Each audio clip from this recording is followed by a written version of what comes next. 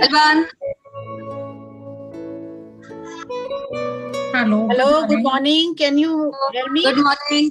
Can you hear me? Yes, yes.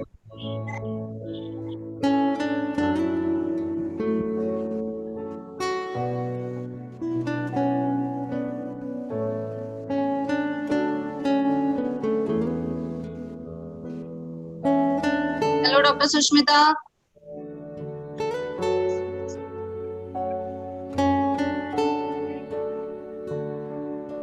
Dr. Sushmita, please unmute yourself. Hello, hi, can you hear me now? Yes. Okay, fine. We'll be starting in 5 minutes, I believe.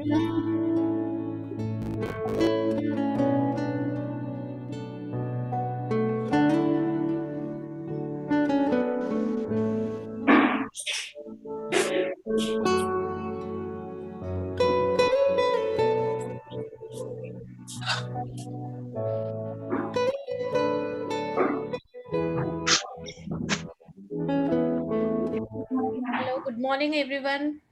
Can you hear me? Yeah, good morning. Hello. Hello, good morning. So we'll be starting by sharp 8:30 a.m. No? Yeah, sure. Yes. Good morning. Can you hear me?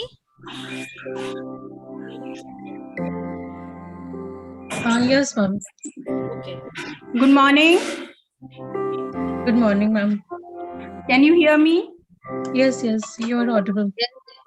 Okay. So I just need to know all the participants would be logging in just before their presentation, I believe. The chairpersons, Dr. Rita and Dr. Ramandeep. I think there are 14 presentations and we can go like, I can introduce first 4. Next 4 would be introduced by Dr. Rita and next 4 or 5 by Dr. Ramandeep. Is it okay? Yeah, okay.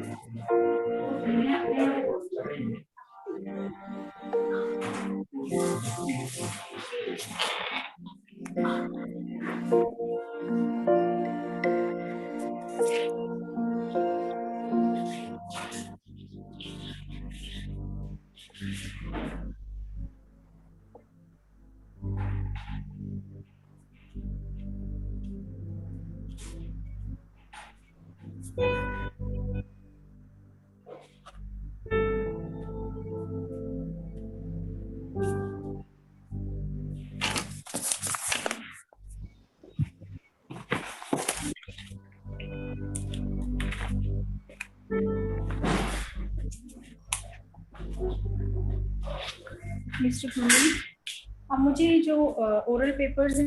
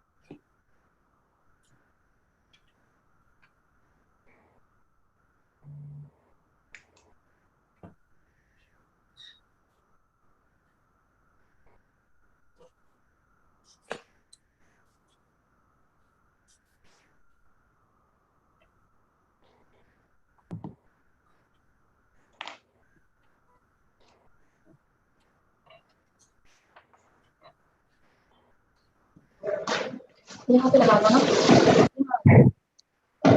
morning, everyone. I will like to welcome you all for the North Zone YUVAAFOGSI 2020. And first of all, I will like to introduce my judges, my chairpersons, which is Dr. Sushmita Sharma. She is professor and head Obs and Gynae, Adesh Medical College and Hospital, Ambala. And then Dr. Rita Mittal, Associate Professor, Kamla Nehru State Hospital, IGMC, Shimla, and Dr. Ramandeep. She is Assistant Professor, Department of Obs and Gynae, PGI, Chandigarh.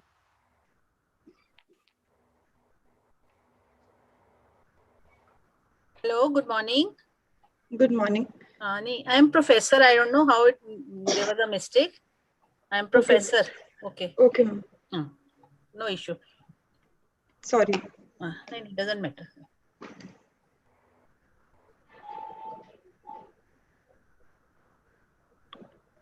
Next slide.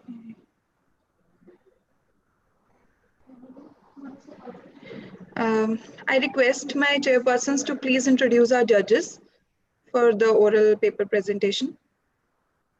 Part 1. Good morning, all. Good morning, all. It's my pleasure to introduce our esteemed judges for this session. It's Dr. Taru Gupta, who's professor and head Department of Obs Gynae, ESI, New Delhi. Dr. Reema Goyal, who's consultant gynae and infertility specialist at Vaishnavi Nursing Home, Gurgaon, and Dr. Richa Arora.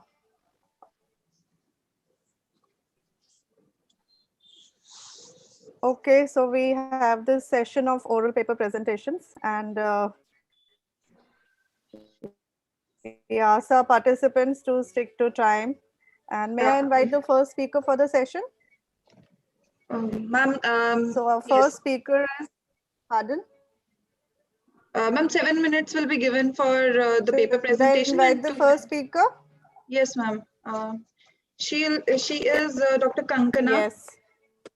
So 7 minutes are there for the paper presentation and 2 minutes for the question answers. Fine?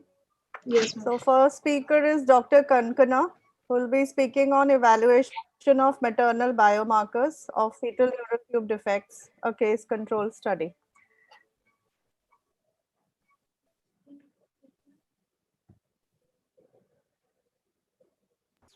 Dr. Kankana, please share your screen.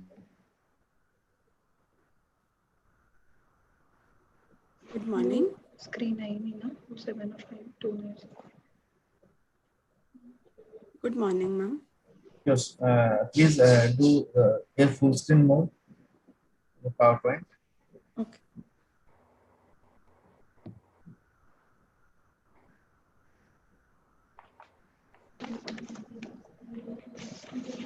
In the bottom, there is an option where zoom is available, zoom and zoom out is available. No, that PowerPoint zoom,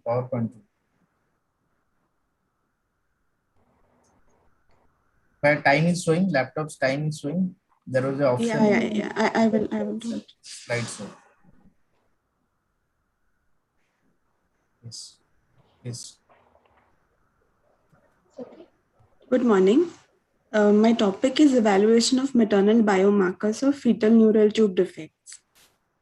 Neural tube defects are caused by complete or partial failure of closure of embryonic neural plate between 22 to 28 weeks, day of conception. The worldwide prevalence being 1 to 2 per 1,000 live birth, and the Indian prevalence is 4.5 to 11 per 1,000 live births. The result in elective termination of pregnancy, stillbirth, neonatal deaths, and disabilities, and have a significant social and financial impact. They're multifactorial in etiology, and they have non-modifiable and modifiable factors which are listed on the screen. In this study, non-modifiable and modifiable risk factors were studied, and measurable biomarkers like maternal vitamin B12, folate, homocysteine, and lipid profile were compared between two groups of women awaiting antenatal services in a tertiary care setup. Aims and objectives of our study was to evaluate the association of maternal biomarkers with fetal neural tube defects. This was a case control study in a tertiary care hospital for a duration of 1.5 years. The sample size was calculated according to the previous study, having 7.4% as the prevalence. However, due to COVID pandemic, the sample size was reduced to 50 cases and 50 matched controls. Group 1 was a study group having antenatal women with diagnosed fetal neural tube defects. Group 2 was a control group having age and period of gestation matched controls. Inclusion criteria for cases was women above 18 years and willing to participate in the study, antenatal women diagnosed with fetal neural tube defect coming to OPD and admitted for delivery or for willing for termination of pregnancy, and delivered women with live-born or stillborn fetuses. Controls for age and gestation matched women above 18 years of age and willing to participate in the study. Antenatal women at age and period of gestation matched that of cases with normal blood sugars and blood pressure records, no history of taking any anti-epileptics, and a normal fetal anomaly scan. Exclusion criteria was participants who refused to give consent. After ascertaining eligibility and taking a written informed consent, detailed history and examination of the participants was done. Ultrasonography was done as per the defined criteria. Fasting blood samples were taken for folate, vitamin B12, lipid profile, serum homocysteine, and complete hemogram. The tests were analyzed as per standard protocol. Antenatal follow-up was done as per the treatment protocol of the department. After delivery, all the fetuses were examined by the neonatologist. All the abortuses were examined by the obstetrician. In case of stillbirth or MTP, abortuses were sent for autopsy after taking informed consent. All the investigations were collected and analyzed using software. The normality was checked with a Smirnov test and association with chi-square test. These are the results. Meningocele, the majority of the cases were meningocele. The biomarkers, folate, mean values of folate were lower in the cases compared to the controls, and the difference was significant.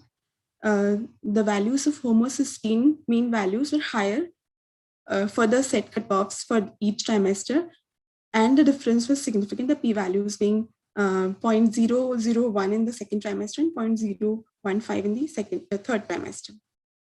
This is the pictorial representation of the biomarkers. The mean triglyceride levels in the cases were significantly lower compared to the controls. However, the values in the cases and controls were higher than the period of gestation. The mean LDL levels were lower, significantly lower in the cases compared to the controls. So this study has reinforced the importance of folate supplementation for prevention of fetal neural tube defects.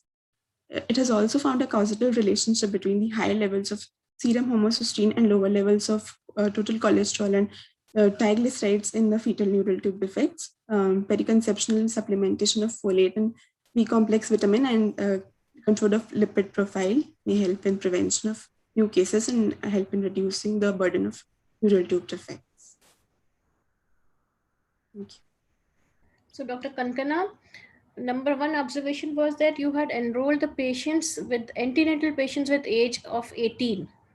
So, number one, my question is that the legal age of marriage is 18. How can you expect the above 18? Huh? Above 18. So, this is an observation. Secondly, you said that if the patient is diagnosed to have anencephaly in second trimester, around 14 weeks or 15 weeks, would you not advise the patient for MTP?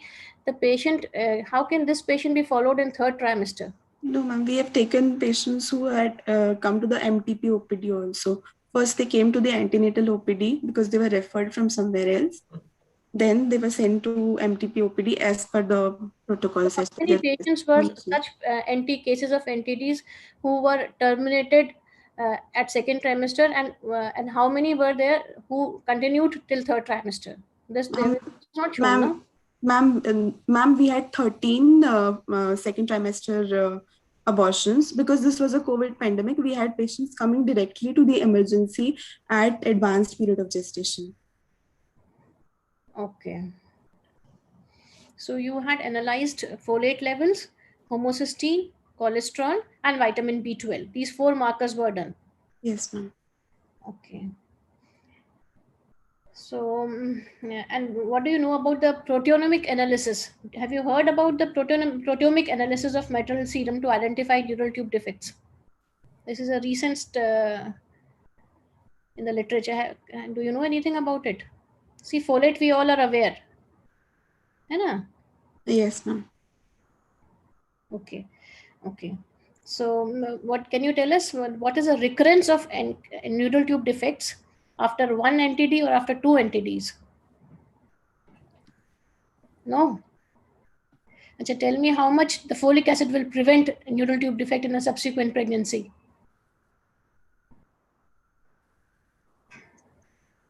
क्यों देते हैं हम folic acid periconceptionally देते हैं ना? क्यों देते हैं?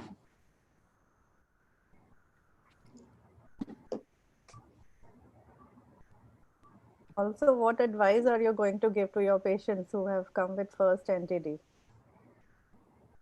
Ma'am, during the... Yes.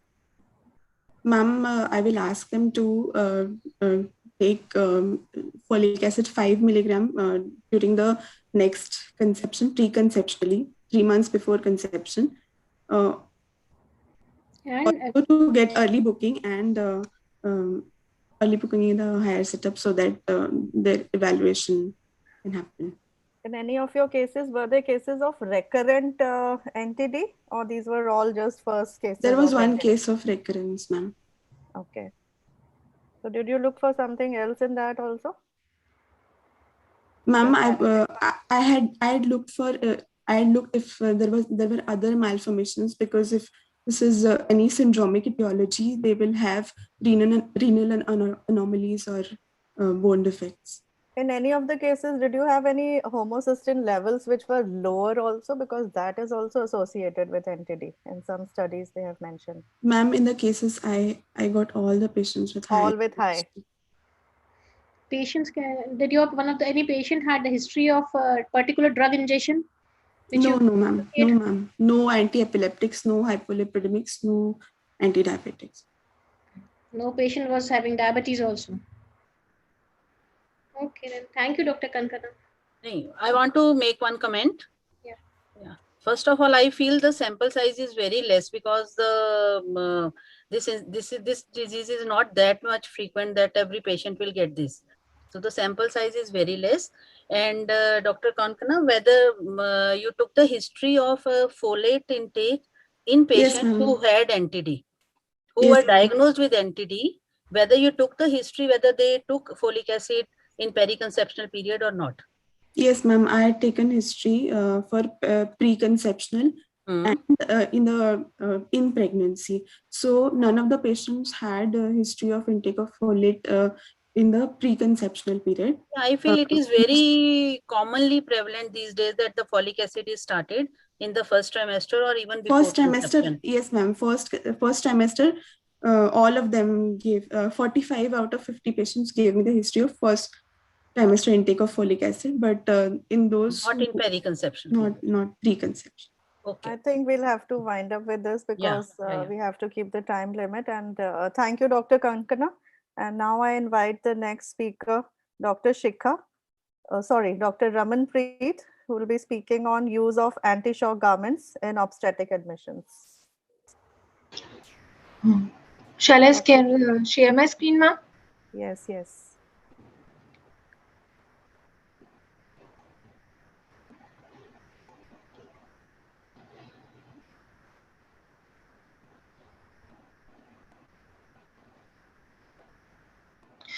Good morning, everyone. Topic of my presentation today is use of anti-shock garments in obstetrical hemorrhages. Maternal mortality is the most sensitive health marker, with obstetrical hemorrhages contributing to 1/5 of the total world load. Incidence of PPH in India is reported to be 2 to 4% after vaginal deliveries and 6% after cesarean section. with uterine atony being the most common cause. So therefore, WHO came with the proposal of using NASG, that is pneumatic anti-shock garments, for temporary means to stabilize the patient till the active management is given. NASD is a simple, cheap neoprene Velcro device mainly used for transportation of patient to the higher center. It also works on the principle of diverting blood supply to the vital organs of the body till the time the blood products are available or specific medical or surgical interventions are planned. Most of the patient who comes to us in the tertiary care center comes in reversible state of shock, where compensatory mechanism of the body is active. So application of NASD at this very step improves the shock and prevents further blood loss, which if not happen, patient will go into multi-organ failure due to organ dysfunction. Therefore, application of NASD works on this principle that lower segment applies circumferential counter pressure to the lower part of the body, creating a pressure of around 30 to 40 millimeter of mercury and diverts blood supply to vital organs of the body. As well as the abdominal segment compresses the aorta, decreases the resistance of the internal iliac artery, decreases the radius across the blood vessels and thereby tension, decreases the flow rate of the blood vessel and stabilizes the BP and prevents the blood loss. It was a prospective study which was done in our hospital over a period of 1 year. All cases with obstetrical hemorrhages with shock index more than 1 were included in our study. Exclusion criteria was if the fetus was viable, pre-existing heart disease or any kind of injury above the diaphragm was excluded from our study. The moment the shock was recognized, anti-shock garments were applied and primary outcomes were calculated. The instructions for application was that the first segment was applied at the lower level of the ankle. Second was applied at the calf muscles. Third segment were applied around the thigh, keeping the knee joint free for any kind of vaginal procedures. Fourth segment was applied at the level of the lower border of the pubic bone. Fifth and sixth segment were directly applied over the abdomen. Once necessary vaginal procedure or medical or surgical intervention was done, anti-shock garments were removed following the criteria. If the bleeding was less than 50 ml per hour, shock index was less than 1, pulse was less than 100 beats per minute, systolic blood pressure was around 100 millimeter of mercury. Rule of 20 was followed. That is, if, while removing the segment, if the pulse rate increases by 20 or blood pressure falls by 20 millimeter of mercury, anti-shock garments were replaced. This is how the anti-shock garments were applied in our department. 25 cases were enrolled in our study period, in which out of which 4 cases were book supervised, rest everyone's case was referred, in which 12 cases were of atonic PPH, 5 cases of ruptured ectopic, 5 cases of antepartum hemorrhage, 2 cases of post-abortal bleeding, and 1 case of traumatic PPH. Primary outcomes studied were shock index, mean arterial pressure, and modified shock index. Modified shock index was defined as shock index by mean arterial pressure. Normal value was 1.3. It is a new entity which was being introduced. It is mostly used in trauma and surgery patients, and it is more appropriate than shock index for determining the prognosis of patient and grading the shock. NASG was applied in SLR, in CLR OT, on delivery table as well, and in CLR. This is how the application of NASG was done at various places.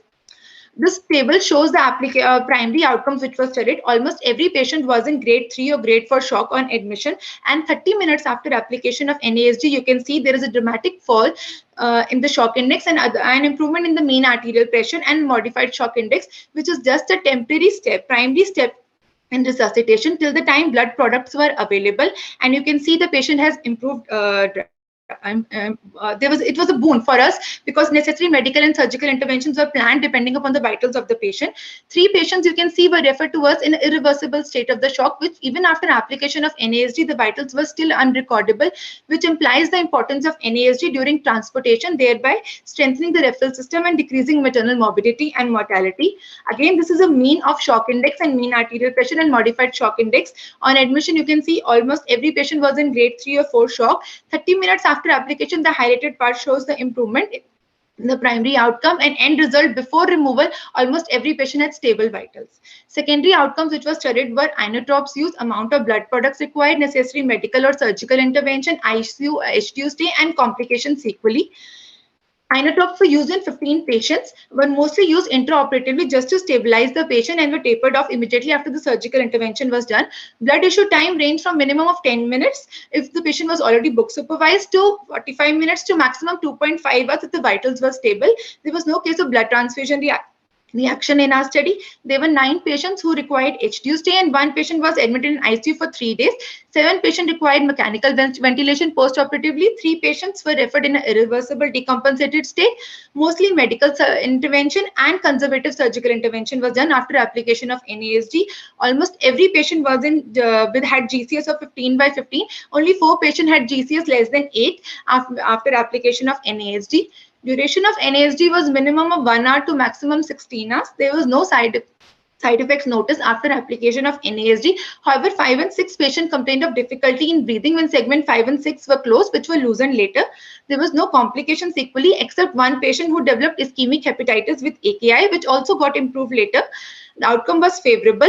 3 patients died, which were already referred to us in irreversible state of shock. 2 patients were referred to the higher center, which also had a good prognosis.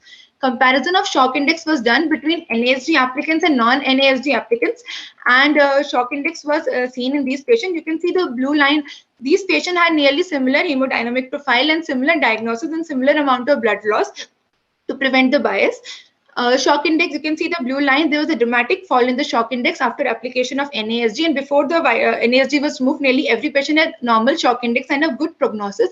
Whereas orange line denotes over here where application of NASD was not visible, though eventually they also had fall in the shock index, but the prognosis was fair in these patients, but dependent on secondary comparison, which was amount of inotropes required was much more, blood products use was also much more, and ICU and HDU stay was also prolonged in these patients where NASD was not used. And major difference was seen in the intervention where definitive surgeries were resorted in these patients where NASD was not used, whereas in comparison, conservative surgical management was done in patients where NASD was used, and one of the patients in where NASD was not used also had secondary hemorrhage where internal like artery ligation was done and hemodialysis was also done because patient went into renal failure.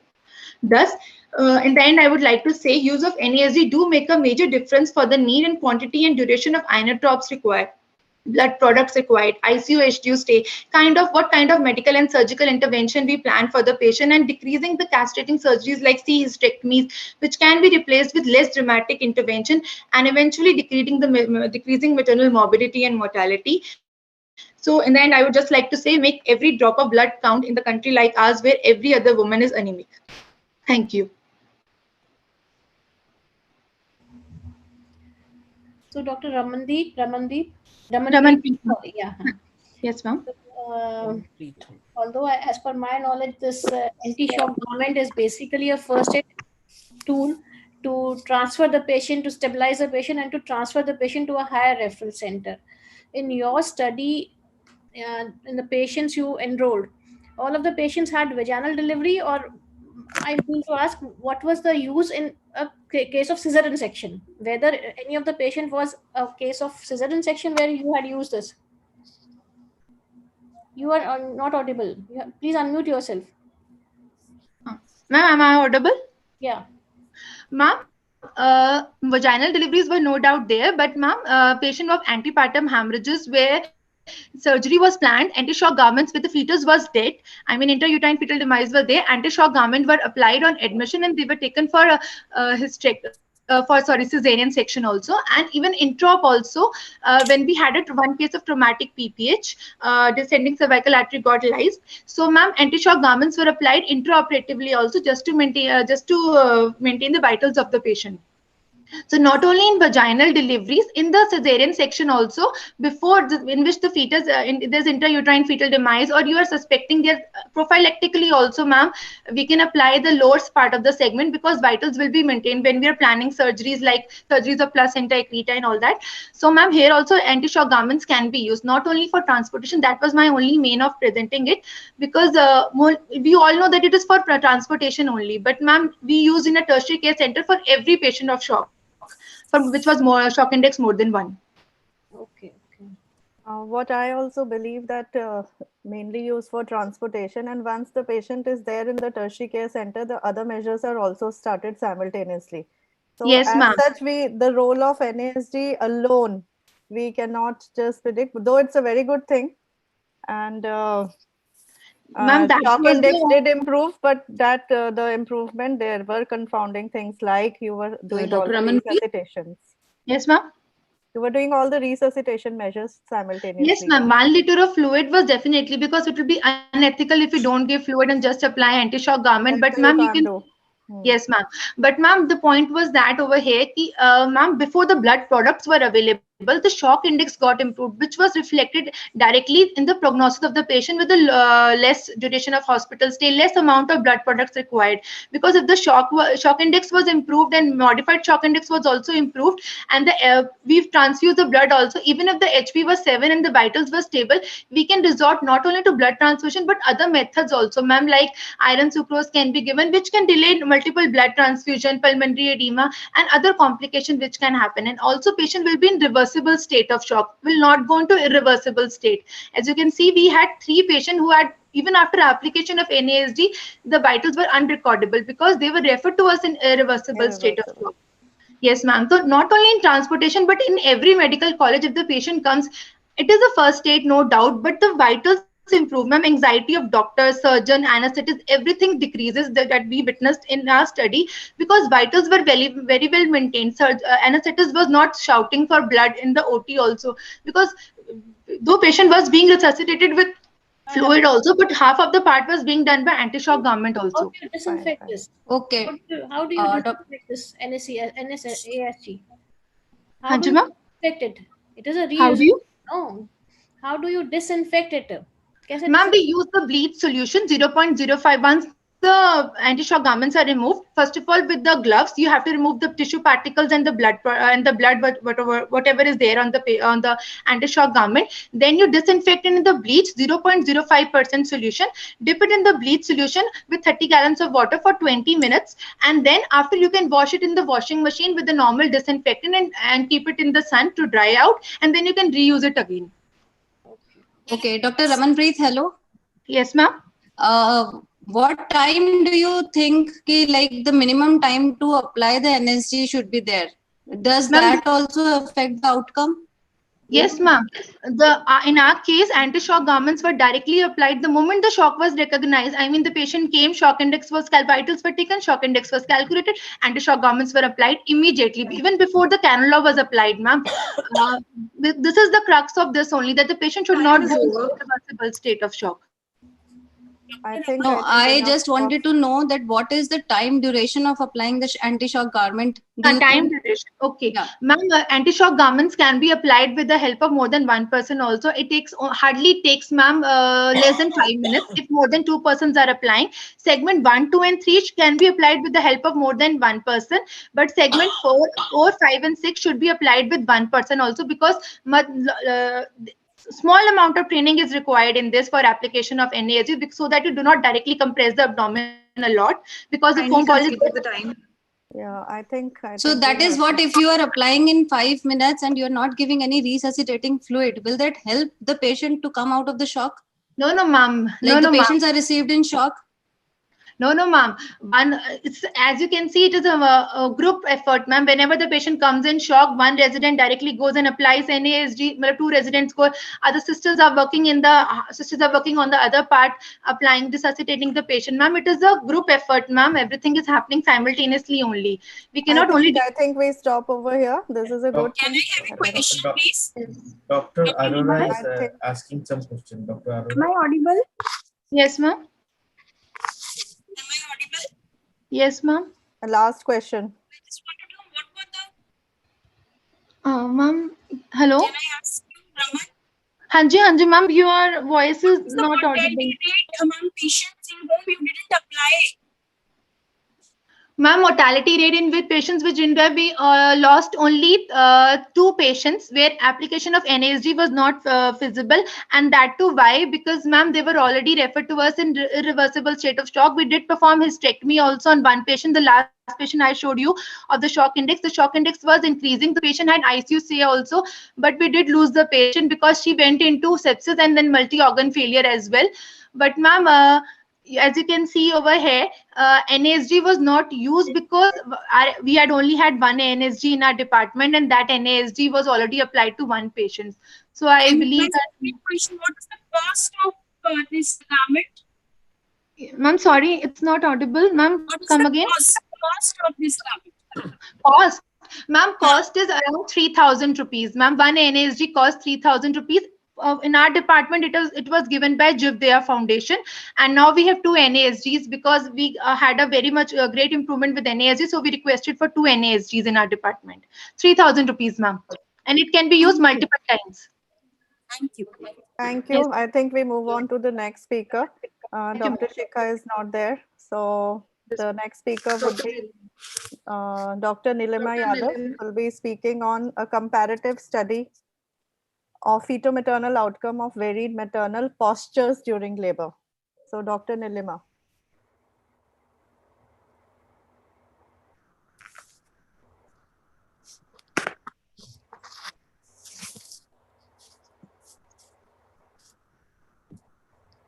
Dr. Nilima to share her screen.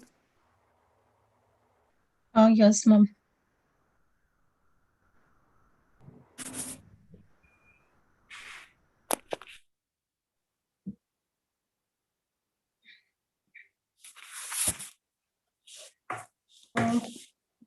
Then we can pick up to the next candidate, Dr. Nilanshi Singh. Metabolic, and her topic is metabolic markers in N936 pregnant women and their effect on the perinatal outcome.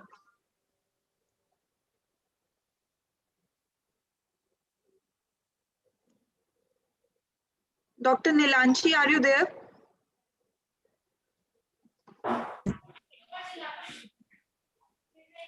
Dr. Nilima Yadav. Dr. Nilima, The next one. Dr. Nilima, are you going to share your screen? Yeah, I'm sure. May I start? Yes, Your audio, your video is not visible. Kindly share your screen. Just 1 second, please. You are visible. You make your slides, share your screen.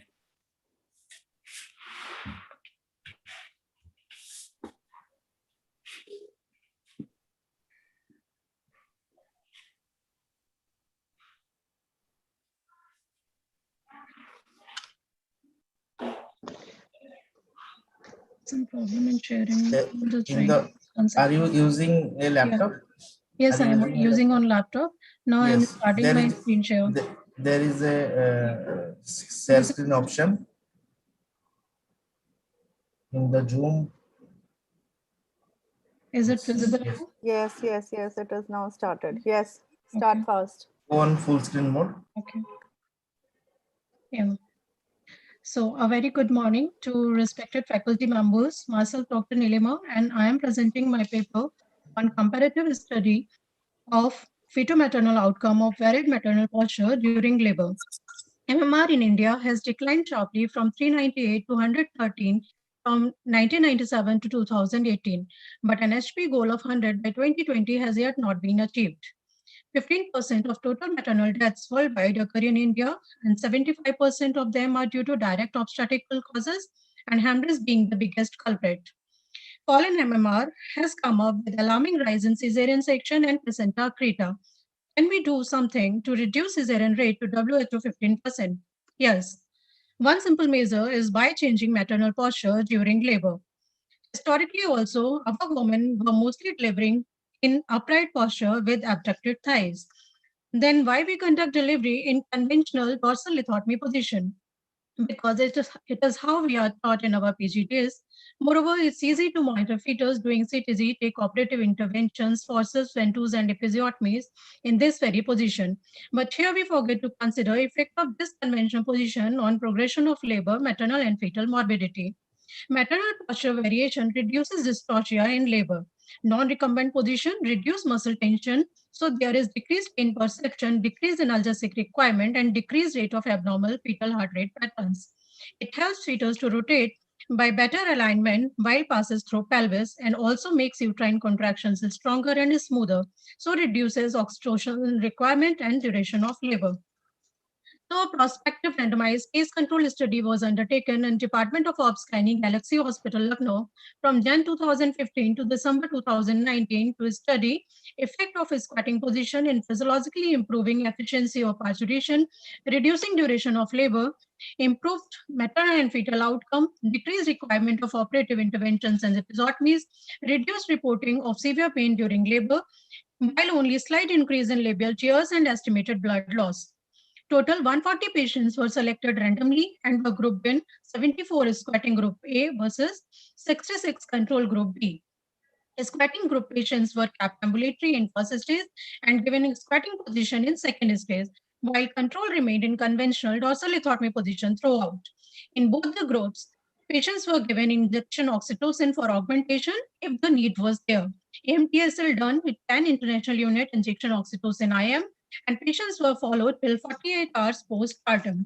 Inclusion criteria were patient between 18 to 40 years, both primary and multi-term singleton cephalic presentation in established labor, cervical dilatation between 3 to 4 centimeter, intact membrane, no parental analgesia in last 12 hours, PIH in cardiac patients, induced labor after reaching active stage, and VBAC patients. Patients excluded were CPG, antepartum hemorrhage, or other contraindication to vaginal delivery, low IQ, convulsion disorders, CVA, jaundice, asthma, and respiratory distress, patient on tricyclic antidepressant, MAO inhibitors, sedatives, lower limb abnormality, polio, muscle weakness. Due to reduced lumbar lordosis, in forward-leaning position, asynclitism is reduced and S curve is simplified to C curve. In upright position, uterus falls forward and increases uteral spinal drive angle, so fetal axis is directed towards axis of pelvic inlet. In upright position, approx 10 to 35 mmHg more pressure is added by gravity, and so 20% extra pressure is exerted on the perineum, evenly distributed, so requirement of episiotomy is also reduced. Varied positions present variety of angles between fetal head and pelvic inlet, so there are more chances to find right fit. Pressure on ischial tuberosities widens pelvic outlet diameter by 0.7 to 1.5 centimeters, so facilitates rotation of occipito-posterior vertex, which has also been proven radiologically. Maternal ambulation and positioning breaks the vicious cycle of tension, pain, and fear, thus reducing stress and decreased catecholamine release and decreased fetal acidosis. Labor events were documented parthographically and statistical analysis of results done using pi-square test. Distribution of patients in both the groups in relation to parity, booked, unbooked status, age, education, and socioeconomic status was comparable. Pain relief was substantial to complete in approximately 63% of squatting group patients, 85% control, and 10% squatting group patient completely denied of any pain relief. Duration of first stage was less than 4 hours in 89% squatting, while more than 4 hours in 82% control. Second stage duration was less than 30 minutes in 96 versus 5% primary and 100 versus 50% multi in squatting and control respectively. 95% squatting patient delivered spontaneous vaginally, while instrumental delivery and cesarean was undertaken for 12% and 9% controls. Third stage duration and blood loss was not significantly different in both the groups. Neonatal outcome was significantly better, with 100% being more than 7 Apgar score in squatting group, though the weight of neonates was comparable in both groups. In this chart, there is no significant adverse maternal and fetal outcome in a squatting group except for fatigue, ankle pain, and mild postpartum vulval edema, which subsided within 24 hours. Requirement of episiotomy was less, but slight increase in labial tears was there due to anterior shifting of fetal head.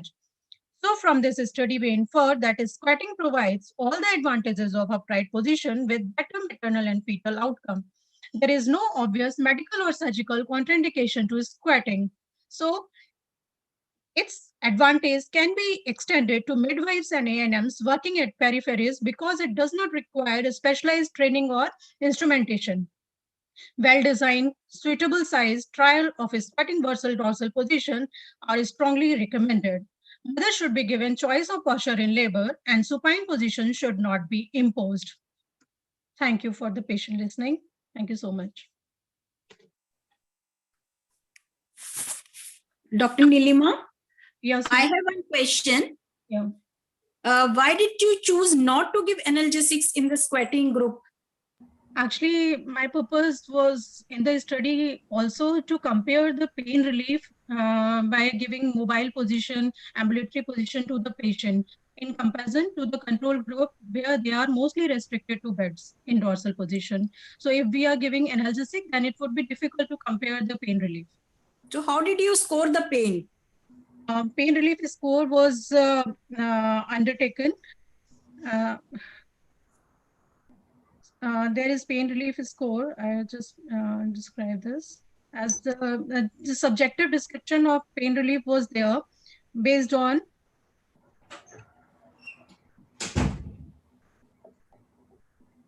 uh, 0 to 4, and the 0 was no pain relief at all.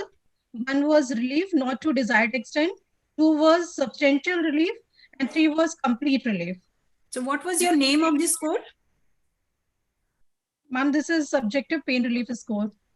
Okay. And my second question, what was the time duration from when you picked up active labor of 4 centimeter to delivery among both the groups? Time duration of first stage was less than 4 hours. It was less than 2 hours in approximately 15% and of the controls. Sorry, in approximately 15% of the squatting, and 37% cases had delivered within 2 to 3 hours. And the first stage duration was 2 to 3 hours.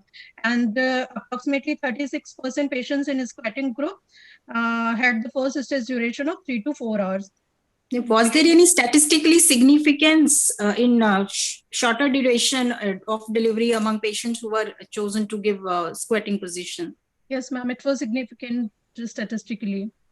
Dr. Nilima, yes, I would like to ask in the first stage, the patients were mobile, no? The patients they were not restricted to bed. Yes, ma'am. In both the groups, it is the second stage posture, no? Squatting versus dorsal lithotomy. Yes, ma'am. It is mainly the second stage. How do we explain the first stage is affected in this posture is less or more in that particular group? Ma'am, actually, this study was about the varying the posture of mother. So in the first stage, they were mainly kept mobile and promoted to be mobile. So that mobility also changed their posture in between. In the that's why, other group, your control group? Ma'am, they were mostly confined to dorsal position or left lateral position and very minimally mobile as per their need, and they were not promoted to be mobile. Kindly stick to the time limit. I have just one question. Just one question. Yes, ma'am. Dr. Nilima, was there any difficulty in conducting the delivery in squatting position?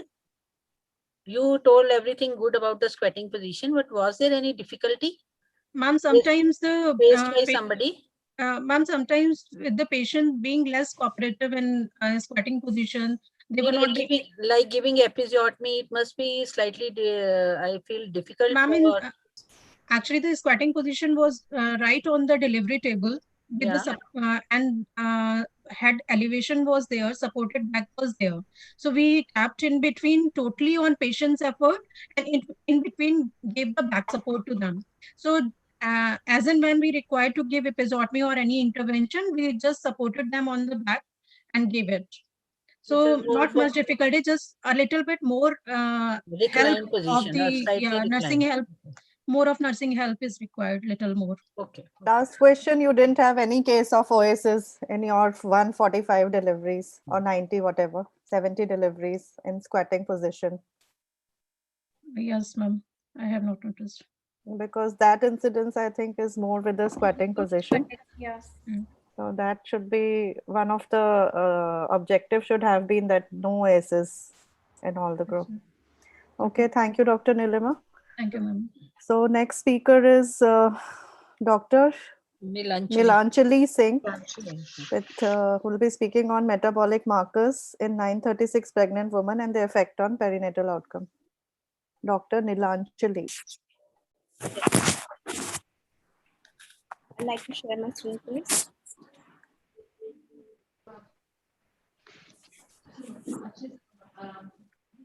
posterior covering of section है ना अच्छा तो bed अगर bleed Very good morning, respected judges and please put in full screen mode. Yeah.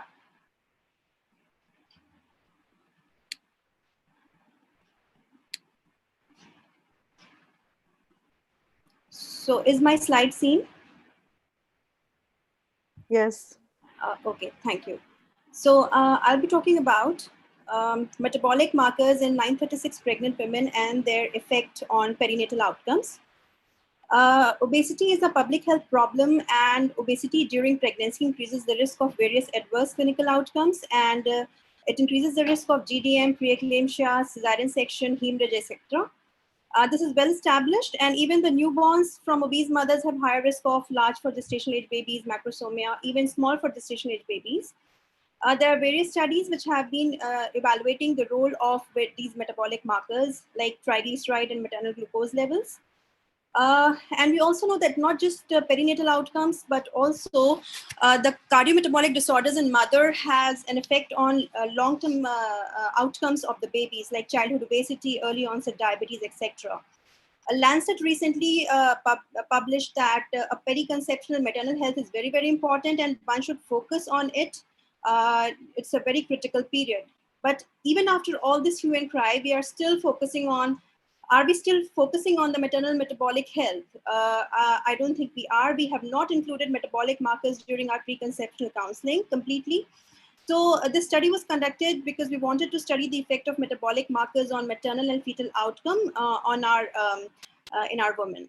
So the aims of the study was to study the relation of metabolic markers like lipid profile, BMI, waist to hip ratio, waist height ratio with diagnosis of GDM, and to study the effect of maternal and neonatal outcomes, that is the birth weight, neonatal complications, to the markers of metabolic syndrome in GDM as well as in non-GDM mothers. So we divided this in GDM and non-GDM. This is an extra advantage of the study because earlier the studies have not excluded the GDM mothers. So this was a prospective longitudinal study conducted in the Department of Obs and Gynae in Maulana Azad Medical College. Now it was conducted for over 2 years, and the sample size was almost about 1,000. Few had to be excluded. Antenatal patients registering in antenatal clinic before 20 weeks of pregnancy were included in the criteria so that we can measure the BMI and waist to hip ratio. We don't get women in preconceptional period, so this was the period of gestation which was chosen. The exclusion criteria was known cases of diabetes mellitus and not willing to participate in the study. Now, why did we separately evaluate GDM and non-GDM? Because GDM is a confounder, it affects perinatal outcomes, and we wanted to evaluate the pure effect of the metabolic markers on the outcomes. Prior studies have not excluded, and this was the added advantage of the study. We diagnosed GDM with 75 gram 2-hour GTT, and it was done at first visit in high-risk women, and in low-risk women, it was done at 24 to 28 weeks. A consent was taken, detailed history was taken, examination including BMI, waist hip ratio, waist height ratio, routine obstetric examination, and a special lab test of lipid profile was added. The maternal outcomes and the fetal outcomes were evaluated. So women were recruited before 20 weeks, 1,000 of them were recruited, and after conducting tests, they were divided into non-GDM and GDM group. And 872 non-GDM mothers were evaluated for maternal and fetal outcome, and 64 GDM mothers were evaluated for maternal and fetal outcome. Our main focus was on the non-GDM group. And after conducting various statistical analysis, now these were the results. So the patient characteristics were comparable in both the groups, like age, religion, educational status, socioeconomic status, they were comparable. The physical metabolic markers, so as evident here that in GDM mothers, the BMI was raised, the waist hip ratio was increased, the waist height ratio, and this was very, very significant. So the biochemical metabolic markers, they were also very significantly raised in GDM, like the low density lipoprotein, triglyceride, and high density lipoprotein. They were all raised in GDM mothers. The maternal outcomes, so hypertensive disorders were more common in GDM mothers. Instrumental delivery was also more common in GDM mothers, whereas mode of delivery and postpartum hemorrhage were comparable in both the groups. As far as fetal outcomes were concerned, they were similar, except for macrosomia was seen in the GDM mothers. Now we wanted to actually evaluate the metabolic markers on in non-GDM mothers. So this is a chart which shows that what was the effect of HDL, triglyceride, cholesterol, BMI, waist hip ratio, waist height ratio on the mode of delivery. And it was seen that in non-GDM mothers, BMI, waist hip ratio, and waist height ratio, they were significantly more in cesarean section. So that means that when there was increased BMI, waist hip ratio was high, waist height ratio was high, then the chances of cesarean section were more. Whereas HDL, triglyceride, and cholesterol, they did not affect. We also studied the effect of these metabolic markers on postpartum hemorrhage, and it was found that postpartum hemorrhage was most common in BMI if BMI was increased, whereas the other factors of metabolism like the waist hip ratio, waist height ratio, lipid profile, it did not affect the postpartum hemorrhage. When we evaluated the metabolic markers on neonatal outcomes, it was seen that BMI, waist hip ratio, waist height ratio, again, it was more significantly increased and led to various poor neonatal outcomes like poor Apgar scores and neonatal NICU admissions and neonatal hypoxias, even stillbirths. So all these were combined and evaluated, and it was seen that the neonatal outcomes were adversely affected if BMI, waist hip ratio, and waist height ratio were increased. However, the effect of lipid profile was not there on the neonatal outcomes. These are the significant findings which I am presenting. We had evaluated other maternal and neonatal outcomes also. They were not found to be significantly affected, and therefore I'm not presenting it here. So this has been evaluated earlier also. Like this is a very significant study published in American Journal, and it evaluated around 300 women. It was a database of 2,000 women, but it was again a database. It was not a prospective study, and they have only studied the effect of BMI, and they found that BMI was somehow better than waist hip ratio. However, in our study, even waist hip ratio was affecting the maternal and fetal outcomes. The largest Indian study which I could find was this one, which had 300 singleton women. It was a prospective study of 300 women. Ours was a data of 1,000 women. They also said that obesity is an independent risk factor for adverse pregnancy outcome. They have only evaluated on the basis of BMI, and they did not look for waist hip ratio and other metabolic markers. So hence to conclude, physical metabolic markers like BMI, waist hip ratio, waist height ratio have an impact on perinatal outcome. Whereas lipid profile does not have a significant impact on perinatal outcome. Hence, it is not required to test a lipid profile in preconception or during pregnancy. Now, there's a very important limitation of the study, which I would like to highlight, that metabolic markers like leptin, fasting insulin, they were not included here because they were budget issues. They have been evaluated in other studies, and some of them have been found to be significantly associated with perinatal outcomes, most commonly macrosomia. We have not evaluated them, but we are planning further study including these markers. Now, strength of the study is that GDM population is not included. So we have separately analyzed non-GDM population. It's a very big sample size. To our knowledge, it is the largest till date, and it is a prospective study, therefore it is superior. So how are we contributing to the existing literature? There are very few prospective studies. This is the largest prospective study till date, and it focuses upon the importance of physical metabolic markers in preconception counseling, including BMI, waist hip ratio, and waist height ratio. So that is it. Thank you very much. Dr. Nilanjana, I have a question. Yes, ma'am. Which criteria did you use to diagnose your patients with GDM? Was it a 3 hours or 2 hours? You didn't mention. 2 hours, ma'am. Okay. Was there any evidence of shoulder dystocia among patients who had a high BMI? So, ma'am, we did evaluate shoulder dystocia too. I have not presented, as I told, that we have evaluated multiple things. It was not significantly associated. Rather, even macrosomia was not significantly associated with increased BMI in our study. So what was the common cause for cesarean section among your patients? So it was indication. The commonest indication was either failed induction or not progress of labor. Failed induction, or sometimes even when they went into labor, they did not progress well. That was the commonest indication. So basically you had analyzed lipid profile and anthropometric markers. Yes, ma'am. In the two groups. Yes. Okay. Because in the metabolic marker, you yourself said leptin and all these things, they were not taken into consideration. we could not get budget for that, and therefore we could not. But it is yet we are planning that study. Was hypertension more in this group who had a higher lipid profile?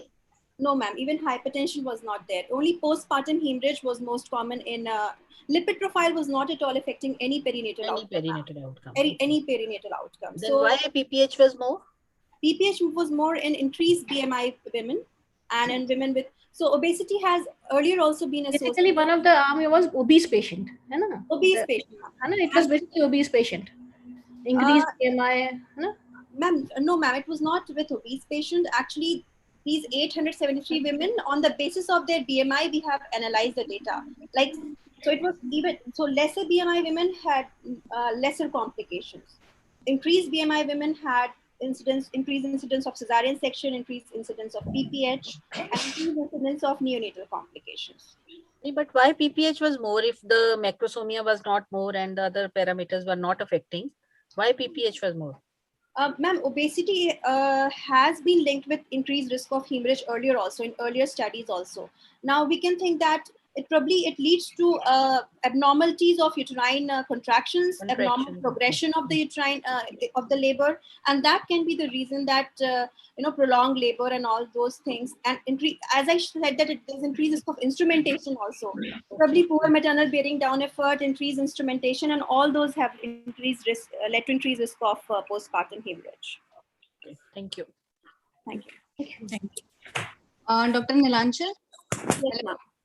I just wanted to know about the control group in your study. Like you have compared the parameters in non-GDM and GDM group, because you haven't mentioned about the GDM group perinatal outcomes. Yeah. Is that so? Ma'am, the thing is that GDM was a very small population. As I said, it was less than 100. So, I did an analysis.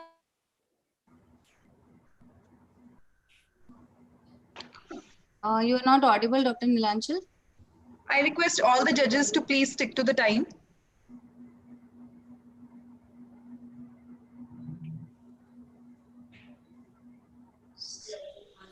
Dr. Nilanchal, are you there?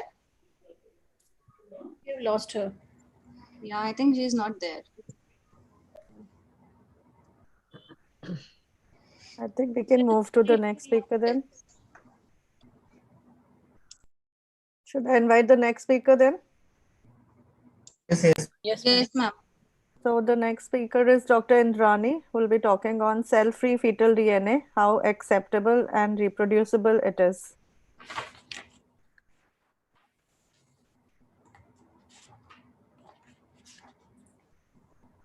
Dr. Indrani, are you available? Dr. Indrani?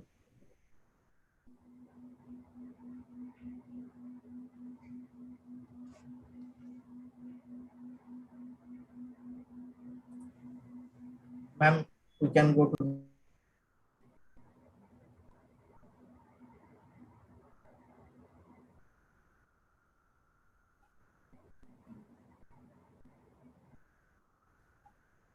If she is not there, we can move to the next person.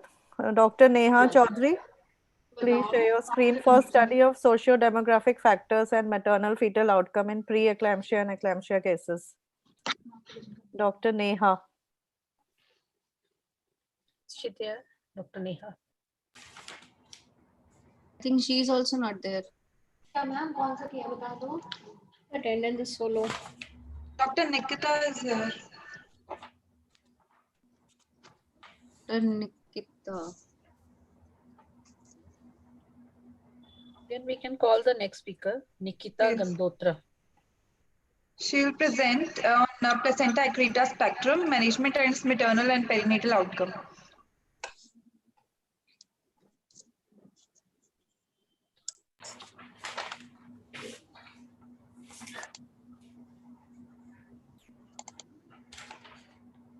Is the screen visible, ma'am? Yes, it is. Okay. Good morning, everybody. My topic is placenta accreta spectrum, management, maternal and perinatal outcome. I'm Dr. Nikita Gandotra.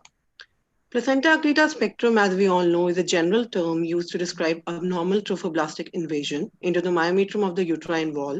It results from placental implantation at an area of defective decedulization, typically caused by pre-existing damage to endomyometrial surface. Placenta accreta spectrum is of three types: placenta accreta, where the villi attach to the myometrium; placenta increta, where they penetrate into the myometrium; and percreta, where the villi penetrates through the myometrium to uterine serosa or the adjacent organs. Now, as the number of cesarean section increases, the chances of placenta accreta spectrum also increases, whether it is with placenta previa or without placenta previa. Now, the objectives of my study were to determine the maternal and perinatal outcome of pregnancies complicated by placenta accreta spectrum presenting to our tertiary care hospital, and to analyze the different management options and thus formulate the best management plan in such patients in a low resource setting. It was a study conducted in the Department of Postgraduate Department of Obstetrics Gynae GMC Jammu for a duration of 12 months, and it was a free sample size. The inclusion criteria were patients with sonographic or MRI evidence of placenta accreta spectrum in second and third trimester, or patients with morbidly adherent placenta as an incidental finding on the cesarean section. Exclusion criteria were patients with normally sighted placenta. Now, the USG or MRI documented placenta accreta, or the patients in whom accreta was an incidental finding was selected. Written informed consent was taken. Comprehensive history was taken. Socio-demographic data, obstetric history was taken. Details of previous surgical procedures, if any, was collected. General physical examination, systemic examination was done. Routine investigations were done. And the management included achievement of optimal health status and extensive counseling of the patient and family regarding the condition and its potential complications. Maternal-fetal outcome was hence tabulated. Coming to the results, the mean age in my study was 30.6 years, and maximum patient belonged to 30 to 35 years. The mean parity was 1.8. The gestational age at diagnosis of patients was 31.2 weeks, and mean gestational age at delivery was 35.7 weeks. Maximum patient belonged to the urban setting, and 91.3 patients belonged to the booked category. They were all booked of cases of a hospital. 51 patients out of 69 cases were asymptomatic. They didn't have any symptom, while 17 patients presented with antepartum hemorrhage. We also had a patient of retained placenta who underwent peripartum hysterectomy. The major risk factor was previous two cesarean sections, followed by one cesarean section. And in 23.2 patients, they had a history of previous GNC. Coming to the image modalities, USG was done in 69 patients of the confirmed placenta accreta spectrum, out of which 46 showed placenta accreta spectrum, while MRI was done in 18 patients. It was an incidental operative finding on 5 patients. The primary surgical procedure performed was cesarean hysterectomy, and cesarean section was also done in cases of focal accreta, and one patient underwent hysterotomy and one patient underwent peripartum hysterectomy. Now, maximum patient had elective planned surgeries, which constituted 78.3%, while 20.3% had massive APH. Coming to the intra findings, 56.5 patients had placenta accreta, followed by 17.3 patients who had increta. 9 patients had placenta percreta, and 9 patients had focal accreta. Now, intra complication in my study was postpartum hemorrhage, followed by bladder injury. One patient also lost due to cardiac arrest. Now, histopathological findings correlated with the intra findings, in which maximum patient had placenta accreta, constituting about 40.6%. The mean duration of surgery in my study was 115 minutes. Now, there were 4 patients who underwent secondary surgeries for hemoperitoneum, in which internal iliac ligation was also done. The average blood transfusion was 3.2 cases of blood, and FFP was also given in 3.6. Now, the major immediate post-op complication was hemoperitoneum in 4 patients, and in delayed, the most common was ICU admission, followed by prolonged catheterization in 9 patients, and sepsis in 8 patients. The mean Apgar score of neonate at 1 minute was 6.4, and at 5 minutes was 6.8, and mean birth weight was 2.6 kgs. Now, the causes of NICU admission and perinatal deaths in my study, there was 13 NICU admissions, and most common cause was prematurity, followed by RDS, and there were 6 perinatal deaths because of RDS. 2 patients also had intrauterine deaths. Coming to the conclusion, The risk of developing placenta accreta spectrum increases with the number of previous cesarean sections. So our aim should be to keep the primary cesarean sections down. So we have to create a heightened awareness regarding the decision to perform the first cesarean section. The most important factor affecting the diagnosis is antenatal diagnosis of this condition. So we need to plan a delivery plan that properly anticipates the expected blood loss and potential complication. Thirdly, we have to perform the delivery in a tertiary care center under elective controlled condition rather than an emergency without adequate preparation. And management requires a multidisciplinary team approach, as ACOG also says. There should be institutional protocols for maternal management, hemorrhage management. So planned preterm cesarean hysterectomy with placenta left in situ should be there. And surgical management may be individualized according to fertility also, as in case of focal accreta, which allows for more conservative measures. Early recognition of high-risk women based on their risk factors, pre-op diagnosis, and good maternal counseling and planning of delivery should be there. And women giving consent for cesarean section should understand the risk associated with cesarean section and the risk specifically for placenta accreta. So I would like to give some recommendations like heightened awareness regarding the decision to perform first cesarean section, promoting women education about the risk and benefits of vaginal delivery. There should be a multidisciplinary team and scheduled delivery, as I already said.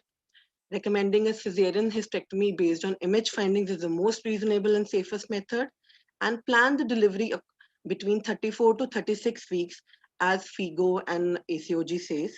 Antenatal corticosteroids should also be given according to standard guidelines.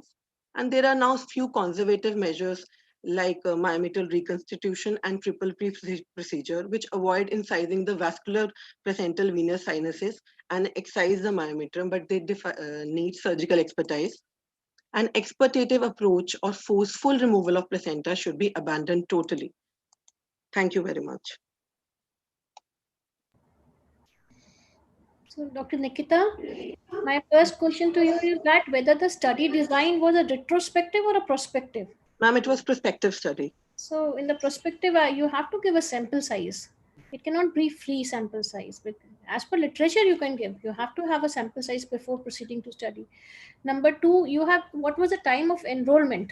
When did you enroll? Ma'am, 1 year. 1 year. Ma'am, it was 1 year from April 2019. What duration? At what gestation? At what gestation did you enroll? Ma'am, second and third trimester, basically, ma'am, after 24 weeks of gestation. In the study, you have enrolled the patient intraoperative. You said no, one few patients were No, ma'am, diagnosed ma'am, antenatal also. Ma'am, antenatal for who had ultrasound and MRI diagnosis and incidental finding on table also, ma'am. Like we had a patient. A prospective study, you have to be very specific. When you will enroll the patient, how will you follow the patient? How will you monitor it? Yes, how will you do? Design, as per me, it appears to be a retrospective study. जो आपका सब है, सब कुछ आपने बताया, but prospective study design तो is not appropriate according to me. Ethical clearance था आपका study का? Yes, ma'am. Ethical clearance भी है, and ma'am, the ethical number is also there.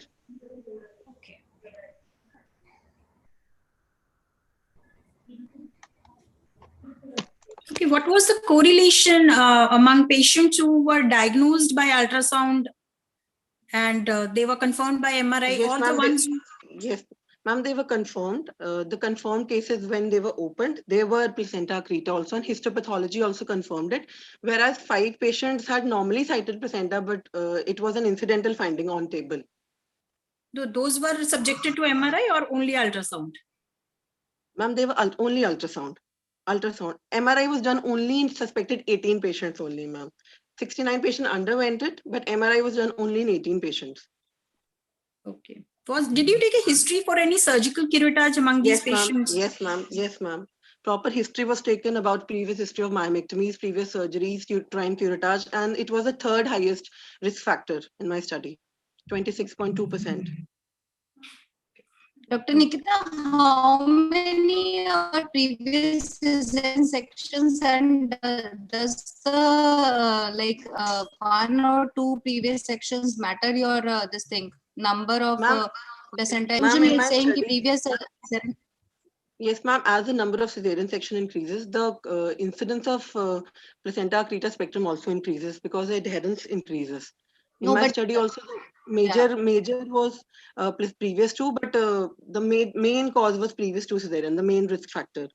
They were less in previous 3 cesareans. But you did not mention about the number of patients you have enrolled with previous 2 sections and this thing. Like how many were the patients including that? Was there any patient with normal deliveries only with the placenta accreta? Like this was not being mentioned in your study. There was just one patient who had retained placenta. It was a normal sighted placenta and it was retained placenta. And when we were doing the exploration, it was adherent. And we went for peripartum hysterectomy. So that again came out to be a retrospective analysis. Yes, ma'am. As Analysis. Yes, ma'am. Yes, ma'am. Yeah.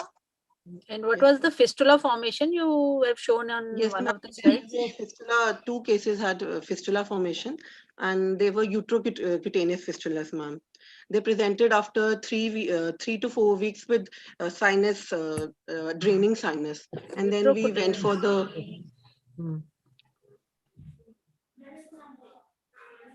And ma'am, proper tract excision was done with the help of urologist also.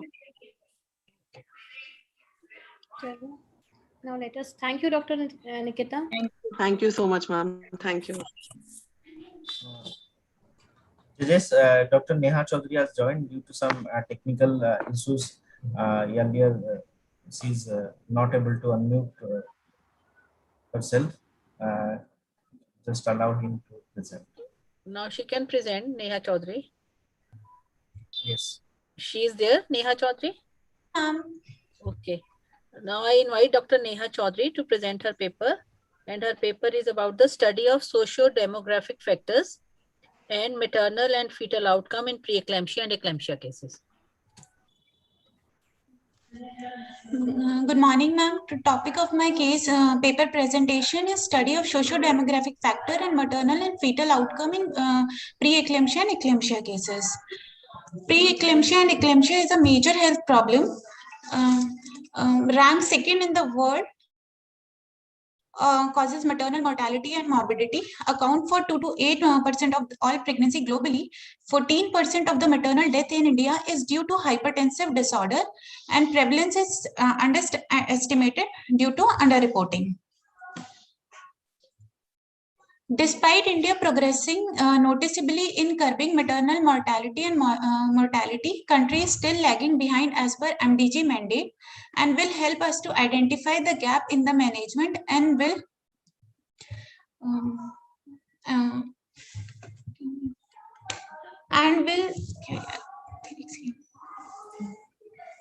Please go to the full screen mode. And will thereby guide us to formulate policies to improve the quality of care in our hospital.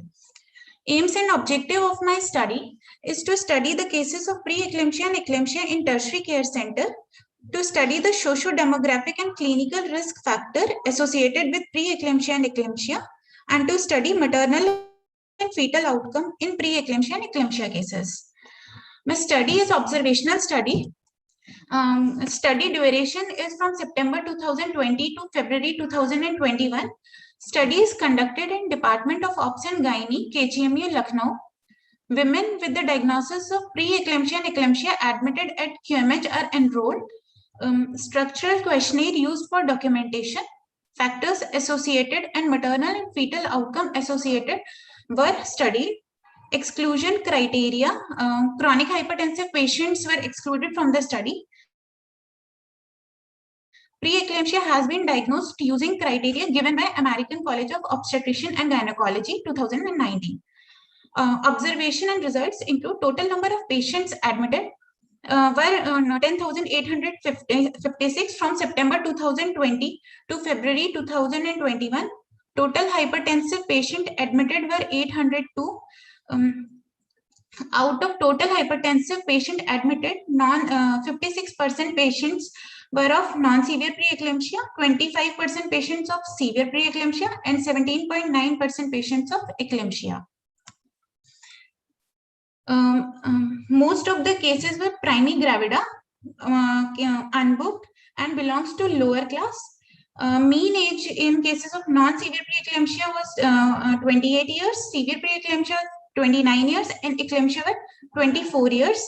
Mean systolic BP among non-severe preeclampsia was 32 mm of Hg. Severe preeclampsia 163 mm of Hg, and eclampsia was 137 mm of Hg. Mean diastolic BP among non-severe preeclampsia was 84 mm of Hg, severe preeclampsia 97 mm of Hg, and eclampsia is 85 mm of Hg. Mean to 10.2 milligram per deciliter, and 16.83% cases are of impending eclampsia. Mostly patients were anemic. Anemia is seen in 50% cases, followed by pulmonary edema seen in 9.97% cases. Abruption is seen in 8.4% cases, followed by acute kidney injury and HELLP syndrome. Near miss is seen in 6.8% of the cases. Most of the patient delivered at 34 to 37 weeks of period of gestation, seen in 51% cases.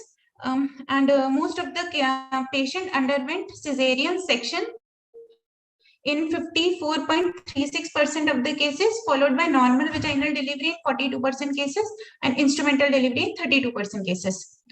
Most of the baby delivered are low birth weight, seen in 31% of the cases, and followed by intrauterine death, followed by respiratory distress syndrome seen in 11% cases, meconium aspiration seen in 2.74% of the cases. In cases of eclampsia, mostly patients seen were antepartum. Mostly patients were antepartum eclampsia seen in 52% cases, followed by postpartum eclampsia seen in 39% of the cases. Total number of mortalities were 155 out of 10,856, and 30 mortalities were due to seen in hypertensive patients. Out of 30 mortalities, 50% due to eclampsia, 43.33% due to severe preeclampsia, and 6.6% due to non-severe preeclampsia. Cause of death in 40% cases is pulmonary edema, 26% cases is eclamptic encephalopathy, followed by ARDS and septicemic shock seen in 16.6% cases. Duration of stay from admission to death interval less than 2 hours seen in 2 cases, 2 to 12 hours seen in 6 cases, 12 to 24 hour case in 5 cases, and more than 24 hour seen in 17% of the cases.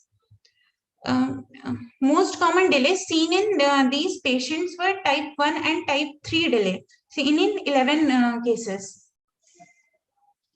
Index analysis of the causes of mortality due to hypertensive disorder. In the ANC period, out of 30 patients, unbooked, 26 patients were unbooked, only 4 patients were booked, and those who are booked, they out of them, 1 was booked at private hospital and 3 were booked at CHC.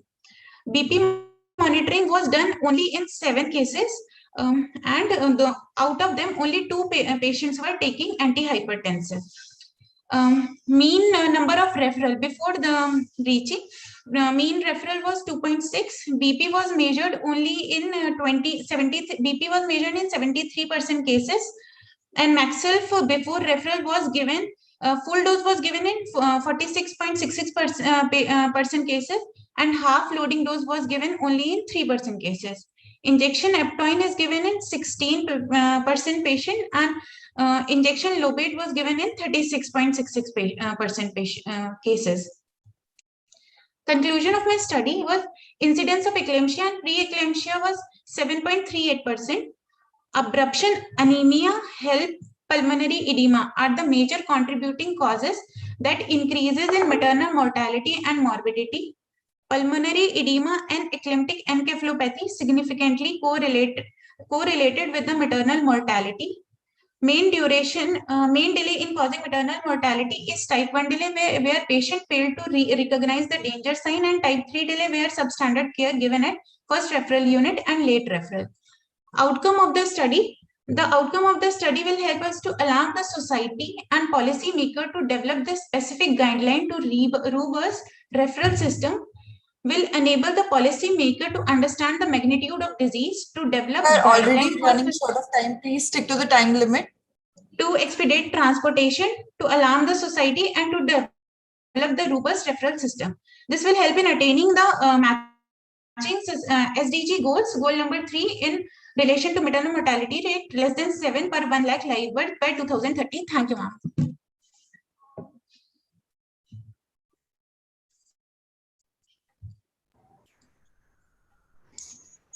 So Dr. Neha, a well presented study. So, thank you, ma'am. What do you think are the strength of your study? And what are the lacuna? कुछ लगता है आपको? Can you tell us something? Because it is an observation study, no? Ma'am, this is my only 6 months data, and this is the part of my thesis only right now. I'm still doing this. Okay. What was the mortality rate in your study? 6 point? 6, ma'am, out of total admission, 30 were mortality. Out of them, due to 50% due to eclampsia, severe preeclampsia की वजह से 43% and 6.6% due to non-severe preeclampsia. And what about fetal outcome? Ma'am, fetal outcome out of total deliveries, 15% were IUD, rest were live born, and out 255 ma'am among rest were live born, and low birth weight was seen in 255 cases. That is almost 31% of the cases, and respiratory distress syndrome was seen in 11% cases. Meconium aspiration was seen in 2.74% cases, and hypoxic ischemic injury seen in 1.4% cases. And have you considered any duration of preeclampsia? No, ma'am. Like the patients who have early onset preeclampsia, they are having more complications in the mother as well as fetus. Yes, ma'am. So you have not considered that factor? Ma'am, I have considered that, most of the eclampsias, they delivered early, and I have seen not that... delivery, not delivery, that is the duration. From the diagnosis till delivery, the duration of the period. No, ma'am, I have not considered. Okay. Right. Thank you. Ma'am, should we call the next speaker? Yes, Dr. Rita, please. Okay. The next speaker is Nitika Zohar, Dr. Nitika Johar, who will be presenting about adiponectin and leptin levels during first and early second trimester of pregnancy and subsequent risk of gestational diabetes mellitus. Okay, welcome, Dr. Nitika. Nikita. Is my screen visible, ma'am? Yeah. Should I start, ma'am? Yeah. Okay, good morning, everyone. Just share the screen first. It is not, the topic is not visible. Ma'am, 1 second, it is share. Ma'am, is it visible now? I don't think it is visible. Please stop sharing and open your PPT first, then share your screen.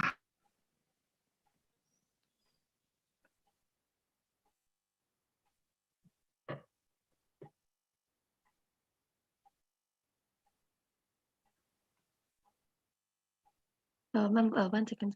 Ma'am, is this visible now? Yeah, now it is visible. Okay. Good morning, everyone. My today's topic of discussion is adiponectin and leptin levels during the first or early second trimester of pregnancy and subsequent risk of gestational diabetes mellitus. I myself is Dr. Nitika Johar. I'm not... Yeah. GDM is glucose intolerance with onset or initial identification during pregnancy. Various studies from India estimated the prevalence as 7% to 45.4%. If not diagnosed and managed properly, it can lead to numerous maternal, fetal, and long-term effects. GDM women and their newborns, they are at an increased risk of developing type 2 diabetes mellitus, obesity, and cardiometabolic disorders later in their lifetime. The pathophysiology is very complex.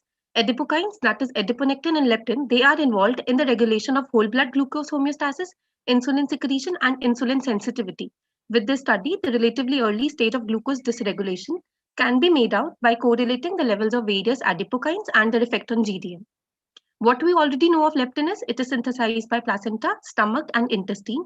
Insulin resistance during pregnancy promotes the adipocyte leptin synthesis. Early hyperleptinemia is associated with later glucose intolerance, and the levels of leptin correlate with BMI.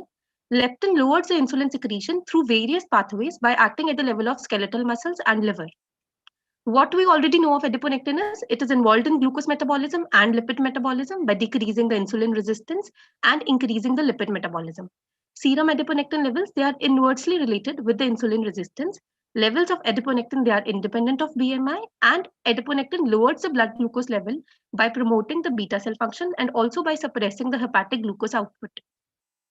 The aims and objective of my study was to evaluate the association between adiponectin and leptin before 20 weeks of gestation and subsequent risk of GDM, and to evaluate their association with BMI. It was a prospective longitudinal study, 208 pregnant women who were less than 20 weeks of gestation, who were willing to participate. They were enrolled in the study with an exclusion criteria of known preconceptional diabetes, severely impaired liver function or kidney function, any disorder of the hematopoietic system, any disorder of the hematological system, chronic infection with multiple pregnancies with the family history of diabetes. The study population was divided into first trimester and early second trimester. Detailed history was taken, informed written consent was taken. The pre-pregnancy BMI was calculated and it was categorized according to the revised Indian consensus. They were screened for pre-gestational diabetes as per the institutional protocol. Blood samples were withdrawn for the levels of adiponectin and leptin. Further follow-up was done by performing OGTT, which was done by 75 gram of glucose at 24 to 28 weeks of gestation, and the diagnosis of GDM was confirmed according to the IA-DPSG criteria. Statistical analysis were done and the results were tabulated, which are as follow. Out of 208 study population, 49 of them developed GDM, making the incidence of GDM as 23.5, and 31 developed overt, making its incidence as 15%. The majority of study population, 40.9%, belonged to the BMI of obese category, 24.5% belonged to overweight, 34.1% belonged to normal weight, and only 0.5% belonged to underweight category. Correlation of adipokines with GDM was tabulated as under. The mean serum adiponectin in normal pregnant population was 16.25 microgram per ml. In GDM, it was 15.85, and in overt, it came out to be 16.3006. The difference in the mean serum adiponectin in the normal and in the GDM was statistically found not to be significant, whereas the mean serum leptin difference in the normal group and in the GDM group came out to be statistically significant with a p-value of 0.000, and the values were as follow: 18.51 nanogram per ml in normal population, 51.94 in GDM population, and 82.96 in overt diabetes population. Correlation of adipokine with BMI, mean serum adiponectin in normal weight was 16.47, in overweight was 15.18, and in obese was 16.62. The difference was found not to be statistically significant. Whereas similarly, in the difference was found to be statistically significant of the mean serum leptin levels in normal weight, in overweight, and in obese. And the values were 17.2 in normal weight, 21.5 in overweight, and 60.19 in obese. And the difference was found to be statistically significant. ROC curves were drawn, and at a level of 36.005 of leptin, it was able to diagnose 114 as true positives, that is normoglycemic, and 74 as true negatives, that is GDM and overt. So sensitivity and specificity was calculated, and it came out to be for leptin, sensitivity was 89.06, specificity was 92.5, with a positive predictive value of 95, with a negative predictive value of 84, with an odds ratio of 100.42. Leptin levels at the value of more than 36.005 has 8.457 times of a higher risk of developing into GDM. Similarly, ROC curve were drawn for adiponectin, and at a level of 23.87, it was able to diagnose 27 as true positive, that is normoglycemic, and 70 as true negative, that is GDM and overt. Sensitivity and specificity was calculated. Sensitivity came out to be 21.09, specificity was 87.5, and positive predictive value was 72.97. My study was in concurrence with numerous studies which were printed in literature for serum leptin, but for serum adiponectin, my study showed contradicted results. So conclusions were, our study revealed good correlation between serum leptin and blood sugar profile, GDM and BMI, whereas no such significant correlation was found with adiponectin. Serum leptin was significantly raised in patients with GDM, over diabetes, and in overweight and obese population, and the difference was found to be statistically significant.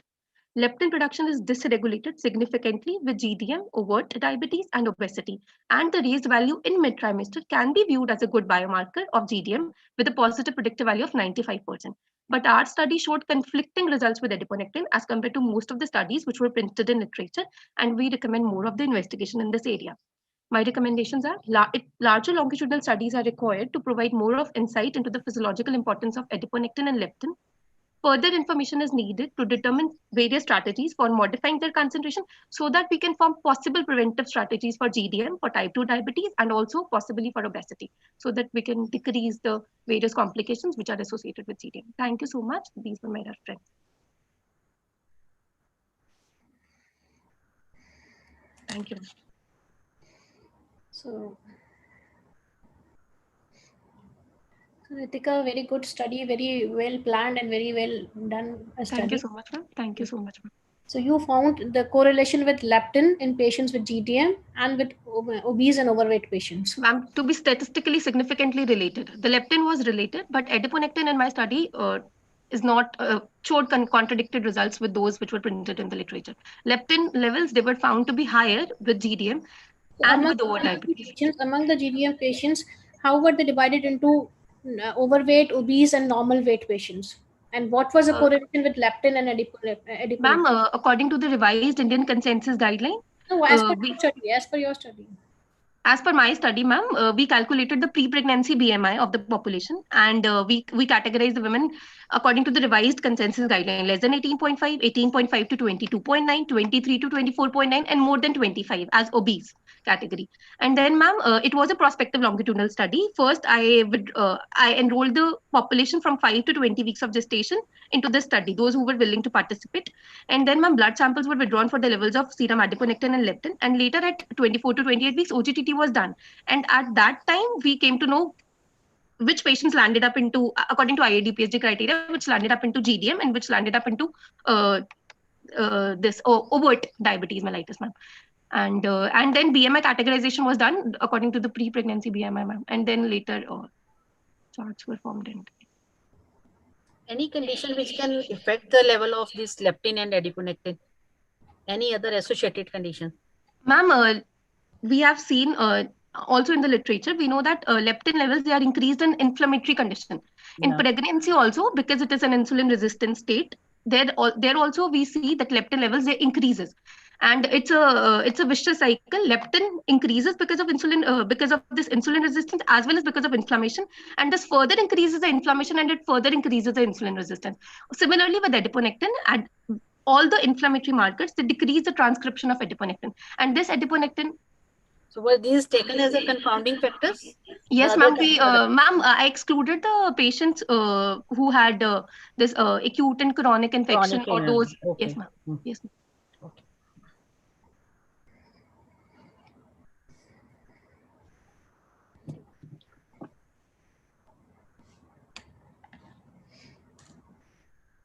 Had you ruled out the patients with PCOS? Because in PCOS also these levels are raised because the patients are obese. Ma'am, yes, ma'am. Patients were obese, ma'am. But because of the time constraint, it was my thesis study, and I have to complete it in 1.5 years of this, ma'am. Ultrasound diagnosis was not done for PCOD, ma'am. Only known patient of PCOS, a known diagnosed cases with polycystic ovarian. Ma'am, history for PCOD was not taken. No, ma'am. So it did not rule out history. Because the levels are affected in those conditions. Yes, ma'am. Because yes, they are obviously they'll be obese and they will affect the levels of leptin and adiponectin. Yes. Can go to the next candidate. Yeah. Thank you so much, ma'am. Thank you. Thank you. So should I call the next speaker, ma'am? Yes. The next speaker is Dr. Nagesh Gowda, and we'll be speaking about a study of maternal and fetal outcome in pregnant women with oligohydramnios. Is Dr. Nagesh there? Dr. Nagesh Gowda? Yes, ma'am. Okay. Good morning. Good morning. Please share your screen. Yes.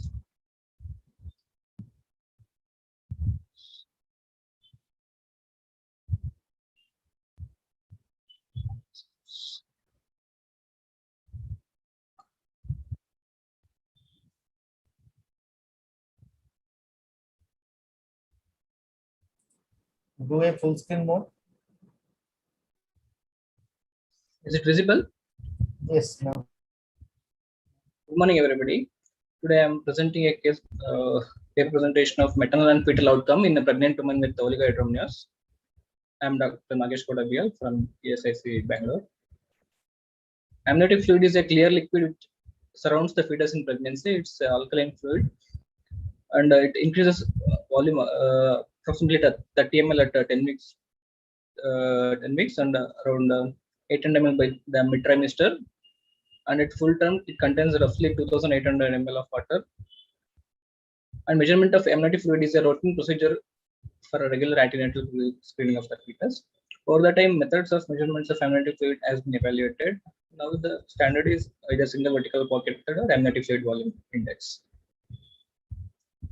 In late pregnancy, the composition is much altered, which includes 98 to 99% of water and 1 to 2% of the solids. The main function of the amniotic fluid is to protect the fetus.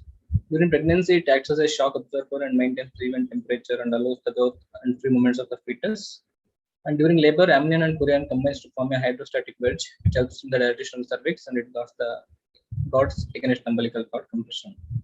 Oligohydramnios is a condition where the liquor amnion is decreased in amount and measured as AFI of less than 5 centimeter. It's a severe and common complication of the pregnancy, and incidence is around 1 to 5% of the total pregnancies. Common clinical features are like fetal malpresentation, smaller symphysis, fundal height, and the prominent feeling of prominently the fetal parts. And maternal complications are prolonged labor and increased operative risk due to malpresentation and fetal distress and maternal morbidity. Fetal complications like intrauterine retardation and fetal distress and concentration are increasingly common. The aims and objective of the study is to study the maternal and neonatal outcome in women with oligohydramnios. Normal amniotic fluid levels considered to be AFI of 8 to 25. When the AFI is less than 8, it is considered oligohydramnios. Between 5 to 8 centimeter, it's considered borderline or mild oligohydramnios, and less than 5 is considered as severe oligohydramnios. And we also study the demographic profile of the maternal preference. Method of study: the source of data and material is the present study was carried out among the pregnant women with a gestational age of more than 36 weeks and below the 40 weeks gestation, attending our department from July 2018 to December 2019. For inclusion criteria, all pregnant women between 36 to 40 weeks with the diagnosed with oligohydramnios and who are willing to participate. The exclusion criteria are pregnant women with diagnosis of premature preterm rupture of membrane or premature rupture of membrane, and also patients who are not willing for the study. Method of collection of data was all pregnant women between 36 to 40 weeks were regularly measured AFI in the interval of 14 days using the Fallon technique, which is a 4-quadrant technique where you will divide the uterus into 4 equal quadrants at umbilicus, and each quadrant is measured, then added to form calculate amniotic fluid index. The ultrasound image. In the above groups, maternal outcome was measured as the onset of labor, whether it was spontaneous or induced, then whether it was associated with labor complications like long labor or obstructed labor, and the mode of delivery with the vaginal, instrumental, or cesarean, and it was associated with any postpartum complications like postpartum hemorrhage. And fetal outcome were measured as Apgar score at 1 and 5th minute, and birth weight of the baby, and whether it was associated with any shoulder dystocia, congenital malformations, NICU admissions, and duration of the study was from July 2018 to December 2019. Study was cross-sectional study.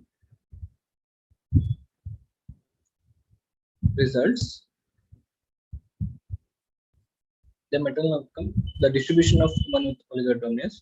In the present study, around 34 patients were diagnosed as have severe oligohydramnios of less than AFI of less than 5 and mild of 5 to 8 of 66% women.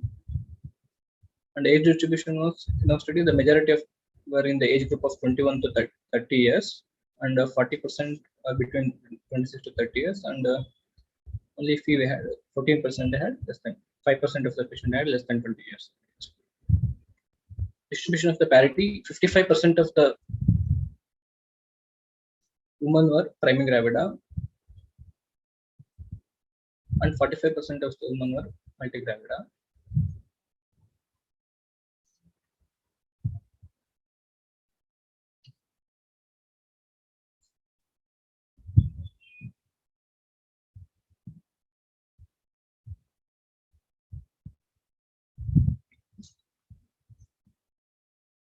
Distribution of comorbidities. Around 54 patients had comorbidities, of which hypertension was the most common. Then onset of labor, around 42% of the patient had spontaneous onset of labor, whereas another 58% of the patient we have to induce. Most commonly we use cesarean premature. And 3% of the patient had prolongation of the labor, and 2% of the patient had obstructed labor. And in the present study, we observed that 55% of the patient underwent cesarean section, and most common indication was fetal distress. And 40% of the patient had vaginal delivery, and 5% had instrumental delivery. And 5% of the patient were associated with postpartum hemorrhage. Into the fetal outcome, ACLA score of less than 7 at 1 minute was 36% of the neonates had ACLA score of less than 7, whereas 64% had normal ACLA score, and at 17% of the neonates had ACLA score of less than 7 at 5th minute, whereas 83% had normal ACLA score. 42% of the neonates had low birth weight of less than 2.5 kg, and 58% of the neonates had normal birth weight. In the present study, only one neonate had a incidence of shoulder dystocia. In the present study, we observed that 5 neonates had congenital anomalies, of which 3 were urogenital anomalies, and 1 was congenital heart disease, and 1 was anomaly of central nervous system. In our study, 35 newborns were admitted in the NICU. The reasons for NICU transfer was fetal distress in 8 neonates, and because of meconium aspiration in 7 neonates, and because of severe IUGR in 8 units, and ACLA score of less than 7 at 5th minute in 10 units, and associated with congenital malformation in 2 units. Discussion.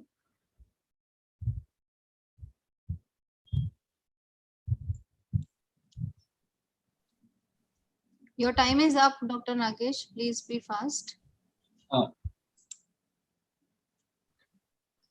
Discussion. Conclusion. Oligoterminus is associated with significantly increased risk of maternal morbidity like gestation hypertension, and increased need for induction of labor and associated complication. Also increased association with instrumental delivery and cesarean section. And also perinatal comorbidities like poor ACLA score and increased chance of low birth weight and need for NICU admission. So now we concluded that oligoterminus is associated with increased risk of maternal and fetal complication. Thank you.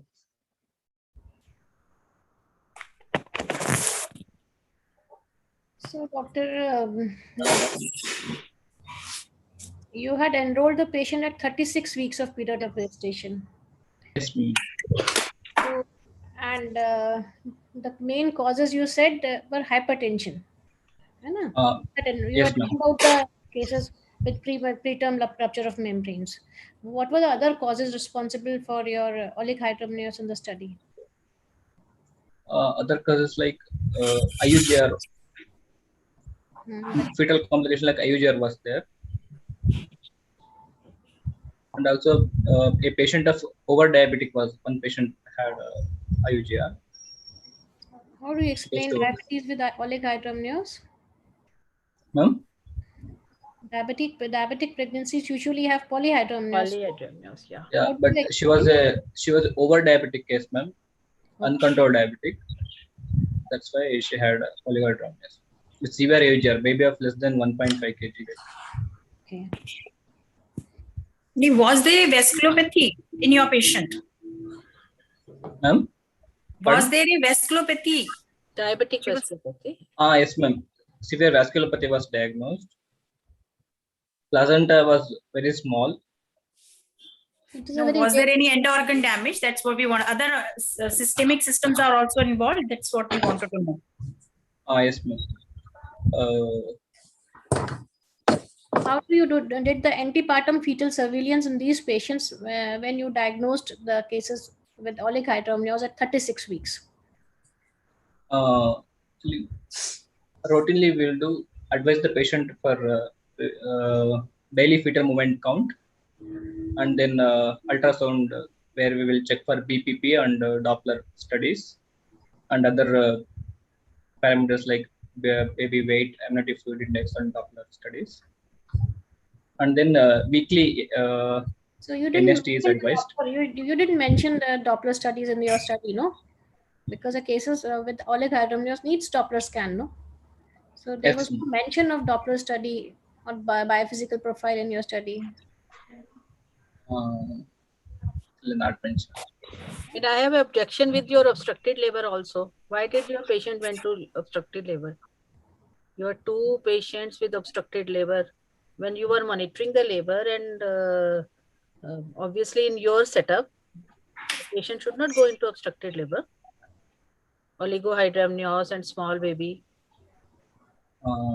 But because there were the baby weight around 3.5 kg, where there was CPD, so they went into obstructed labor. It's a preventable condition, no? In a modern safe obstetrics, there should be no. There should not be any obstructed labor.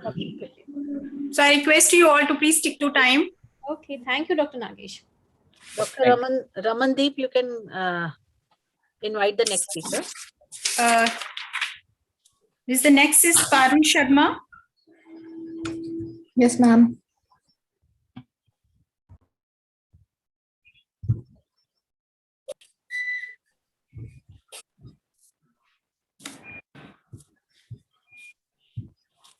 Am I audible, ma'am? Yeah, Dr. Parul Sharma. Yes. Dr. Parul, please go to the proof. Yeah, please start, Dr. Parul.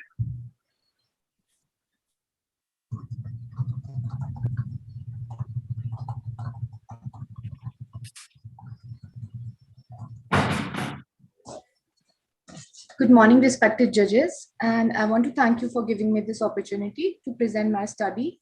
My study is combination of Foley catheter and sublingual misoprostol compared with sublingual misoprostol alone for cervical ripening and induction of labor.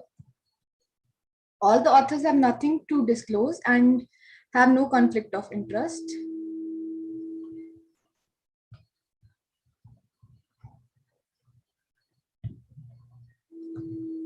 Background and objectives of the study. There are many proposed methods for induction of labor, including mechanical and chemical. It is debatable which of these methods of treatment is optimal. Our objectives of the study were to compare treatment techniques for cervical ripening in the induction of labor. It was a non-blinded randomized control trial. It was done to test the hypothesis that using the Foley catheter plus sublingual misoprostol will result in shorter induction to delivery time than sublingual misoprostol alone. Now the methodology of the study population. We took 170 singleton pregnant females at 36 weeks and above, and we divided them into 85 each. In group A, we induced the patients with Foley catheter Foley catheter inflated with 60 cc of balloon, and in addition to it, we gave 25 microgram sublingual misoprostol single dose. And in group B, 85 patients were given 25 microgram sublingual misoprostol 4 hourly up to 5 dose maximum. Exposures and outcome. As I have discussed, exposures were in group A, we gave Foley catheter and 25 microgram sublingual misoprostol single dose. And in group B, we gave 25 microgram sublingual misoprostol every 4th hourly for 5 doses maximum. The outcomes of the study, which we mainly measured, were primary outcome was induction to the delivery time, and secondary outcomes were mode of delivery, fetal and maternal complications, and neonatal intensive care unit admission. Statistical analysis. Mean and standard deviation were reported for continuous variables. Number and percentages were reported for categorical variables. T-test was used to compare continuous variables, and chi-square test was used to compare the categorical variables. A p-value of less than 0.05 was considered as statistically significant. Now I will discuss the results of the study. The table 1, first I will discuss the demographic characteristics. Table 1, distribution of the women according to the age. According to the age, we categorize the patients in the age groups of less than 20, 20 to 25, 26 to 30, and greater than 30. And as we can see, the mean age among both the groups was 25 years, standard deviation 4 years. And in this distribution of the age, there was no statistically significant data among group A and group B. So it was insignificant. Table 2, distribution of women according to the gravidity. Here also we do the categorization. We divide it into 3 groups: primary gravida, gravida 2, and gravida 3. And as we can see, the p-value is 0.067 and 0.639 and 0.863. That is, there was no statistically significance among group A and group B in relation to the gravidity among the patients. Table 3, distribution of women according to the period of gestation. We categorize the period of gestation among in 3 groups, that is 37 to 39 weeks, 39 to 41 weeks, and greater than 41 weeks. And the mean period of gestation among group A and group B was 39 weeks. And here also the p-value was 0.636, which was insignificant. So here also we didn't get any statistically significant data among group A and group B. Now the distribution of the women according to the indication of induction. Indications of the induction taken among group A and group B were post-due dates, hypertensive disorders, diabetes, intrauterine growth restriction, decreased fetal movements. And we can see the most common indication for induction was post-due dates, which was 29% in group A and 34% in group B. And followed by second common indication, which was hypertensive disorders, which was 20% in group A and 18% in group B, followed by diabetes, IUGR, and decreased fetal movements. And as we can see, the indication for induction of labor was not statistically significant among the 2 groups. A distribution of women according to the induction to delivery interval. This was the primary outcome of the study. And we categorized this induction to delivery interval among 4 groups, that was less than 12 hours, 12 to 18 hours, 18 to 24 hours, and greater than 24 hours. And as we can see, the mean induction to delivery interval in group A was 15.04 hours, standard deviation 2.56, and in group B it was 17.24, standard deviation 2.1 hours. And here the p-value was 0.001, and we can see that the primary outcome of the study between group A and group B was statistically significant. And we got an induction to delivery interval less in group A, which was Foley plus single dose misoprostol, as compared to group B, where subsequent doses of misoprostol were given. Distribution of women according to the mode of delivery. Here we categorize the patients into 3 groups, that is normal vaginal delivery, instrumental delivery, and cesarean delivery. And we can see that there were more patients of normal vaginal delivery, and they were almost equal in both the groups. And cesarean section rate was 21% in group A, that it was 24%, and in group B it was 32%. It was a bit more in group B. However, it was not statistically significant. Distribution of women according to maternal complication. We recorded various maternal complications like uterine tachysystole, postpartum hemorrhage, and uterine rupture. And perpural complications which we recorded were pyrexia and perpural sepsis. In our study, we didn't got any case of uterine rupture among both the groups. Uterine tachysystole was noted more in group misoprostol alone group, and we also had postpartum hemorrhage, which was more in group A, that was Foley plus misoprostol group. However, the maternal complications were not statistically significant among both the groups. And the perpural complications like perpural pyrexia and perpural sepsis, we got 3 cases of perpural sepsis in misoprostol alone group, and in perpural pyrexia case, we had 11 cases in misoprostol alone group and 1 case in... Dr. Parul, please stick to the time. Okay, ma'am. Please stick to the time limit. Okay, ma'am. misoprostol alone group. So we, in case of purpural complication, there was a significant data among, and it was more in group B. Distribution of neonates according to the fetal complication. The fetal complications were meconium stain, amniotic fluid, and non-reassuring fetal heart rate. And as we can see, there was statistically significant data in case of meconium stain and amniotic fluid, which was more in single misoprostol alone group, that was group B. Distribution of women according to NICU admissions. When we compare group A and group B, as we can see, there is the p value is 0.406, and there is no statistical evidence. The statistical data was insignificant when compared between the groups. Conclusion: combination of Foley catheter and sublingual misoprostol resulted in a shorter induction to delivery time when compared with sublingual misoprostol alone, without increasing the labor complications. Thank you. I want to thank my mentors, that is Professor Kushla Pathani and Dr. Gitika Gupta sir. Thank you very much. Hello, Dr. Parul. Hello, ma'am. I just wanted to know what is the like Bishop score in both the groups. You did not mention about the Bishop score. I think that affects the mode of induction.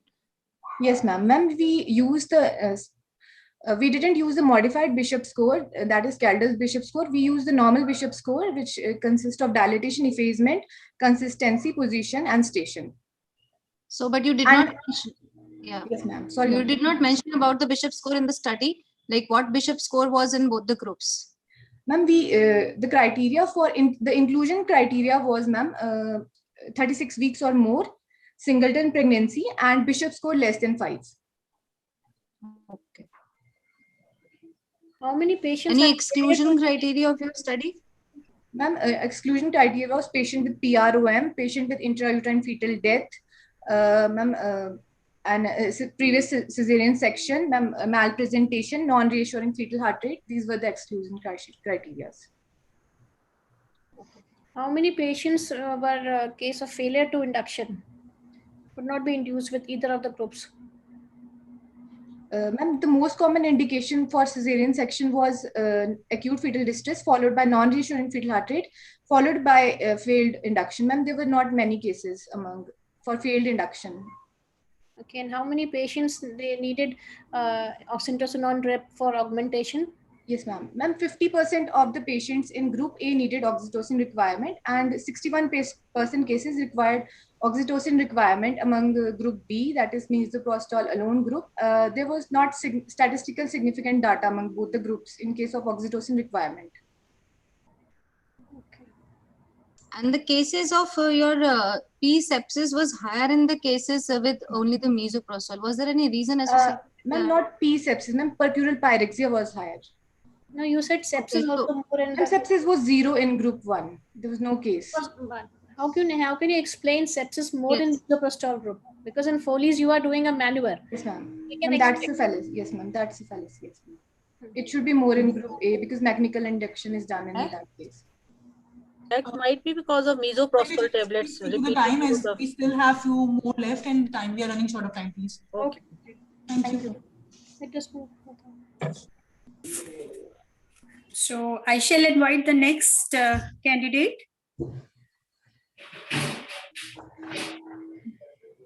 Dr. Yes, Garima yes. Bhardwaj.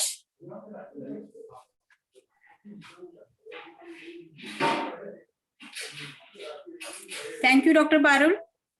Thank you, ma'am. So next is Dr. Garima Bhardwaj.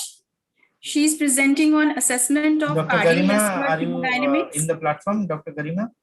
Dr. Garima, hello, Dr. She's Garima. here? No, ma'am. Dr. Garima is, I think. So okay. We'll call the next Dr. Twinkle Sood. Dr. Twinkle is here? Dr. Twinkle is here. Yes. Okay. Dr. Twinkle will present on biochemical markers for prediction of preeclampsia.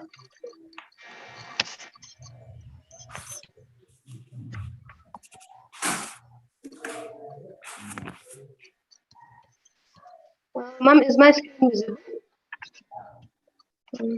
No, Dr. Twinkle, your screen is not visible.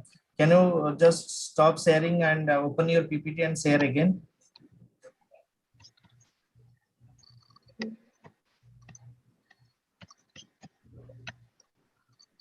Is it visible now? Yes.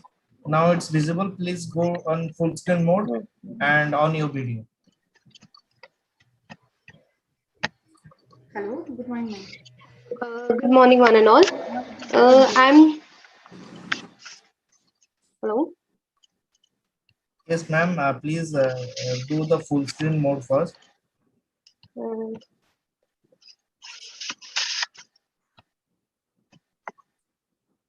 Is it visible?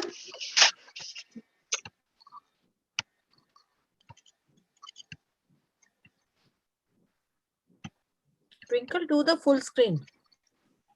Yes, ma'am.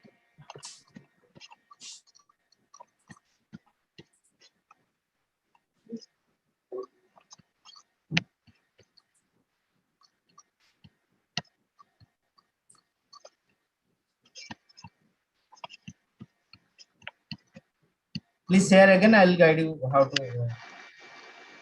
Is it visible now? No, please stop sharing again and again share your screen, please.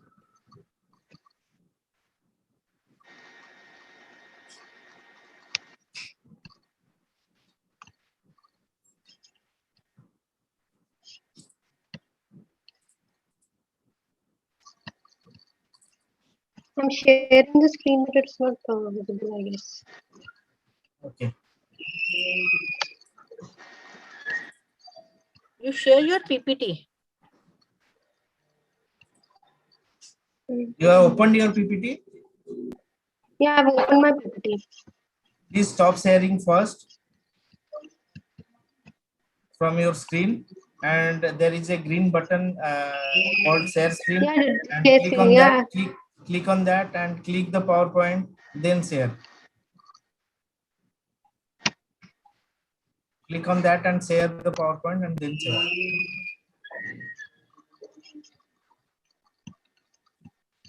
Okay. Let me share.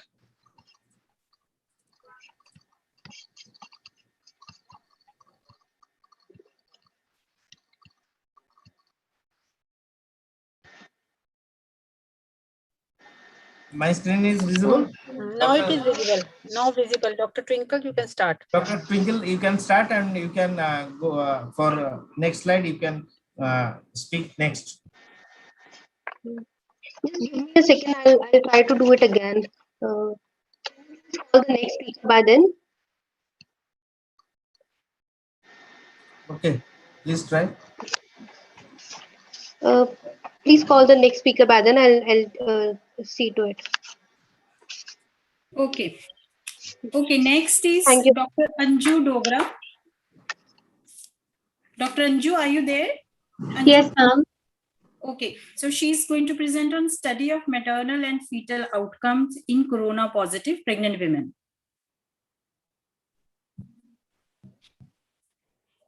Yeah.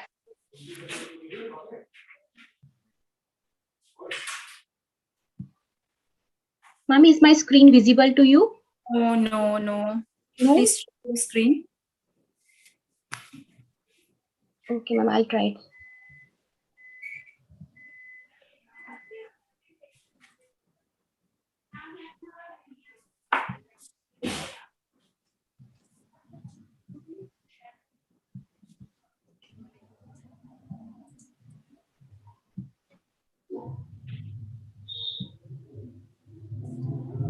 Dr. Anju, share your screen, please. Yes, ma'am. I'm doing just a minute.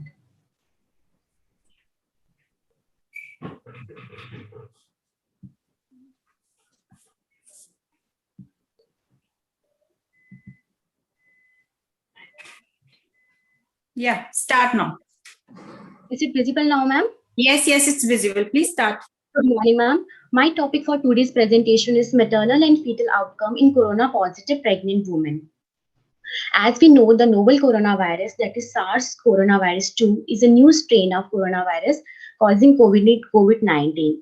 First identified in Wuhan city, China, it has become an unabating global health threat. On 11 February 2020, WHO announced a name for the new coronavirus disease as COVID-19.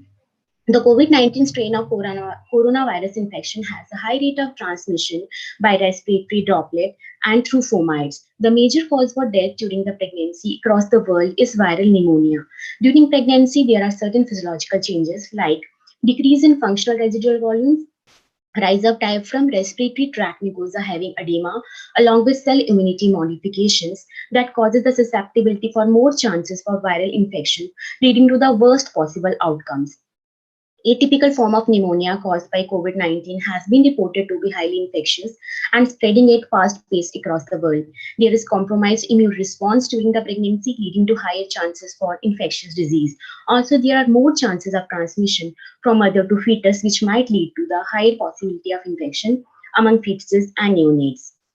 The clinical, radiological, and laboratory characteristic of COVID-19 pneumonia has been found in many research work as for among the pregnant women. As such, not much scientific proof has shown the chances for intrauterine transmission occurring vertically among the pregnant women. Despite the large and rapidly rising number of cases of coronavirus disease and resulting deaths, there are limited data about the clinical characteristic of pregnant women with the disease. So, aims and objectives of our study was to evaluate maternal and neonatal outcome among COVID-19 pregnant women and to evaluate the effect of disease on pregnancy. Regarding material and method, it was a retrospective observational study carried out in SNJ's Hospital GMC Jammu over a period of 6 months from July 2020 to December 2020. A total of 92 COVID-19 positive pregnant patients who were admitted in our hospital were recruited in the study. Inclusion criteria were COVID-19 test should be positive, pregnant woman with obstetrical indications for admission. The data taken from the patient's files and medical record section, detailed history, complete physical examination, and routine and appropriate investigations were done for all patients.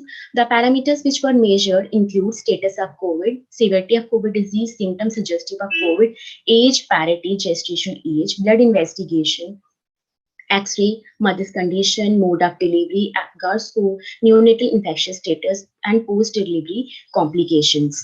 Statistical analysis was performed by software SPSS version 21.0. The quantitative data were present in the form of mean and standard deviation, and qualitative data present in the form of frequency and percentages. Table 1 shows the age-wise distribution of study population. The age of the patient ranged from 20 to 35 years in our study, with mean age of 27.5 plus minus 2.1, and maximum patient about 73% belong to the age group of 20 to 25.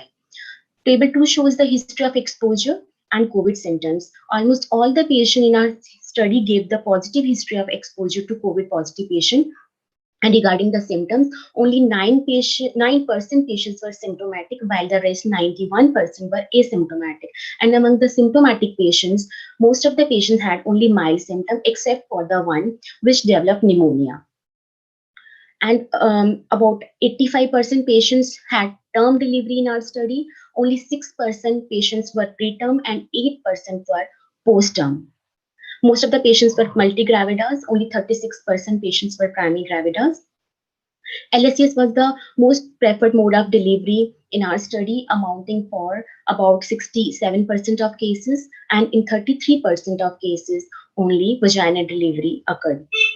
AFT was the most common indication for cesarean in our study, amounting for about 39% of the cases, followed by previous LSAs, which was responsible for 18% of cases. Other indications were previous to LSAs, IUGR, precious pregnancy, pain induction, primary bleed, GDM, etc. About 65% newborn were born with APGAR score of 9 by 10. Only 3% had APGAR score of less than 7 by 10. Coming to the discussion, we compared our study with 3 different studies. One was done in India only by Maheshwari, and 2 were done by Chen and Liu in China only. WHO stated that there's no apparent difference in developing symptoms between non-pregnant and pregnant women of reproductive age. It seems that pregnant women are also not at higher risk of developing the severe disease. Mostly they present with the mild symptoms like fever, cough, breathlessness, and fatigue. And however, some may be asymptomatic. Similarly, in our study, we found that only 9% patients were symptomatic, while the rest were asymptomatic. In our study, we found that 6% patient had preterm delivery, while the other authors reported more number of preterm delivery. At present, there is no sufficient evidence were there which can demonstrate the relation between the preterm delivery and the COVID-19 infections. Regarding mode of delivery, LSCS was the preferred mode. Vaginal delivery occurred in only 33% of patients, none of whose neonate was infected with COVID-19. So, there is limited evidence of vertical transmission and vaginal shedding of virus. Vaginal delivery can be done in stable patients.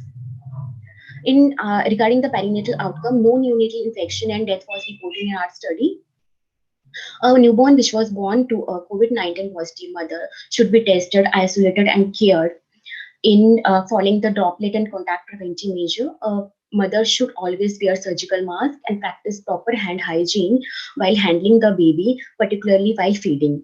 One maternal death occurred in our study. The patient was asymptomatic COVID positive. She came to us at 34 weeks of gestation, primary gravida with twin pregnancy, with anemia, with jaundice. LSCS was done, but immediately after the delivery, patient went to CSF and she could not be saved. And the last, I want to conclude my study with the following points. In our study, there were no maternal and fetal complication among pregnant women with COVID-19, and there was no evidence of vertical transmission of COVID-19 infection. Overall, due to the lack of information on COVID-19 pneumonia and pregnancy, all suspected pregnant women should be systematically screened, monitored, and followed up. In confirmed cases, prompt admission of mother in negative pressure isolation unit is crucial. Limitation of my study, the sample size is small, so further investigation and follow-up studies of pregnant mothers infected by COVID-19 are warranted. These are my references. Thank you.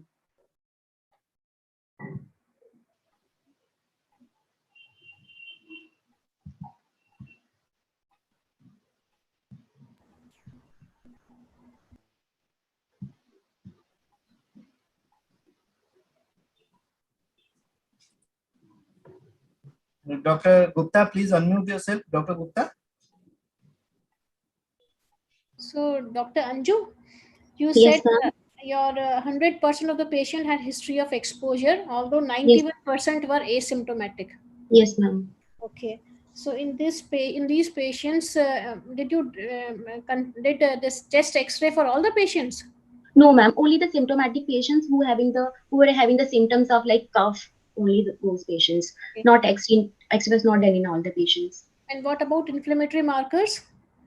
No, ma'am. Inflammatory markers were not done, ma'am, because all the patients were presented with only mild symptoms. So we didn't do the inflammatory markers. And what was the cause of death in one patient? Ma'am, she was primary gravida, came to us at 34 weeks of gestation with severe anemia. Her SV was 5 gram. With jaundice, her bilirubin was 10 milligram per cent. And she came in labor. So decision for LSCS was taken. But immediately after the delivery, she developed breathlessness and cough with expectoration. So, and we could not save that patient. X-ray was done in that patient, but the X-ray picture was not suggestive of COVID. So the death was not because of COVID. It was because of anemia. Not because of COVID, but obstetrical. And in the table where you have compared the different studies, what was the sample size in the other 3 studies? You had your 90. Sample size is small. All the studies had less sample size as compared to your study. All the studies have less sample size. Okay.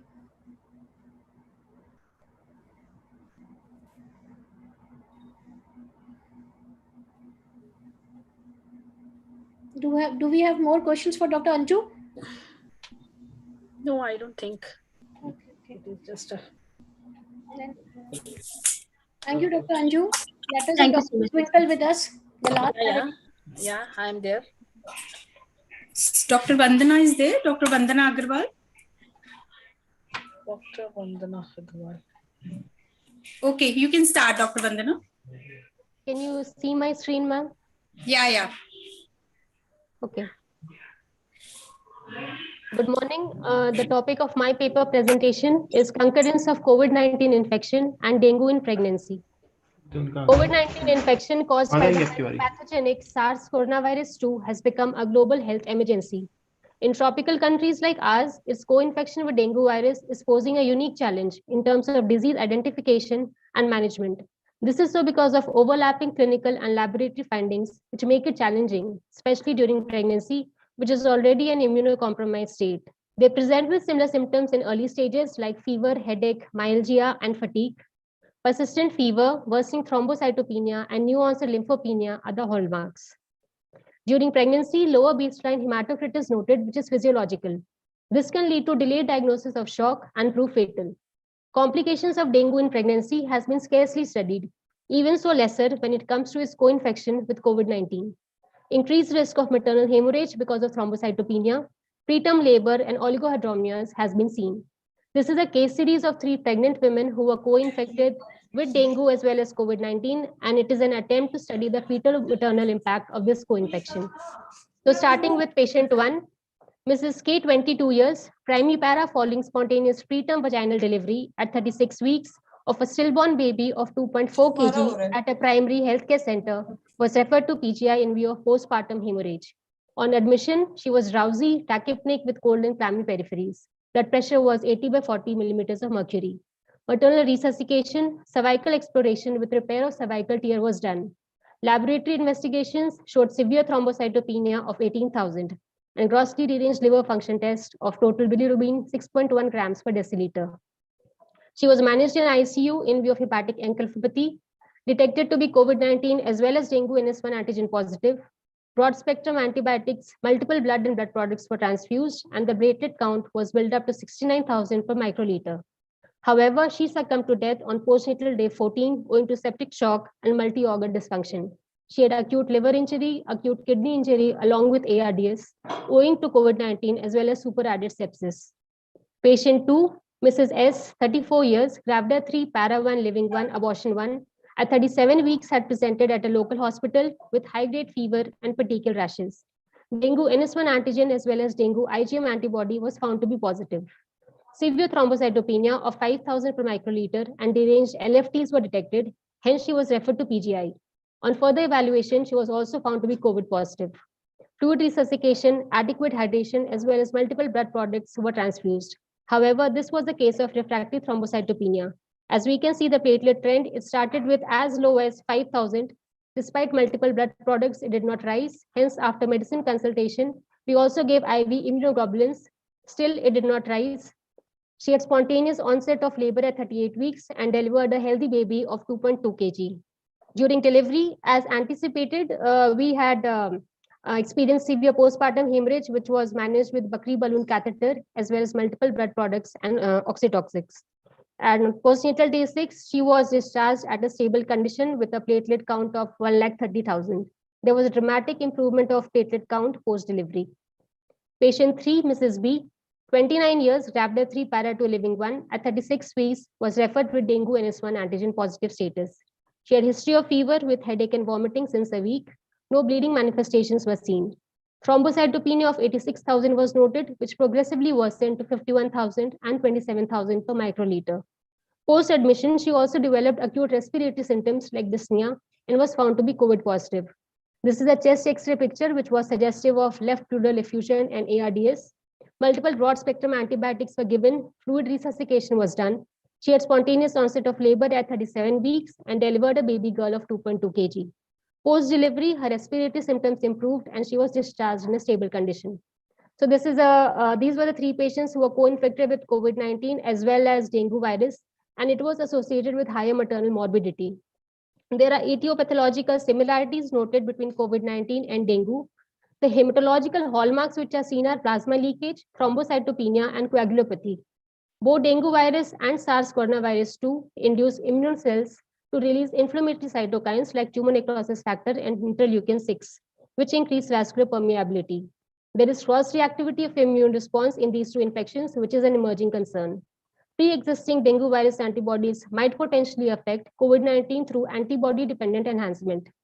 Antigenic similarities are also noted between the 2 viruses, such that upon coronavirus infection, the body is triggered to generate anti-dengue virus antibodies from the memory B cells. Hence, to conclude, we should proactively investigate for the presence of this co-infection in a pregnant lady who presents with acute febrile illness, especially if thrombocytopenia is detected, along with clinical signs and symptoms of headache, myalgia, and bleeding manifestations. Admission is advised for close monitoring. Serial monitoring of complete platelet count, of complete blood cells, especially the platelet count and hematocrit, should be done. Watchful vigilance helps in early detection of warning signs, thereby mitigating further complications. Early diagnosis of shock and fluid management helps. Timely management in ICU setup can prevent further deterioration. These are my references. Thank you.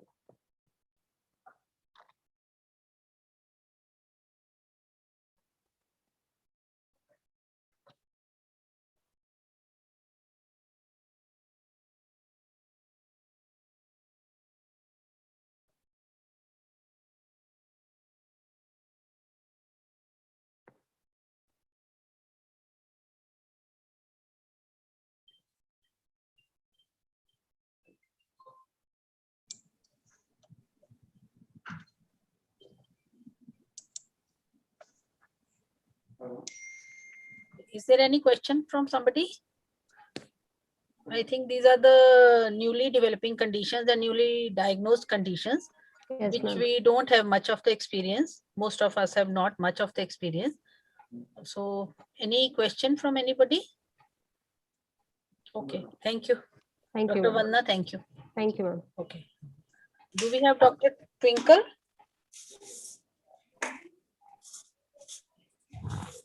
Dr. Yes, Twinkle Dr. Twinkle has joined. joined. Is she ready? Yes. I think she's the last speaker.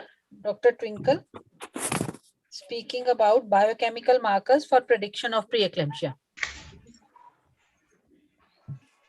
Dr. Twinkle, are you listening? Dr. Twinkle? Hello. Yes. Please share your screen.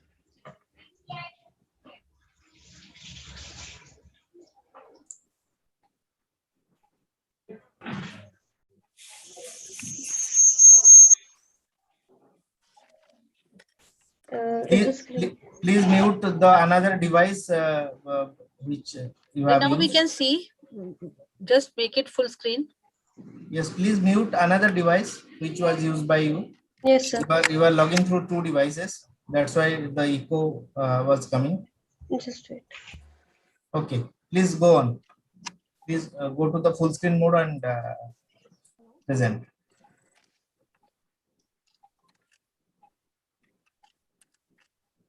No. Yes, it's visible. No. Yes, visible. Dr. Twinkle, you can present. Hello. Yes, Dr. Twinkle, am I audible Yes. to you? Yeah, it's visible. Please start your presentation. Continue, Dr. Twinkle. Yeah. Good morning, everyone. I'm presenting a paper on the role of first trimester uterine RT Doppler, maternal serum pregnancy assisted protein A, inhibin A, and the prediction of preeclampsia at 1 to 6 weeks.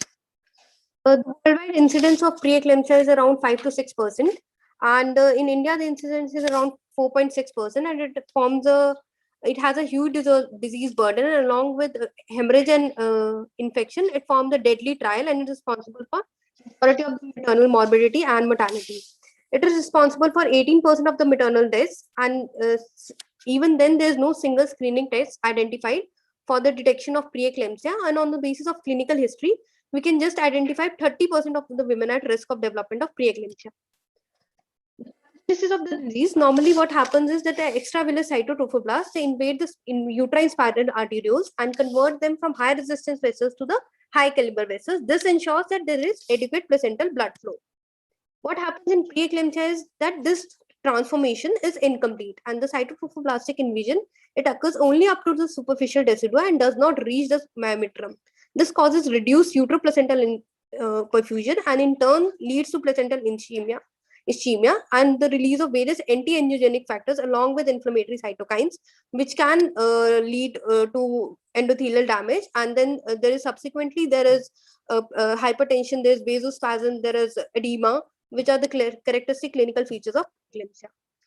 All these physiological changes are occurring at around 12 to 16 weeks. So if we have a serum markers at this period of gestation, we can identify women at risk of development of preeclampsia and reduce the disease burden. The first of the markers is the Doppler velocimetry. In preeclampsia, there is increase in the uterine artery impedance, which causes increase in the pulsatility index, and which is helpful in the prediction of preeclampsia. Next is the pregnancy-associated plasma protein A. It is an insulin-like growth factor binding protein protease, which means it dissociates the insulin-like growth factors from its binding proteins.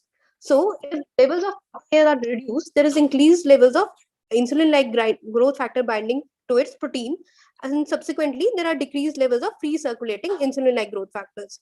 So if the levels of free circulating IGF are low, there will be non-availability at the cell receptor levels. And as we all know that insulin-like growth factor, it helps in the fetal growth and trophoblastic invasion of the decidua. So if the levels of IGF-1 reduces, there will be placental ischemia and impaired placentation. So if in first trimester we measure the levels of PAP, then we can effectively screen the patients who are at risk of development of eclampsia. Next is the beta HCG. Normally what happens is that beta HCG, it peaks at 8 to 10 weeks of gestation, and then there is a steady decline, and it reaches a plateau at 18 to 20 weeks. Now what happens in preeclampsia is there is placental hypoperfusion, which causes decreased oxygen supply, and there is increased HCG production by the hyperplastic cytotrophoblastic cells. Then the next marker which I chose was the inhibin A. Normally the concentration of inhibin A rises in the third trimester. Whereas in preeclampsia, there is release of inflammatory cytokines, and which are the potent stimulators of inhibin A. And this rise in inhibin A can be seen as early as 10 to 15 weeks. So if we detect the increase in the levels of inhibin A at this period of gestation, we can screen the patients who are at risk of development of preeclampsia. The aim of the study was to evaluate the role of uterine artery Doppler, maternal serum pregnancy-associated plasma protein A, beta HCG, and inhibin A at 11 to 13 plus 6 weeks of gestation in the prediction of preeclampsia. To achieve the aim, a prospective observational study was conducted in the Department of Obstetrics and Gynecology, IGMC Shimla, over a period of 1 year, wherein I enrolled 100 patients and between 11 to 13 plus 6 weeks of gestation, and measured serum levels of beta HCG and pregnancy-associated plasma protein A, inhibin A, and uterine artery Doppler was done, and mean uterine artery PI of right as well as left uterine artery was calculated. Inclusion criteria in my study was spontaneous conception, singleton pregnancy, gestational age of the patient between 11 to 13 plus 6 weeks of gestation, and the exclusion criteria was if their patient was a known case of chronic hypertension, if she had multifetal pregnancy or molar pregnancy, if it was there was any comorbid conditions like renal disease, diabetes mellitus in the patient, congenital anomaly in the fetus, and if there was any previous history of preeclampsia, such patients were excluded from the study.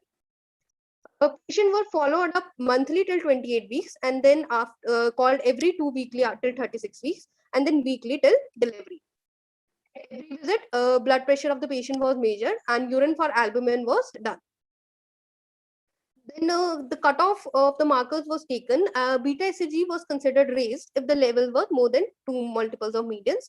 Inhibin A levels were considered raised if the levels were more than 2 multiples of median. Uterine artery PI levels were considered raised if the levels were more than equal to 1.7. And the pregnancy-associated plasma protein A levels were considered low if the value was less than 0.4 multiples of median. What we observed was that 46% of the patient developed preeclampsia and 54% of the patient did not develop preeclampsia. In the frequency distribution of beta HCG, it was seen that 46% of the HCG, inhibin A, 55% had increased level and 45% had normal levels of inhibin A.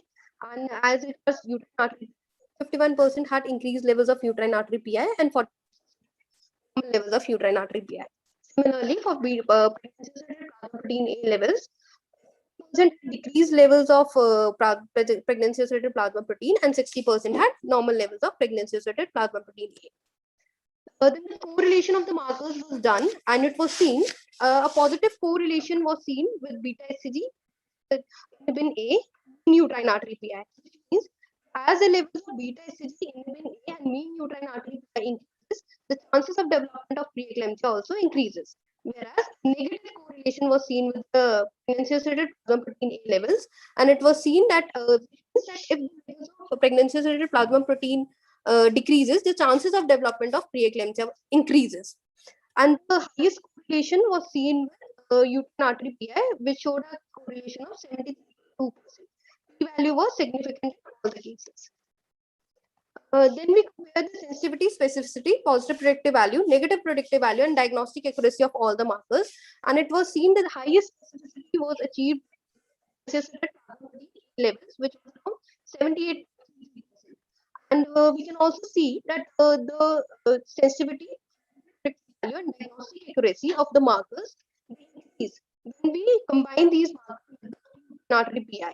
The optimum sensitivity, predictive value, negative predictive value, and diagnostic accuracy when pregnancy-associated plasma protein A levels were combined with uterine artery pulsatility index levels. First trimester biochemical markers and uterine artery PI, it offers a non-invasive yet comprehensive tool for the prediction of preeclampsia. So we can identify women at risk and the women who need more intense monitoring throughout the pregnancy. And we can even think of starting prophylactic medications like use of aspirin, low-dose aspirin, and thus we can reduce the maternal and neonatal morbidity as well as the mortality. So, Dr. Twinkle, you have enrolled only low-risk patients, no? You have removed the patients with risk factors. Yes, ma'am. Can you please repeat the question? Am I audible? Yes, ma'am. Yes, ma'am. Now it's audible. In your study, you had enrolled only low-risk patients. The patients Yes, with risk factors you have already excluded. Yes, ma'am. And you have not included mean arterial pressure assessment at the time of enrollment. You had ma'am, ma'am, we have excluded the patients with chronic hypertension, ma'am. We have taken the patient between 11 to 14 plus 13 plus 6 weeks, and all the patients who had BP more than 140/90, less than 20 weeks of gestation, those patients were excluded. That is, chronic hypertensive patients were excluded, and even the patients with history of preeclampsia were excluded, so that there is no fallacy in the study. Because there will be chances of development of preeclampsia in later period of gestation in patients who already had preeclampsia in the previous pregnancy. So you have enrolled only low risk patients and yes, ma'am. The biochemical markers for as a predictive modality. Yes, ma'am. Okay. Because the patients who already had preeclampsia, there will be chances of development of preeclampsia in the next pregnancy as well. So there will be no use of predicting like those patients, and on the basis of clinical history, as per NICE guidelines or ACOG guidelines and FICO guidelines, they are different big authorities. Most of them, they say that the patients with high risk should be number one. There are 5 factors which isolated or if the factors are moderate risk factors and 2 or more. So yes, ma'am. Anyways, you have planned your study for the low risk patients. Yes, ma'am, for the low risk patients. What was the incidence of detection of hypertensive disorders in pregnancy in your study? Ma'am, out of the 100 patients, ma'am, I actually detected just the patients with preeclampsia. So 46% of the patients developed preeclampsia and 56% of the patients did not develop preeclampsia. So it is very high. Very high. Low risk patient 46 में कैसे develop हो जाएगा बेटा preeclampsia का तो वैसे ही incidence 8 to 9% से ज़्यादा है ही नहीं, तो इतना ज़्यादा कैसे हो गया आपका study में? How do you explain? इसको तो वैसे ही out कर दिया था, तो low risk में how do you explain so high incidence? It is not possible.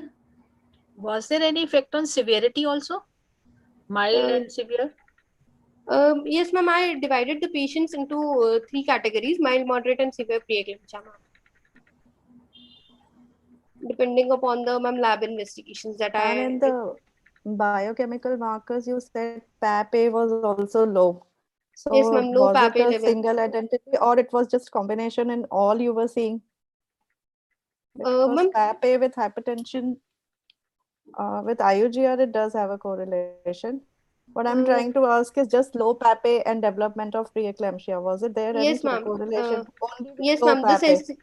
Yes, ma'am. Low PAP-A, ma'am, it had a sensitivity, ma'am. It had a sensitivity of 80%, ma'am. The patients who developed preeclampsia, ma'am.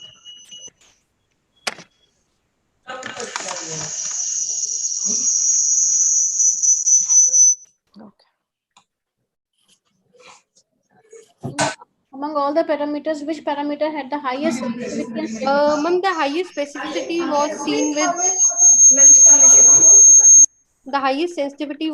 with ma'am.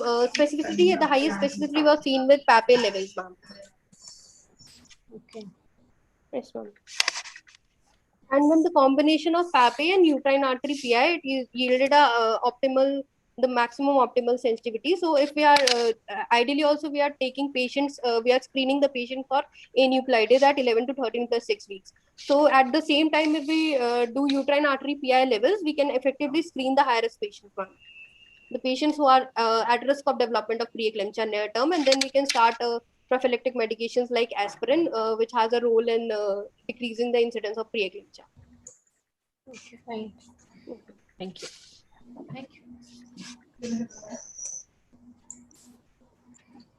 So that comes to be the end of the session. It was a wonderful session. Thank you all chairpersons, judges and participants. Now I request all judges to please compile the results and send, and please join in Hall A for inauguration. Thank you so much. Okay, thank you. Thank you, ma'am. Thank you all. Thank you and all the best to all. All the best. Yeah, all the best.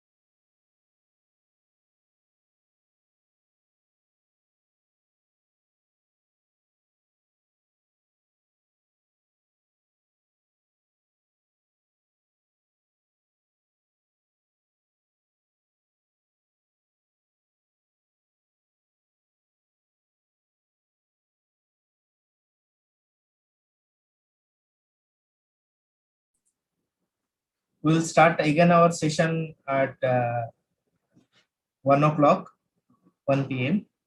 And please join for the inauguration and presidential oration ceremony at Hall A.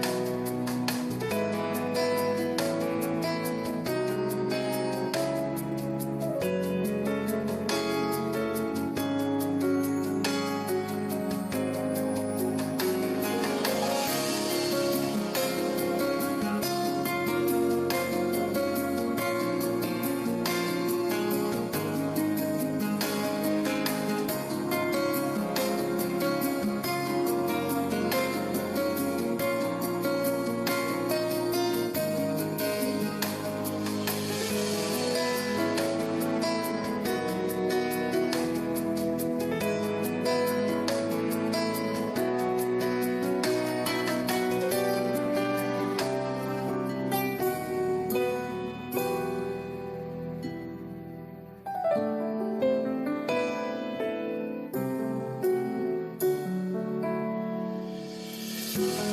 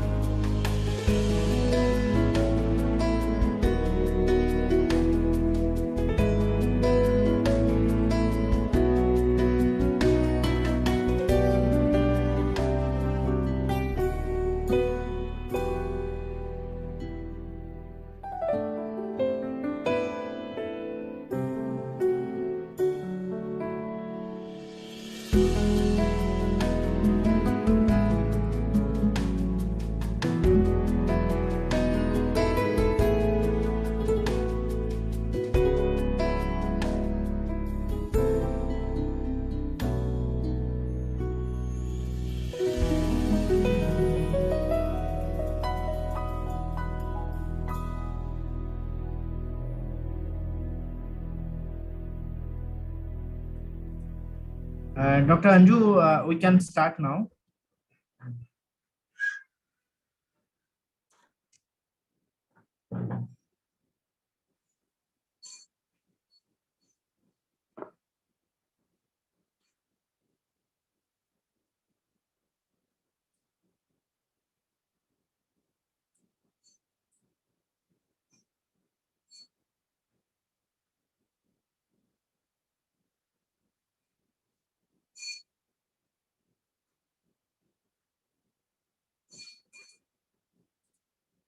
Doctor Isa को बोलो start करने के लिए ma'am.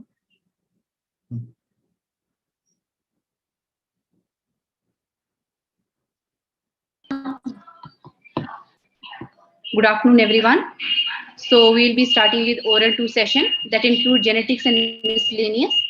I request all the participants to stick to the time, that is 7 minutes for the presentation and 2 minutes for the question and answers. So I'll be introducing chairpersons. Dr. Abhilasha Yadav, she is assistant professor at SN Medical College, Agra. Dr. Shinjini Bhutani, she is medical officer, gynecology, Civil Hospital, Sector 22, Chandigarh. Dr. Alok Sharma, assistant professor, Dr. Rajendra Prasad, Government Medical College, Tanda, Kangra, Himachal Pradesh, India. I would request the chairpersons to introduce judges.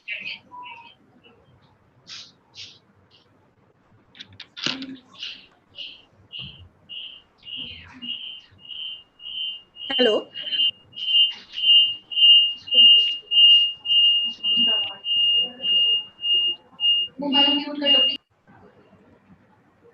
Hello.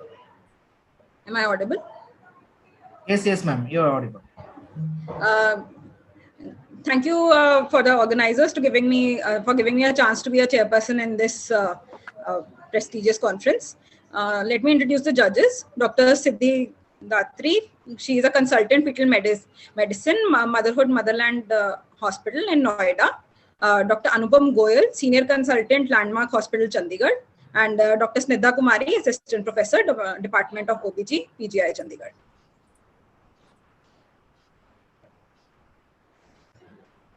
Now, can I ask the first? Hello. Hello. Madam, दूर में बैठने के लिए. Shall I introduce the first speaker now? Am I audible to you all? Hello. Hello. Yes, ma'am. Am I audible to you all? Yes, ma'am, audible. Hi. Dr. Siddhi, you can introduce the first participant.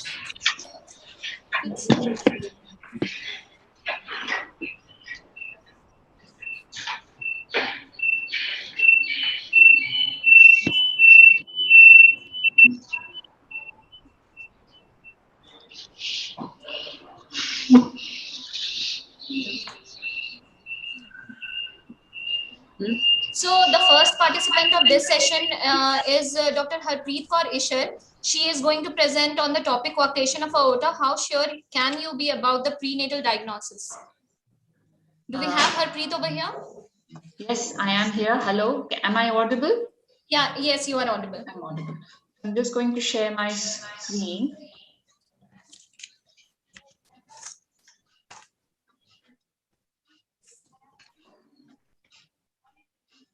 Is my presentation visible?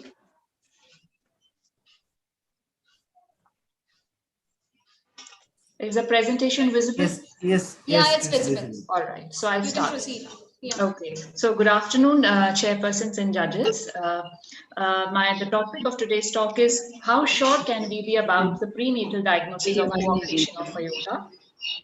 I'm going to take you through a case in which we suspected coarctation of aorta and how on postnatal echo, the coarctation of aorta was not found to be of a severe nature, and how we went back, reviewed the literature, reviewed the images, and came to certain conclusions. So this was a 31-year-old second gravida para 1 low-risk pregnancy who came to us for a second opinion at 30 weeks with the diagnosis outside of persistent left superior vena cava and bilateral adrenal calcification. We scanned her, we confirmed the findings of a persistent left superior vena cava along with an interrupted IVC which was continuing with the azygos, but we also found chamber asymmetry, the dilated right atrium, and some aliasing in the region of the isthmus. We involved a pediatric cardiologist, and a suspicion of coarctation of aorta was raised on the basis of chamber asymmetry, a narrow aortic arch, and intermittent flow reversal through the foramen ovale. The patient was counseled about delivery at a tertiary center. The patient delivered at another place at 39 weeks after induced labor. And on a telephonic follow-up with the patient, it was found that it was an uneven full delivery. The postnatal echo was also done by one of our cardiologists who informed us that only minimal pre-ductal narrowing was noticed in the arch of aorta, along with confirmation on other findings. And the baby did not need any surgical intervention. This led us back to thinking about two questions. What do you say to the parents when you suspect a diagnosis of coarctation of aorta? And how sure can you be yourself as a fetal medicine specialist and as an obstetrician before you counsel the parents of the baby? Now, just a quick overview of the anatomy. So over here in this diagram, you can see that the pulmonary artery arises from the right ventricle, passes under the arch of aorta, and here is the small branch, the shunt ductus arteriosus, which joins the arch of the aorta. So I want to draw your attention to the segments of the arch of aorta, that is the ascending aorta, the transverse, the descending, the angle at which the ductus arteriosus joins with the arch of the aorta and forms this V-shaped configuration, which is an important sign which we see on ultrasound. The various fetal medicine specialists and cardiologists have worked at measuring various segments of this arch, looking at the distances between the branches, looking at the angles, and deriving Z-scores to confirm the diagnosis of coarctation of aorta. Now, coarctation of aorta is basically a narrowing of the aorta, which could occur at any part, but most commonly it occurs at the isthmus, which is the part which lies between the origin of the left subclavian artery and the ductus arteriosus. So this is the part, aortic isthmus.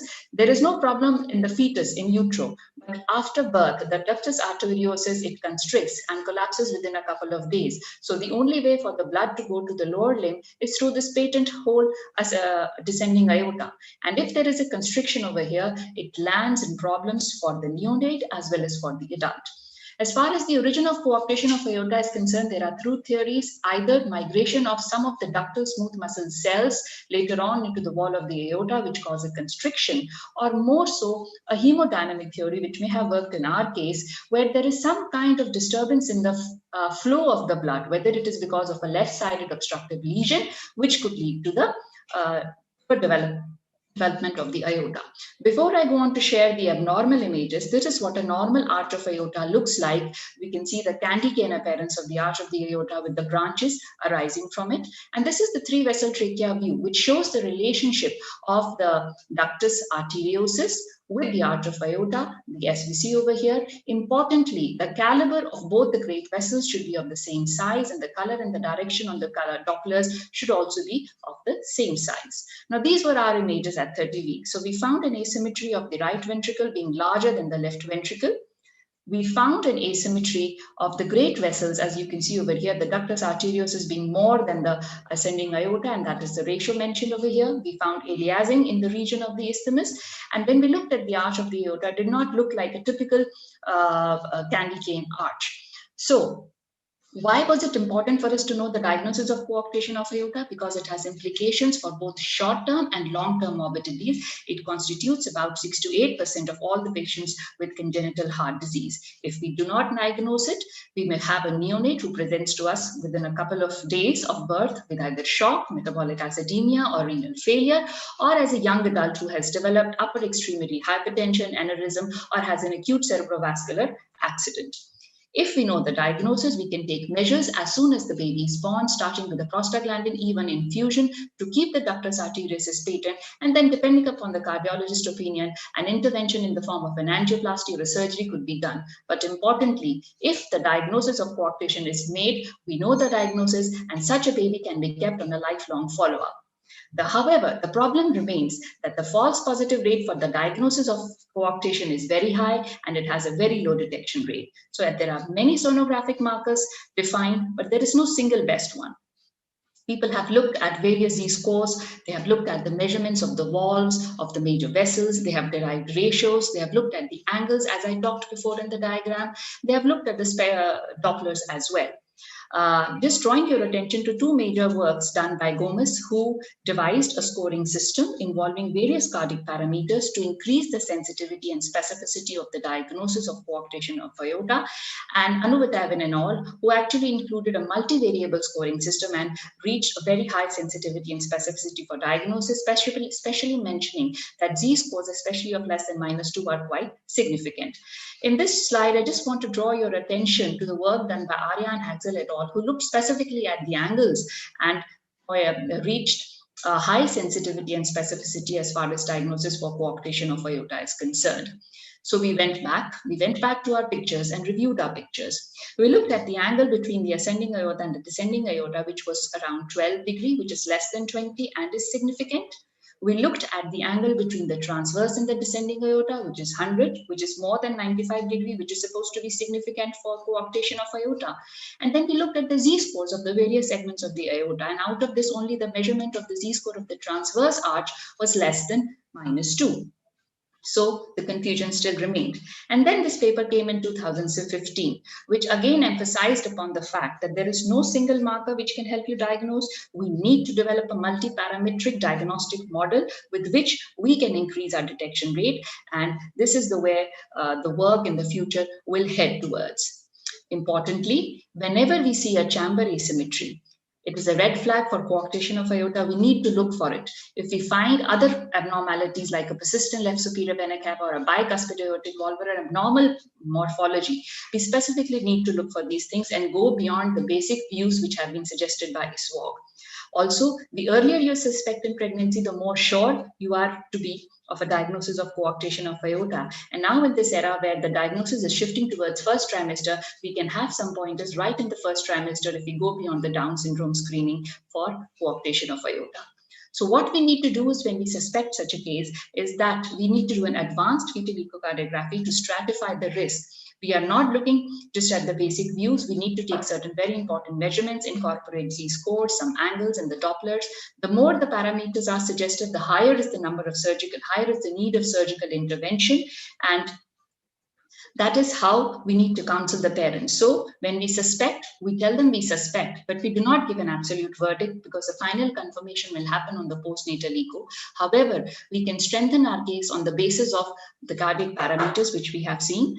And if we have diagnosed it early in gestation, it is more likely a true positive. If we have other cardiac or extracardiac anomalies which are associated, again, it points towards a positive diagnosis. We need to tell the patient that this is not a one-time diagnosis. We will need to do a serial follow-up in pregnancy to see how the lesion is evolving. The most important need is to know if it is a severe coarctation of aorta, which will require immediate attention postnatally in the form of an echo, which is done within a few hours after birth, followed by a prostaglandin infusion till an intervention is done.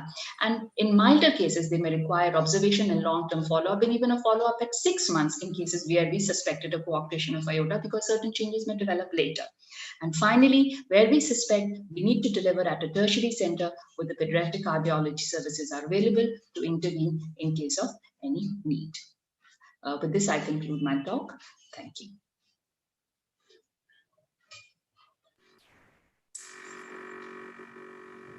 Hello, Dr. Harpreet. Very well illustrated.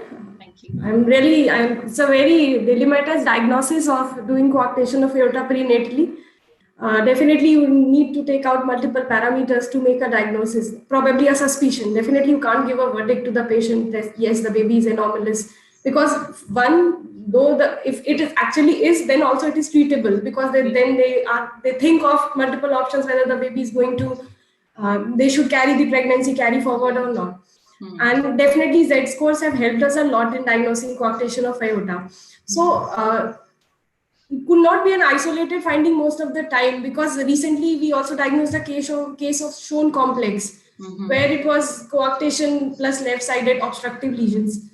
So, but let's see, the baby is yet to deliver, what actually happens, because again, we have gave them a suspicion and referred to a tertiary center.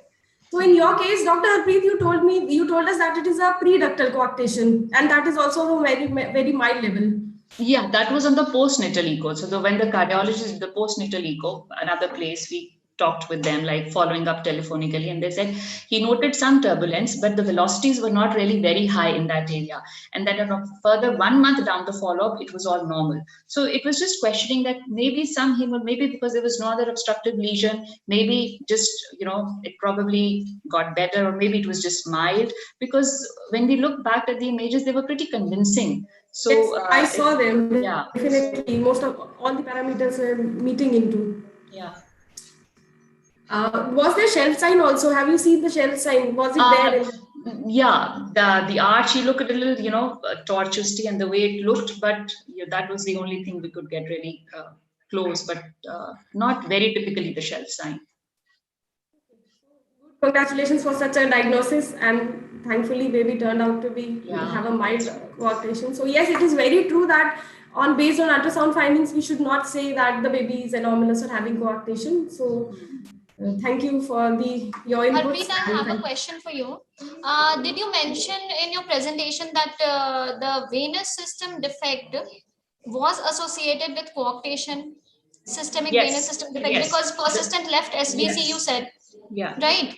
Actually, Harpreet, these venous system defects are not associated with the arterial defect, with the systemic aortic arch defect as well as aorta defect. Fine. And did the pediatric cardiologist made this opinion with the ultrasound findings? About the persistent left superior vena cava? About the coarctation of aorta, you said. Yes, that was the antenatal. You mentioned with the ultrasound findings that you had mentioned. Yes.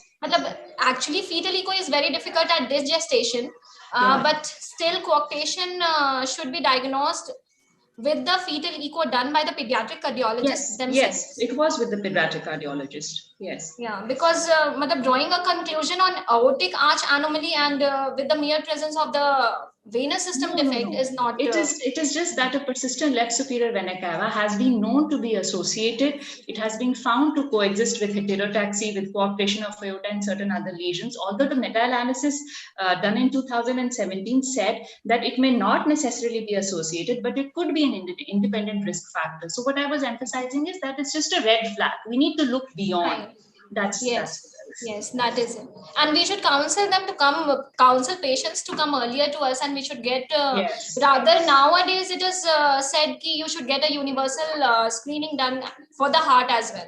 Absolutely. You should include the because that is much more common even than Down syndrome. So, yeah. Okay. Thank you, Harpreet. Thank you so much.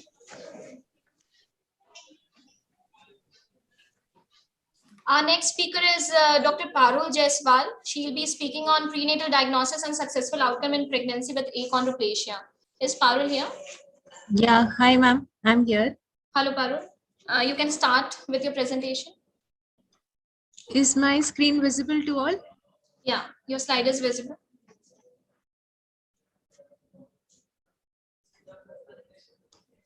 Okay. Good afternoon, everyone. Warm greetings from the All India Institute of Medical Sciences, New Delhi. I am Dr. Parul Jaiswal, Senior Resident from the Department of Obs-Gynae. I'll be speaking on the importance of prenatal diagnosis that led to the successful outcome in a pregnancy with achondroplasia. Achondroplasia means without cartilage formation, which is categorized as a growth plate dysplasia. There occurs mutation in the fibroblast growth factor receptor 3, that is the FGFR3 gene on chromosome 4. In 98% of the cases, there is a glycine to arginine substitution at nucleotide 1138. It affects the endochondral ossification and spares the intramembranous ossification, therefore causing a decreased linear bone growth. It is an autosomal dominant disorder with 100% penetrance, and on the contrary, 80% of the cases are sporadic, with advanced paternal age as a risk factor. When both the parents are affected, in one in 4 siblings have a normal stature, 1 in 2 will be heterozygous for achondroplasia, whereas 1 in 4 will have a homozygous achondroplasia. And it is the homozygous form which is incompatible with life. It causes early neonatal death because of the respiratory insufficiency and neurological deficits from the foramen magnum stenosis.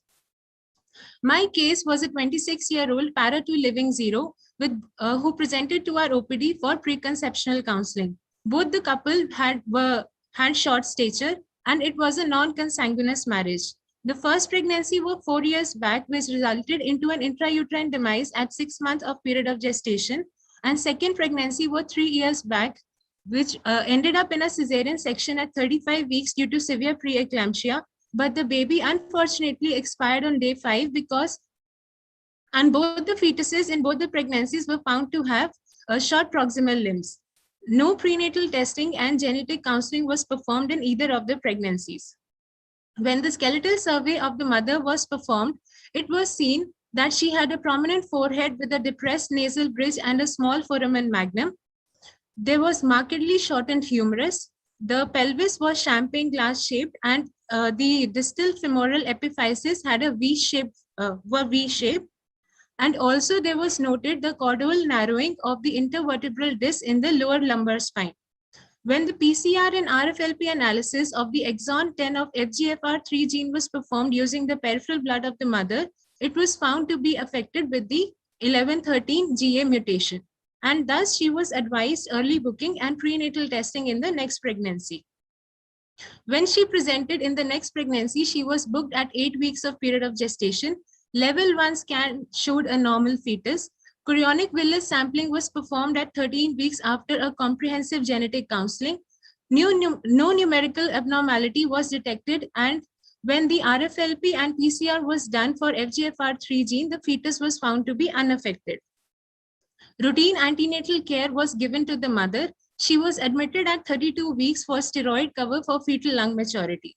But at 35 weeks, she presented with decreased fetal movements. The fetus was in breech presentation, the pelvis was contracted. Bedside ultrasonography showed a poor Manning score. Thus, she was planned for an emergency cesarean section. She was informed about the risk of respiratory compromise, perioperative mechanical ventilation, and premature delivery. When evaluated by the anesthetist, she was found to have a moderate kyphoscoliotic deformity of the spine. The airway was Malampatti 2. She underwent an emergency cesarean with Copperty insertion under GA in view of contracted pelvis with breech presentation with previous section and poor Manning score. It was a male baby weighing 2,300 grams, was morphologically normal. Post-operative period was uneventful, and both the baby and mother were discharged on day 3. Now coming on to the discussion part. Achondroplasia is a non-lethal skeletal dysplasia. The phenotype includes rhizomelic disproportion, macrocephaly, small chest, lumbar hyperlordosis, trident configuration of the hands. For the prenatal diagnosis, various techniques are available, which include pre-implantation genetic diagnosis for parents pursuing IVF, and this detection rate is around 71%. Non-invasive prenatal diagnosis using cell-free fetal DNA found in mother serum is now readily available with high sensitivity and specificity, whereas the invasive diagnostic procedures carry their own theoretical risk of miscarriage and PPROM in the later pregnancy. For cell-free fetal DNA, it was seen that next generation sequencing was found to be more accurate when compared to PCR and restriction enzyme digest, as per this study by Chitty et al. Ultrasound can also be used for a presumptive diagnosis only when it shows short long bone in the developing fetus in the second or third trimester. Even a widened femoral diaphysis metaphysis angle at 20 to 24 weeks can be used as a marker. Femoral length is usually considered the best marker to distinguish among the 5 most common skeletal dysplasias. Femur length upon the abdominal circumference ratio is used to differentiate between the non-lethal dwarfism and the lethal dwarfism. It is the most worrisome dwarfism is the thanatophoric dwarfism, which is the most common and lethal skeletal dysplasia. And it presents early in the pregnancy around 14 weeks with a cloverleaf skull, ventriculomegaly, narrow chest, and short ribs. And unlike achondroplasia, it presents with several FGFR3 mutations.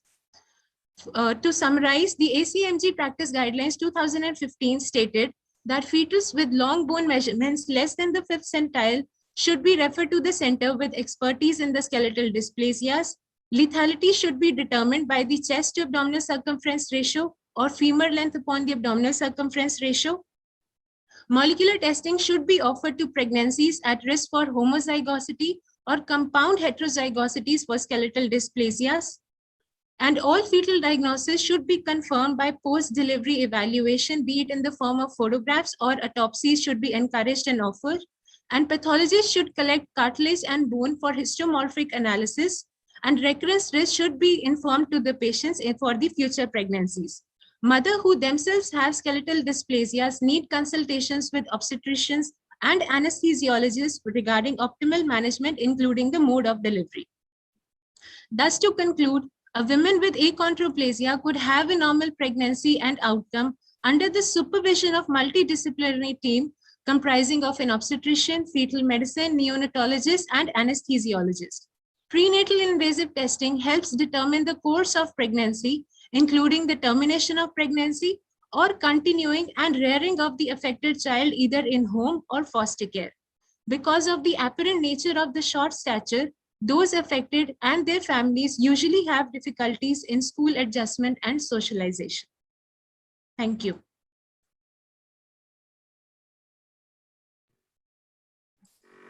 Hi, Dr. Parul. Thank you for such elaborate discussion. As your slide told, both the parents were of short stature, father as well as the mother. Yes, ma'am. So the genetic testing, the carrier testing was done. I mean, the testing done was for both the parents, or was it only for mother? It was done only for the mother, ma'am. If the mother came out to be normal, then you must have thought testing for the father, because it is a No, dominant ma'am, the condition. mother was found to be affected with the FGFR3 mutation. Starting from the beginning, you tested the mother only. So Yes. the plan of action was that if the mother will come out normal, then you will test the father. Yes, ma'am, exactly. So because it's a dominant, anyone is affected. Okay. Yes, ma'am. And basically our purpose was to find out if she is carrying a lethal form, that is either the homozygous variation. That is true. I was thinking why you tested the mother only, not both the parents, because both of them were with short stature. That's why. Yes. So good. Okay. So Arun, I have a question for you. Are you finished, Siddhi? Just one more, ma'am. Okay. So I have a question for you. Last 2 pregnancies, did she follow up at your place, or did she abort anywhere else, somewhere else? Ma'am, she wasn't following at our center. She was booked somewhere in some other hospital. Only when she had this bad obstetric history, she presented for preconceptional counseling at our AIMS. Fine. So was those findings for the baby, you said they had short limbs and all those things, was it a USG finding, or was it an autopsy? It was only when they delivered. No autopsy was performed, only at the morphological examination after they delivered. And no ultrasounds were done, which showed these findings. So how come you suspected that those babies had small limbs and all those findings? Ma'am, keeping in mind the short stature of the parents, and also when she came positive for the mutation in the FGFR3 gene, we had a possibility in the mind that probably both the fetus had either the lethal form, that is the homozygous variation, because the father was also short stature. In ideal condition, autopsy should have been performed for the babies. Yes, exactly, ma'am. That is what the guidelines also say, that in order to conclude with the diagnosis, the autopsy should be encouraged and performed in all these fetuses in which we suspect skeletal dysplasia of any kind. A fetogram along with the autopsy findings. Yes, ma'am. Yes, ma'am. Okay. Okay, Parul, thank you. Parul, luckily in this case, we were knowing that there's a known mutation in the couple. So yes, ma'am. Suppose if you see such findings on a prenatal ultrasound, someone comes to you with such findings, and the parents could be a de novo mutation as well. So yes, the parents are normal. So how, since achondroplasia is going to present mostly in the 3rd trimester, yes, suppose you see something like that at 16 weeks or 18 weeks in a scan. So how are you going to counsel the couple? Ma'am, in those cases, when they present early in the early gestation, we can confirm the diagnosis if it is a heterozygous variation or a homozygous by the chorionic villus sampling or the amniocentesis. And then you have to give a differential diagnosis, right? It can't be only achondroplasia. So how are you going to counsel what it could be the possibilities? Ma'am, we can counsel the couple stating the importance of the test which they have to undergo. The counseling has to be performed, and also on the basis of the test report, they can be informed about the report, what it states, like if it is a lethal form or a non-lethal form, if it is compatible with life, and also even if it is compatible with life, how will the bearing of the child be, how difficult will the child have in adjusting with the peer group, and also not just these, the medical complications which can occur because of the foramen magnum stenosis, and also the respiratory compromise later in life which can occur. Be it or not. If it looks like a lethal dysplasia, so how are you going to counsel? Like, it's not, I'm not talking only of achondroplasia because it's a spectrum of having skeletal dysplasias. So if the findings look like one with lethal, so you have a narrow chest, pulmonary hyperplasia. So what test will you advise them? Or will you do that prenatally, or you'll advise that we should follow up to terminate the pregnancy and to do it on the cord blood or a postnatal evaluation? Ma'am, if a prenatal testing confirms it is a lethal form, then I would advise the couple for the termination of pregnancy the couple should bear the stress and anxiety. I mean, termination on the ultrasound findings, or you will do a prenatal testing? On the basis of the results of the prenatal testing only, I would advise the termination of pregnancy. Not just, I'll be confirming my ultrasound findings with the prenatal testing, and then will you advise karyotype will not pick up all those lethal dysplasias or whatever it is. So what test will you advise? Ma'am, on the most common mutations which we suspect in such skeletal dysplasias can be done, like PCR and RFLP analysis can be done for such mutations on the most common genes which may be involved in these skeletal dysplasias, because most like in all these skeletal dysplasias, the numerical abnormality of the chromosomes may not be there. So that will come out to be normal.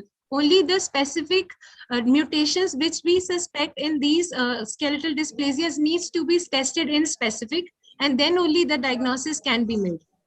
You are telling RFLP and PCR. Can we go next candidate? Next, time is too late. thank you so much. Yes, you have to advise whole gene sequencing for this if you don't know a prenate, right? So you have to sequence the exon. Okay. Yes, ma'am. Yes, ma'am. Yes, ma'am. Thank you, but very well explained. Thank you. Thank you. Thank you, ma'am. Thank you, ma'am. Siddhi, would you like to introduce the next speaker? You have the list or not? Okay, I'll introduce myself. Fine. Next is Dr. Urvashi Kapoor. She'll be speaking on genetic misfortune, a case of recurrent molar pregnancy due to NLRP7 mutation. Dr. Urvashi, please share your screen.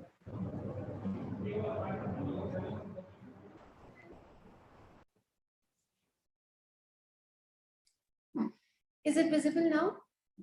Yes, please start. Good afternoon, everyone. I'll be presenting on genetic misfortune, a case of recurrent molar pregnancy due to NLRP7 mutation. My patient, Mrs. X, 25 years old, gravida 6 with previous 5 abortions at 5 + 5 weeks period of gestation, was referred to us in view of bleeding per vaginum for the last 2 days without any history of passage of grape-like vesicles, fleshy mass, or fleshy tissue per vaginum. She had history of recurrent hydatidiform mole. She came to us on 25th January 2021. She was married for 9 years. Her last menstrual period was on 16th December, and she was UPT positive on 20th January. Her previous cycles were regular. Past history and family history was not significant. Coming to her obstetric history, her first pregnancy was in 2014. It was complete abortion for which dilatation and curettage was not done. Second pregnancy was ultrasonographically and histopathologically proven partial mole. The subsequent pregnancy was in August 2017, where the ultrasonographic features were suggestive of missed abortion, but dilatation and curettage was done, but histopathological examination was not available. The subsequent pregnancy was in December 2017, which was again ultrasonographically and histopathologically proven molar pregnancy. With this history, she was referred to PGI, and she was a candidate for DNA screening for NLRP7 mutation of 11 exons. Her sample was sent and was reported from McGill University Health Center, Montreal by Dr. Rima Slim, and it revealed that the patient was compound heterozygous for this particular mutation that has been reported in patients of Indian origin. Her fifth pregnancy was in May 2019. This pregnancy was managed in PGI. It was again ultrasonographically and histopathologically proven complete mole. Her pre-evacuation beta HCG was 29 lakhs. 2 days later, her suction evacuation was done, and 48 hours after that, her beta HCG had fallen to 2 lakhs. She was discharged under stable conditions and was attached to OPD for weekly beta HCG follow-up.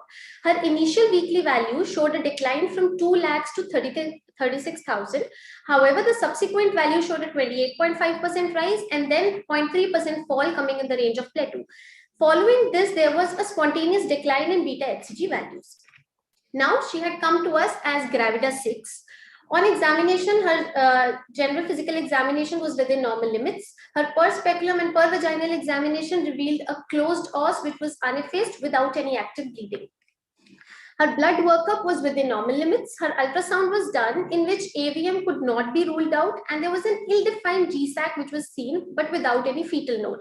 The CRL corresponded to 5 + 2 weeks period of gestation. Her beta HCG was followed up and she was discharged under stable conditions on 29th January. She was attached to the OPD and was asked to follow up with beta HCG after 1 week. However, the patient came back to us after 2 days on 31st January at 6 + 4 weeks period of gestation with chief complaint of bleeding per vaginum, which was associated with pain and passage of tissue. On examination, her os was closed and uneffaced and altered blood was seen. Her repeat ultrasound was shown, but this time the uterine cavity was empty and no GSAC could be seen. Her beta HCG was 13,000. She was discharged on 2nd February and attached to OPD for beta HCG follow-up. This is the entire beta HCG in this pregnancy. She came to us on 25th January. 26th January, beta HCG was 18,000, followed by 27,000 and 19,000. On 29th January, she was discharged. She had expulsion of products of conception on 30th January, was readmitted on 31st. On 1st February, it was 13,000. And we are here now. She was discharged on 2nd February. After 1 week when she came to us, the beta HCG was in the declining trend at 1700. However, the subsequent value showed a 3.36% rise coming in the range of plateau. And then we had 3 values of rise of more than 10%. So the patient was a case of postmolar GTN. Her chest X-ray was done, which was normal. However, CCT chest revealed random nodules in bilateral lungs and enlarged heterogeneous uterus with increased myometrial and parametrial vascularity. Her FIGO risk scoring was done and the score was 4. So she was post-molar low risk GTN. She received first cycle chemotherapy on from 10th March to 16th March, following which her beta HCG on 23rd March showed a decline of 94.6%. She has received her second cycle from 24th March to 31st March, and she is for repeat beta HCG on 6th April. This is how the vascularity has reduced over a span of 1 month. Now, why did I want to present this case? Firstly, coming to the incidence. Incidence of H-mole is very difficult to establish, but the current data says that the incidence of complete mole is 1 in 1000, partial mole is 3 in 1000 pregnancies. But the risk of repeat molar pregnancy after first mole is 1 to 1.5%. And after 2 molar pregnancies is as high as 11 to 25%. Now coming to the post-molar follow-up and interpretation and management of HCG during monitoring. So we can have one of the 3 conditions in which there can either be a fall, a plateau, or a rise. So fall is defined as decrease of more than 10% across 4 values during a 3-week period.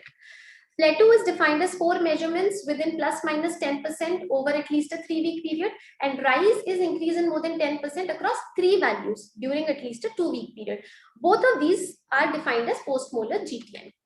Now coming to the frequency of gestational trophoblastic neoplasia after molar pregnancy. So our patient fell in this category of recurrent molar pregnancy, and the incidence is as high as 40% if the previous moles are complete and 11.7% if the previous moles are partial. My patient had both, so her incidence was somewhere between 12 to 40%. Now the further plan. So we'll continue chemotherapy till HCG values normalize. We'll monitor till disease remission, followed by consolidation therapy, which will be 3 consecutive courses of the last effective regimen, and the patient will be advised contraception during this time.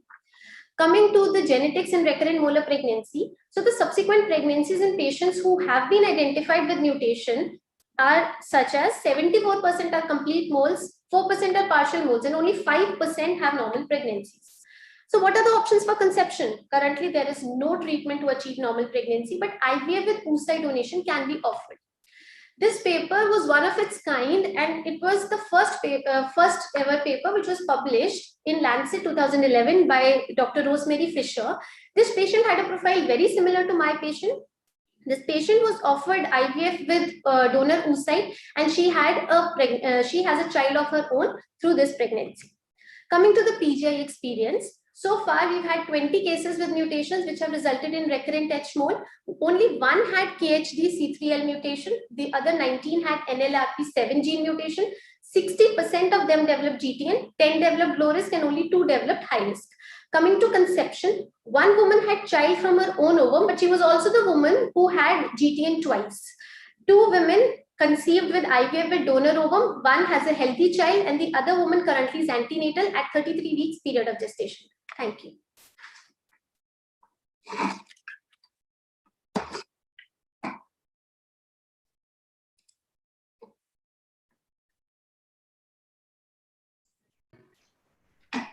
Ma'am, you ask first. For a nice presentation. Siddhi, you first. No, ma'am, I don't have questions. Okay, fine. Urvashi, can you tell me that actually I'll share you my experience first and then ask you a question. I also had a chance of meeting a patient who had 5 recurrent molar pregnancies, all with the histopathology proven one. And she again came to us with a molar pregnancy, and she underwent dilatation and she underwent suction evacuation followed by normal beta HCG levels, and within 1 month she came, her beta HCG levels normalized, and but she was not found to have any gene mutation, and but still we asked her not to conceive because there is mental stress and trauma to the patient regarding recurrent molar conception. She has conceived 6 times, but still she had molar all the times. Fine, so we counseled her for adoption. Do you think it is a nice what do you think in a patient with recurrent molar pregnancy, if she's not having any gene mutation, what should be the option given to her for future conception or prospect? Ma'am, firstly, most of the gene mutations which have been tested so far were only 2, the ones that I mentioned. But now they are saying that there is genetic mosaicism also, and there are other alleles which are coming up. So it could be one of those rarest of the rare mutations which could have been there. But even if it was a previous molar pregnancy and we did not identify any mutation, we have to keep it in mind that every subsequent molar pregnancy exponentially increases the risk of developing post-molar gestational trophoblastic neoplasia. So it is better not just for the psychological reason, but also to prevent the chances of recurrent GTN. Because the data that I found, there are very few studies which are there, which have shown that if there's a previous mutation, then what is the risk of developing GTN? But if she has 2 or more molar pregnancies, then itself the risk of GTN increases to as high as 10%. Otherwise, it is only 0.01% in the normal population. And rather more than that. Around 23, around 20%, fine. So she has to be offered other modes of conception. Right. Any questions? Dr. Urvashi? Yes, ma'am. What should be the ideal spacing? So suppose she is not willing for donor eggs, what should be the ideal spacing after the completion of chemotherapy in this patient? Ma'am, we have to, this patient, because she's become a case of low risk GTN, so she has her next beta HCG due on 6th April. So we'll be continuing with the single agent 8-day chemotherapy till her beta HCG levels come to less than 5, followed by 3 negative values, so that we define that a complete remission has been attained. Following this, we are planning that we'll give a consolidation therapy for 3 cycles to this patient. And then she'll have monthly beta HCG follow-up for 1 year, during which she'll be offered contraception. So after this, we can advise conception to her. She can try conception following that. The question is clear-cut, Urvashi. After how many months or year will you ask her to conceive? Will you? Ma'am, 1 year. After completion of chemotherapy, after 1 year of chemotherapy, and after 1 year after attaining remission, we can ask her to conceive.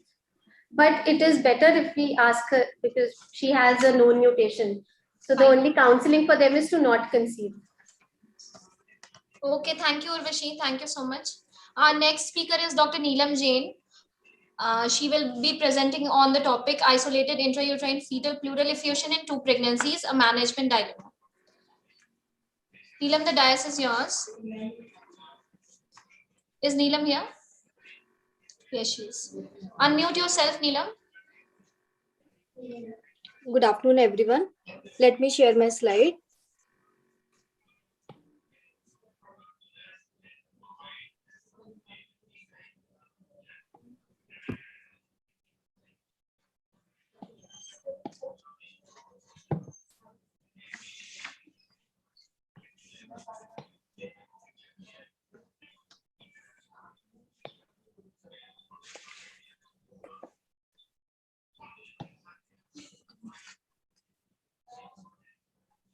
Is it visible?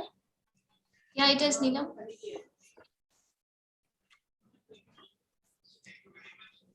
You may start, Neelam. Good afternoon, everyone. I'm Dr. Neelam Jain. I'm fellow in high-risk pregnancy and perinatology at PGI. Today, I would like to present 2 cases of isolated intrauterine pleural effusion, which were managed at PGI, and there was a management dilemma which we faced.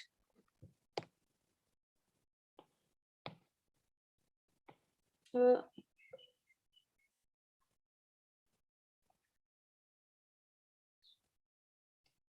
there is some problem in my slide sharing.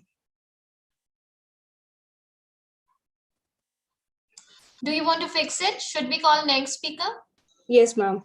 Okay, thank you, Neelam. You'll be given time. Thank you. Thank you, ma'am. Afterwards. Okay, our next speaker will be Dr. Misha Verma. Her topic is classical congenital adrenal hyperplasia in both DCDA twin pregnancy, born to a non-classical and fine, not visible mother who presented as PCOS, a case report. Is Misha here? Yes, ma'am. Okay, Misha. Ma'am, should I share the screen? Yeah.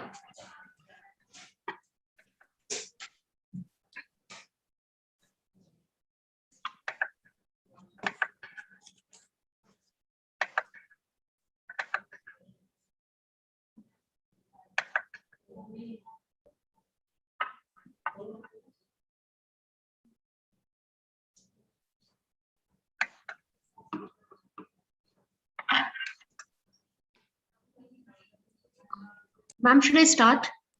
Yes, Misha, you may start. Good afternoon, everybody. I am Dr. Misha Verma from Cloud9 Hospital, and I am here to present a case report on classical congenital adrenal hyperplasia in both DADC twins born to a PCOS mother. Congenital adrenal hyperplasia is an autosomal recessive disorder which results from pathogenic CYP21A2 mutation. It results due to the defect in enzymes of adrenal steroidogenic pathways, which results in alteration in glucocorticoid, mineralocorticoid, and sex steroid hormone production. Clinically, it is classified as classical or non-classical oblique late onset type, classical CH further being salt wasting or simple virilizing. The overall prevalence of classical CH is 1 in 10,000 to 1 in 15,000 live births and varies with ethnicity. And a non-classical CH is much more common with a prevalence ranging between 1 in 1,000 to 4 in 1,000. CH in twins is very rare with only 15 cases reported in literature so far, making the anticipated incidence of twins with CH less than 1 in 23 million births. Out of 15, only 5 cases of dizygotic twins have been reported. And in our study, we report a previously undiagnosed female who gave birth to DADC twins who presented with both salt wasting and simple virilizing forms of classical CH. Our patient was a 23-year-old female with type 1 obesity, a BMI of 32.1 kg per meter square. She was a known case of PCOS. She presented to us at 35 weeks with IVF conception with DADC twins with intrahepatic cholestasis of pregnancy with gestational hypertension in preterm labor. Patient underwent emergency cesarean section in view of precious pregnancy with preeclampsia with imminent features and delivered twins. Twin 1 was a low birth weight male twin with a birth weight of 1.94 kg. Twin 2 had disordered sexual differentiation, had a birth weight of 2.36 kg. Both twins had an APGAR of 8 and 9. Physical examination of both the twins showed normal anthropometric parameters. Twin 1 had normal male external genitalia, whereas twin 2 had enlarged clitoris and single urogenital opening with posterior labial fusion. As twin 1 was low birth weight and had transient tachypnea of newborn, the twin was kept under monitoring with monitoring of vitals and blood sugar. 17-hydroxyprogesterone as a part of the Guthrie test was done, which was found to be 365 nanomole per liter. Twin 2 had disorder of sexual differentiation, so a complete CH workup was sent for this twin. Imaging was also done on day 3 of life. Vital monitoring, RBS monitoring, and serum electrolytes were checked and found to be normal. Detailed genetic testing was offered but could not be done as the family refused. The detailed evaluation of twin 2 showed raised 17-hydroxyprogesterone, which was 589 nanogram per ml. Cortisol, androstenedione, and aldosterone was also raised. Testosterone was much higher than the reference value, which was around 3,500 nanogram per deciliter. On ultrasound of twin 2, uterus and cervix was found. No ovaries or testes were noticed. Adrenal glands and Mullerian structures were found to be normal. On MRI abdomen and pelvis, uterus, cervix, and vagina was seen, and presence of clitoromegaly was found. Twin 1 was stabilized and discharged on day 3 of life. Follow-up was advised, but the twin presented to PGI on day 8 of life with hypovolemia and shock and expired subsequently. Twin 2 was taken LAMA and expired on around day 10 of life in home settings. Making the provisional diagnosis of twin 1, as the twin 1 had raised 17-hydroxyprogesterone levels, the twin most likely had presented with salt wasting form, but the family had refused any further workup to come to a definite diagnosis. Twin 2 most likely had the diagnosis of simple virilizing form of classical CH. Further evaluation in the form of genetic workup was planned, but could not be done as both the twins were lost to follow-up.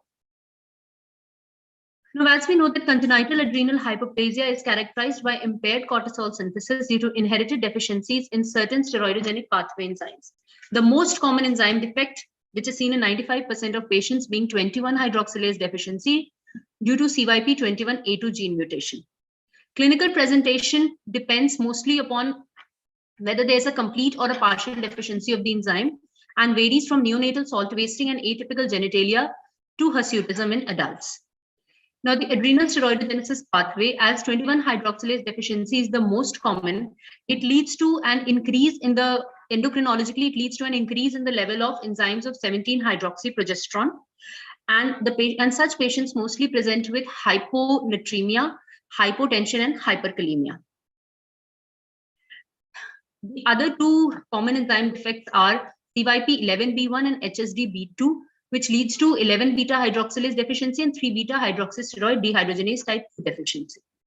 21-hydroxylase deficiency, most commonly, which is the most common form, has 17-hydroxylase progesterone, DHEAS, testosterone, and ACTH much raised above the reference level. As non-classic form is associated with partial deficiency, the levels are raised, but to a much lesser extent. ACTH is in the upper normal level. The salt wasting form of classic CEH form mostly manifests in the first week of life and presents with features of adrenal insufficiency. Simple virilizing form patients mostly present with ambiguous genitalia and can have a delay in diagnosis due to social reasons. These patients mostly present with either clitoromegaly or precocious puberty. Non-classical CEH presents in late childhood or early adulthood with features of hyperandrogenism, and such symptoms overlap with that of PCOS. Thus, NCCH has to be considered as an important differential in all girls and women who present with signs of hyperandrogenism. As clinically the features are difficult to distinguish, we need to get done 17-hydroxyprogesterone in suspicious cases. 17-hydroxyprogesterone mostly in classical forms is diagnostic. However, in non-classical forms, it can be in the normal range. Thus, in those cases, acute ACTH stimulation test is the gold standard to confirm the decreased 21-hydroxylase activity.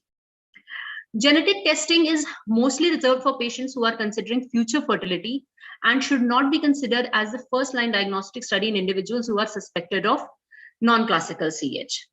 It mostly can identify individuals who are compound heterozygotes and may carry an allele which encodes a severe defect in the gene CYP21A2.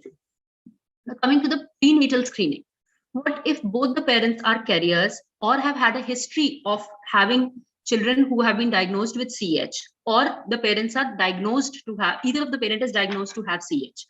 In that case, it is advised to get done an NIPT and to analyze the maternal plasma DNA and to determine the presence of Y chromosome. In the presence of Y chromosome, dexamethasone is not to be started. In the absence of Y chromosome, that is if the fetal sex is female, we have to begin dexamethasone prior to 9 weeks gestation after extensive counseling with the family. Further confirmation is done via invasive prenatal testing in the form of CVS or amniocentesis. Fetal sex is again reconfirmed if found to be male. If DEXA has been started earlier on suspicious grounds, is to be stopped. If female, then CYP21 genotype, whether affected or not, is to be found out. If affected, dexamethasone is to be continued and is to be given to the mother till the delivery, and the diagnosis of the child is confirmed postnatally. If the CYP21 genotype is unaffected, dexamethasone is stopped and patient is put on long-term follow-up. To conclude, we should evaluate all patients of PCOS with high index of suspicion for non-classical CEH. All patients with suspicion of non-classical CEH should undergo further testing in the form of 17-hydroxyprogesterone, which is the basic test for confirmation of diagnosis. Coming to twins, CH in twins is extremely rare, and to the best of our knowledge, only 5 cases of DADC twins have so far been reported in literature. Thank you.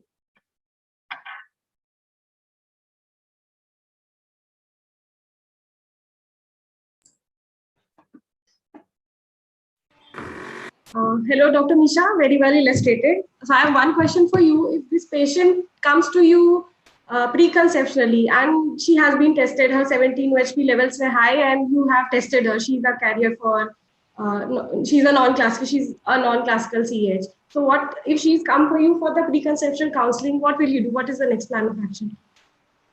Ma'am, for preconceptional counseling, we have to explain to the patient of the risk of having a child. I mean, 1 to 8, the risk of having a child that is to be, who will be affected with CH. And also that mostly we have to counsel her about starting dexamethasone as early in pregnancy as possible. Will you do some test in the preconceptional period if she comes? Will you test? Ma'am, basically, ma'am, 17-hydroxyprogesterone, and ma'am, as she's confirmed, genetic testing is already done. Confirmed. She's confirmed. Ma'am, then other than that, ma'am, I think 17-hydroxyprogesterone is what we'll be doing. It's an autosomal recessive condition. So you'll test the partner for being a carrier. If he's not a carrier, you need not to do anything, right? Then there's no chance that the baby will be affected. So partner testing for carrier state should be done. Isha, I have a question for you. What are the currently methods, options available for diagnosis of CH in the babies, in the fetuses? Ma'am, first is, ma'am, the biochemical test that we have. Ma'am, first is the clinical examination of the fetus. Ma'am, ma'am, you mean to ask? Yes. Sorry, ma'am, as soon as the baby is born, yes, ma'am. So, first is the clinical examination of the newborn. Whether the... In the fetus, Misha, in the fetus. Okay, ma'am, in the fetus, ma'am. How do you do the prenatal diagnosis of CH? I'm asking you the options available for Ma'am, first is, ma'am, as early as the patient, as soon as the patient is conceived, around 5 to 7 weeks, we can offer NIPT testing, non-invasive prenatal testing. And if the patient comes to us late, or even if NIPT is done, we have to offer her either chorionic villus sampling at 10 to 13 weeks or amniocentesis 16 to 20 weeks. Ma'am, this is first to confirm the sex of the fetus, the presence of Y chromosome, and also for for checking the affected CYP21A2 genotype, if it is affected or not. Yes. And why do you suggest starting dexamethasone as early as possible? Ma'am, that is because at what gestation? Ma'am, it is to be started around 5 to 7 weeks of gestation, because the male sex differentiation starts as early as around 7 weeks, and it is completed by 14 weeks. So as soon as it is started, we have to begin dexamethasone, just to limit the virilization. Not just male sex difference, but actually genital organogenesis takes place at 9 weeks, at around 9 weeks. And that is why you give therapy before that. But yes, you should go for free fetal DNA as soon as possible, because you are giving the risk of unnecessarily treating 7 out of 8 fetuses. And that is why you should emphasize prenatal diagnosis early in the gestation. Yes, okay, thank you, Misha. Can we go next? Next speaker, yeah. Thank you, ma'am. Neelam, are you ready with your presentation?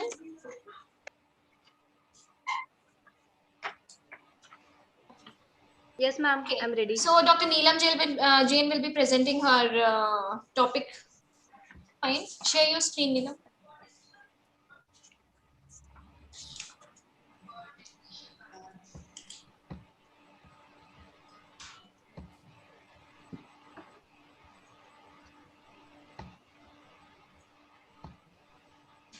Neelam, are you there? Ma'am, I'm not able to share my screen. Okay, then we move on to the next participant. Neelam, you can come over here. Okay. So our next participant is Dr. Kanchi Kurana. She is going to present on Soy syndrome, a case report.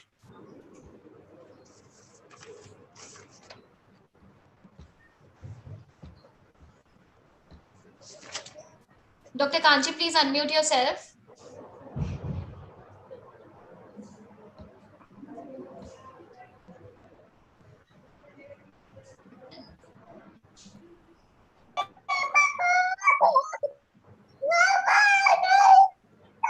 Just a second.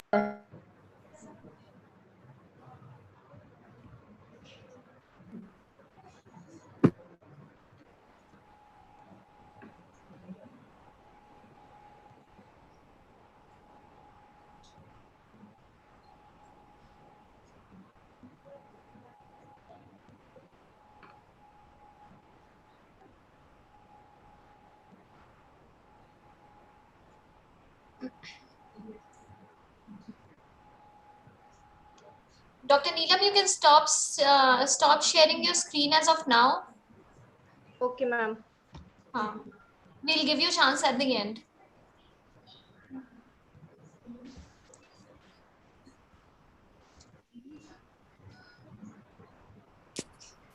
Hi, sorry for the delay. I'll share my screen.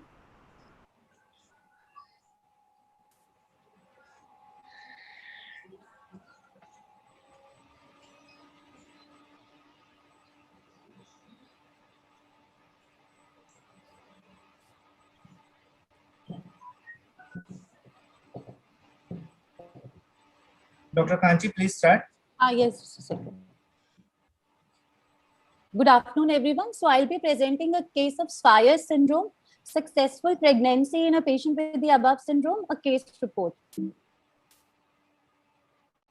So Swire syndrome is a rare type of disorder of sex development. It is characterized by gonadal dysgenesis in a phenotypic female with normally developed Mullerian structures.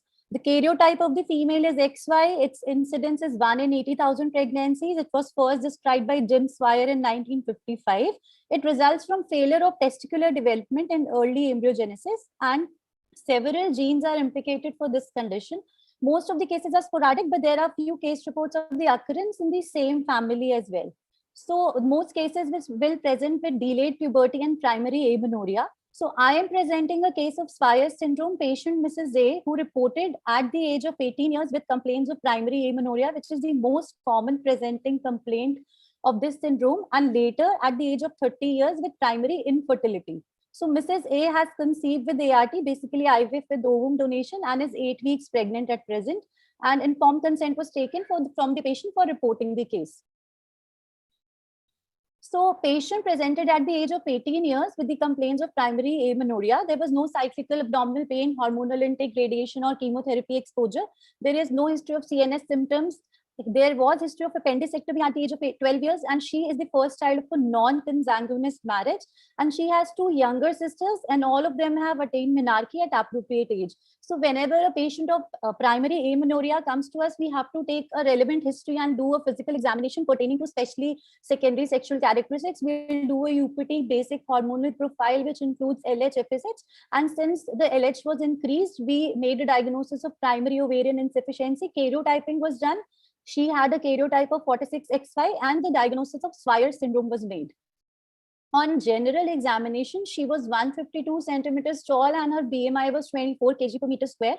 On examination of secondary sexual characteristics, she had female external genitalia, vaginal orifice was present, her breast was Tanner stage 3, axillary and pubic hair were Tanner stage 2, and on per rectal examination, there was a small infantile uterus felt. On investigating, she had increased TSH, her FSH was 275.7, her LH was increased, her estrogen, progesterone, and testosterone were decreased. ECG echo was normal, and the ultrasound pelvis revealed a hypoplastic uterus of size 3.2 into 2.5 into 1 centimeters with presence of query ovaries on both the sides with size 1.5 and on the right side and 1.4 into 0.6 on left side.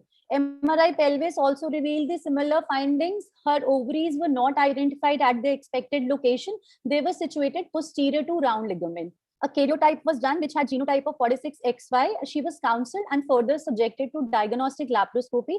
On laparoscopy, she had small prepubertal size uterus with normally present fallopian tubes, and there were bilateral streak gonads on both of the sides. No other pelvic abnormality was seen.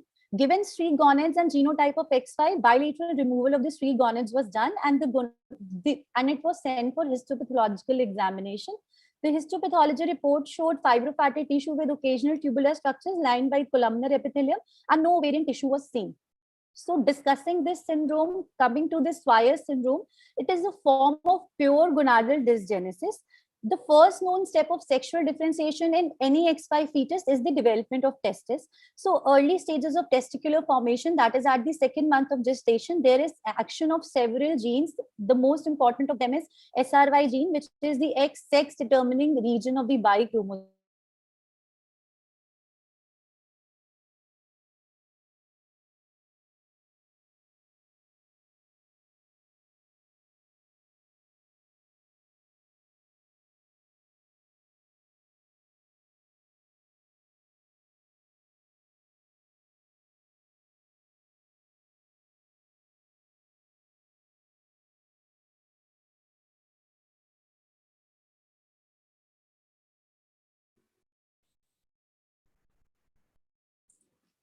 Dr. Kanchi, are you here? Dr. Kanchi?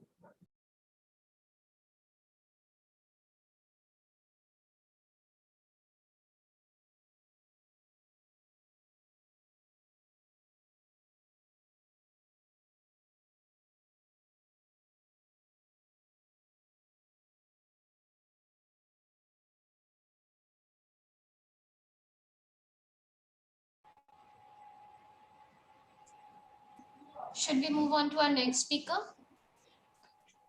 Let Dr. Kanchi join and present her presentation later. Neelam, are you ready with your presentation? We are asking you again. Is Dr. Shalini Lohan here? Yes, ma'am. I'm ready with my presentation. Okay, Neelam. So start, please. Share your screen, Neelam.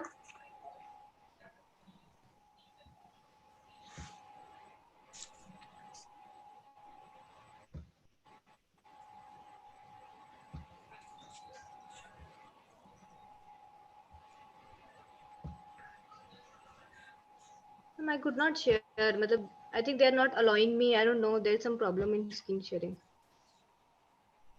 We'll share from our side. Don't worry. Okay, fine. We are moving on to our next speaker. Dr. Satakshi Kulsresht. She is going to present on an interesting case of heterotopic pregnancy. Good morning, ma'am. Good afternoon, ma'am. Good afternoon, Satakshi. Start with your presentation. Let me share my screen, ma'am. Manas, can you confirm Dr. Shalini is there or not? Dr. Shalini is absent. I have already messaged you, ma'am. Okay, fine. Ma'am, can you see my screen? Yes, Satakshi. Go on, start. Good afternoon, judges, panelists, and my dear delegates. I will be presenting a case of heterotopic pregnancy. Coexistence of intrauterine and extrauterine pregnancy is a rare phenomena with an overall incidence of 1 in 30,000 in natural conception and an overall incidence of 1 in 3,900. In pregnancies conceived with assisted reproduction, it is much higher, that is 1:100 to 1:500. Therefore, always a high index of suspicion is needed for its timely diagnosis and management. My patient was 34 years of age, resident of Roopnagar, married for 2.5 years. She presented to us at 8+1 weeks period of gestation. She was gravid 2, para 1, living 1, and had conceived via ovulation induction conception. She had chief complaint of pain abdomen for 2 days, which was generalized all over the abdomen, moderate to severe, and colicky in nature. There was no history of spotting per vaginum, no history of fever, vomiting, or loose motions, no history of intervention, and no history of trauma. Her past obstetric history, she had underwent a cesarean section for postdatism 1.5 years back and had born a live-born girl, average weight, alive and well, no antenatal or postpartum complications. Her past history was not significant, family history not significant. On examination, she was conscious, well-oriented with a normal BP. However, she was having tachycardia to the tune of 112 beats per minute. Her respiratory chest and CVS examination was normal. Her per abdomen examination, a transverse scar of previous cesarean was present. There was epigastric tenderness, but there was no rigidity or guarding. Her per speculum examination showed the os was closed and there was no active bleeding per vaginum. Her uterus was bulky on per vaginum examination to 6 to 8 week size. There was cervical motion tenderness present and bilateral adnexa was tender. Then we monitored her serial hemogram, which showed a HB fall from 9.1 to 7.8 within 6 hours. Rest of her TLC and platelet counts were normal. Her beta HCG was raised, 16,572. ABG was normal. Rest of her investigations were normal. Then TVS was done by senior consultant radiodiagnosis, which showed an intrauterine gestational sac with live embryo and another sac-like structure posterior to the uterus, but there was no evidence of embryo within it. The G-sac was seen to abut the left ovary, which was also seen posterior to the uterus. The right ovary was appearing normal. There was free peritoneal fluid with echogenic floaters pointing towards hemoperitoneum. So giving us an impression of heterotopic pregnancy with ruptured ectopic pregnancy and a live intrauterine pregnancy. This patient, she was referred to us with a private ultrasound stating bowel perforation, but our consultant radiodiagnosis gave us that bowel was normal. Then we made the following differential diagnosis before the ultrasound: bowel perforation, enterocolitis, which were ruled out by the following findings of normal. She was passing stools and platters. Her bowel sounds were normal, and there was no loose motions. And ultrasound revealed hemoperitoneum along with a hemoglobin fall, which was significant. So patient was explained about her condition, the risk of anesthesia and surgery to the fetus, and taken up for laparoscopic right salpingectomy under general anesthesia after giving a progesterone injection. Her intra-op findings revealed a ruptured right side ectopic pregnancy, which you can see a normal right ovary and the ectopic sac, which was ruptured, showing lot of hemoperitoneum.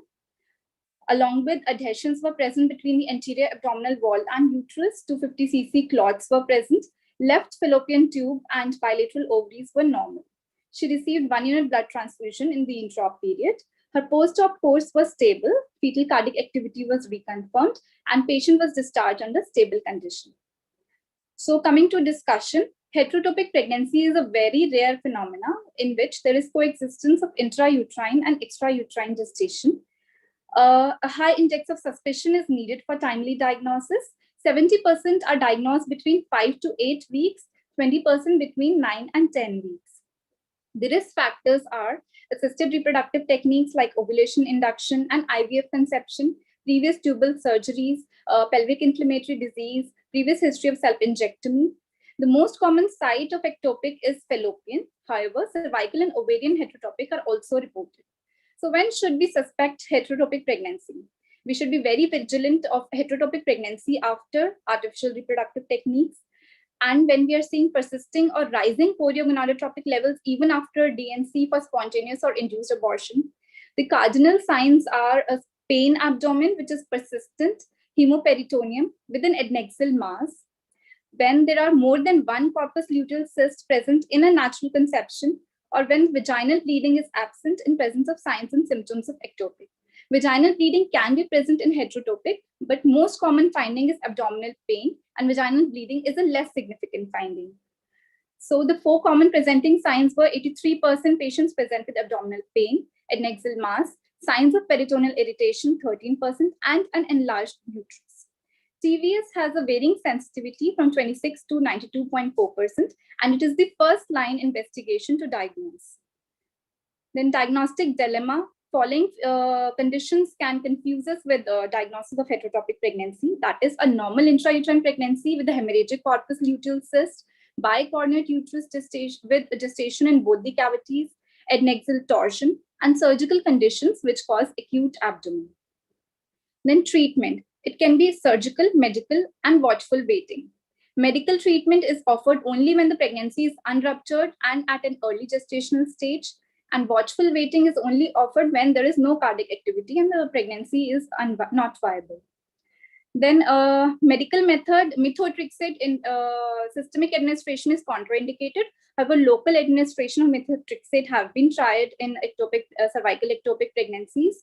Then if unruptured, it can be done by aspiration and instillation of potassium chloride or hyperosmolar glucose in the G-sac.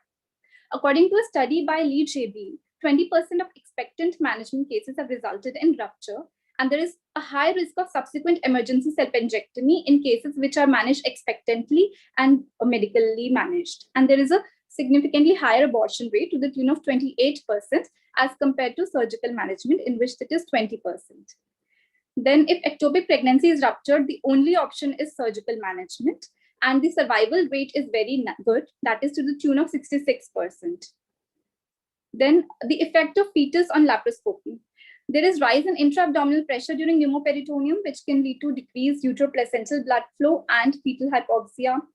From pneumoperitoneum, there can be absorption of carbon dioxide leading to fetal acidosis, and a higher intra-abdominal pressure can cause uterine contraction and result in fetal loss. Then rarely uterine perforation can happen during trocar placement, which can result in preterm premature rupture of membranes and preterm delivery. Subsequent follow-up of these pregnancies is as per the obstetric indication, and the presence of recent abdominal incision does not preclude pushing in the second stage of labor. This is a study published in a Journal of Ultrasound in which various heterotopic interstitial pregnancy cases were reviewed, and 86 cases were found, in which they found that 73% of the heterotopic pregnancies were diagnosed in the first trimester between 6 to 9 weeks period of gestation. 37% presented with coronal rupture. 53% were diagnosed during routine scans. 53% of such patients were treated by surgery, mostly laparotomy, 32%, and medical management was offered in 32% of cases. In this study, the outcome was the live birth rate was 70%, 21% resulted in miscarriage, 2 had a termination of pregnancy, 1 had to undergo hysterectomy, and the other one was a molar pregnancy, so needed termination. So concluding, we have to keep a high risk of suspicion, especially when ART is used. Whenever we find amenorrhea, along with colicky pain, fainting, hypotension, hemoperitoneum, and fallen hemoglobin, along with a viable pregnancy, intrauterine pregnancy, we have to keep a high suspicion for heterotopic. Ultrasound is the first line of investigation. Intrauterine pregnancy, if viable, has a good outcome, and laparoscopy is the preferred modality of treatment. Present status of our patient, she was discharged with viable intrauterine pregnancy on post-op day 6. She carried her pregnancy well till term. Her cesarean was done at 38 weeks in view of premature rupture of membranes with poor bishops, and she is doing well currently. Thank you.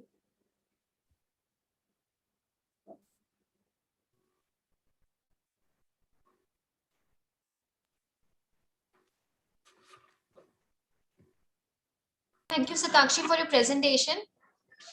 So what is your take-home message with this presentation of yours? My take-home message is that we have to be very sure how the patient has conceived. As a gynecologist, we have to take history properly and keep a high index of suspicion in case of the artificially conceived cycles.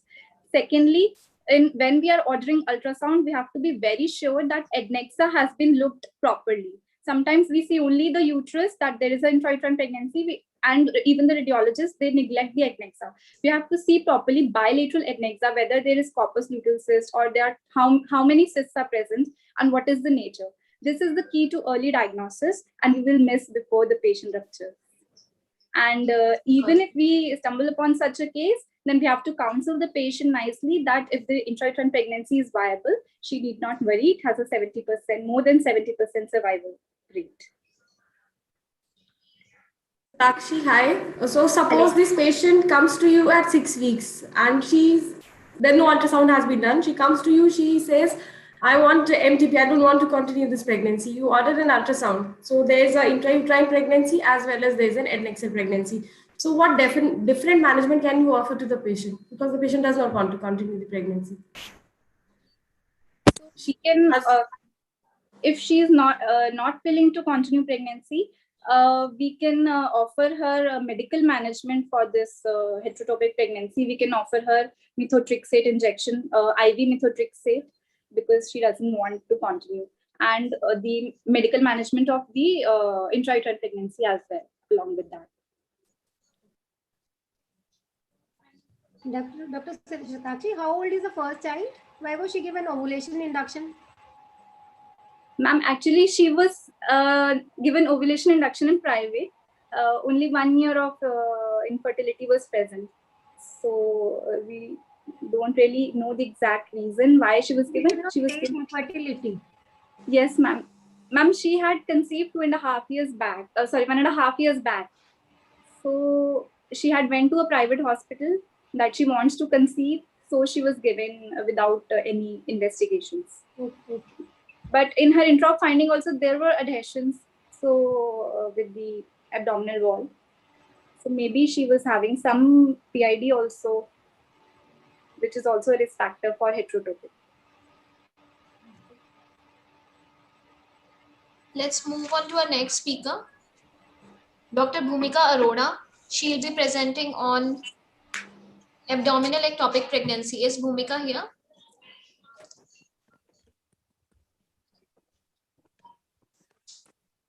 Dr. Bhumika?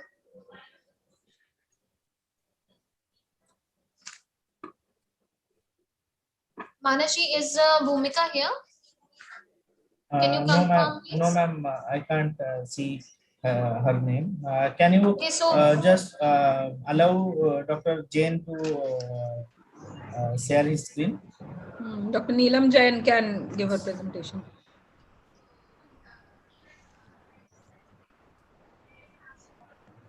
Dr. Neelam, please share your screen.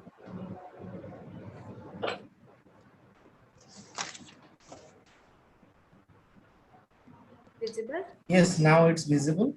Please go to the full slide mode and present your case.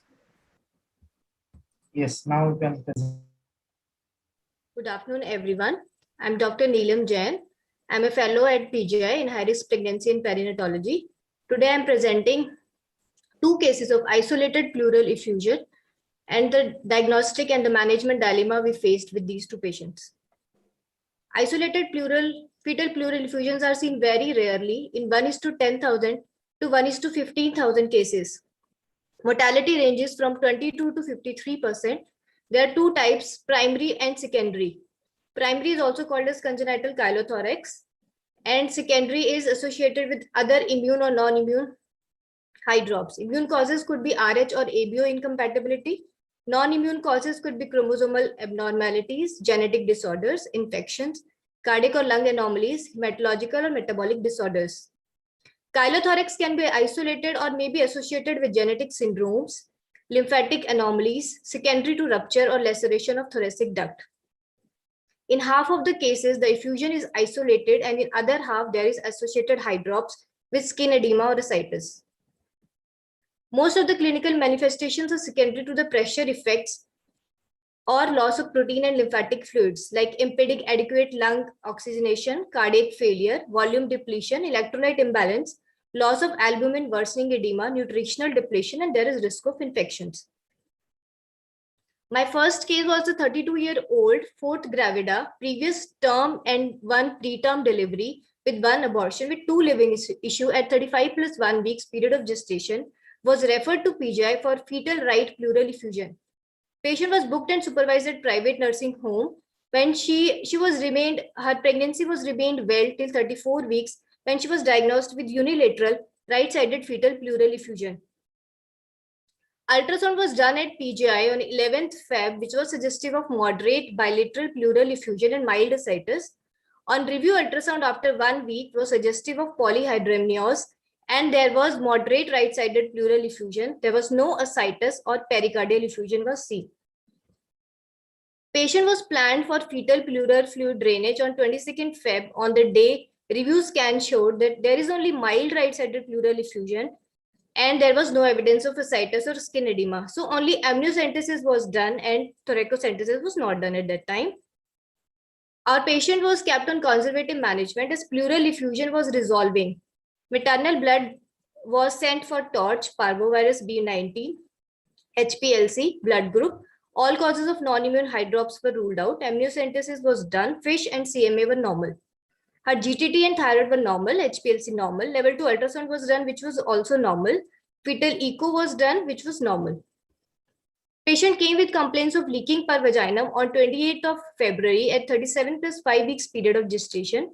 Patient was induced and patient delivered a live boy 2.3 kg with Apgar of 9/9. Baby was kept in CLR nursery for 3 hours for monitoring.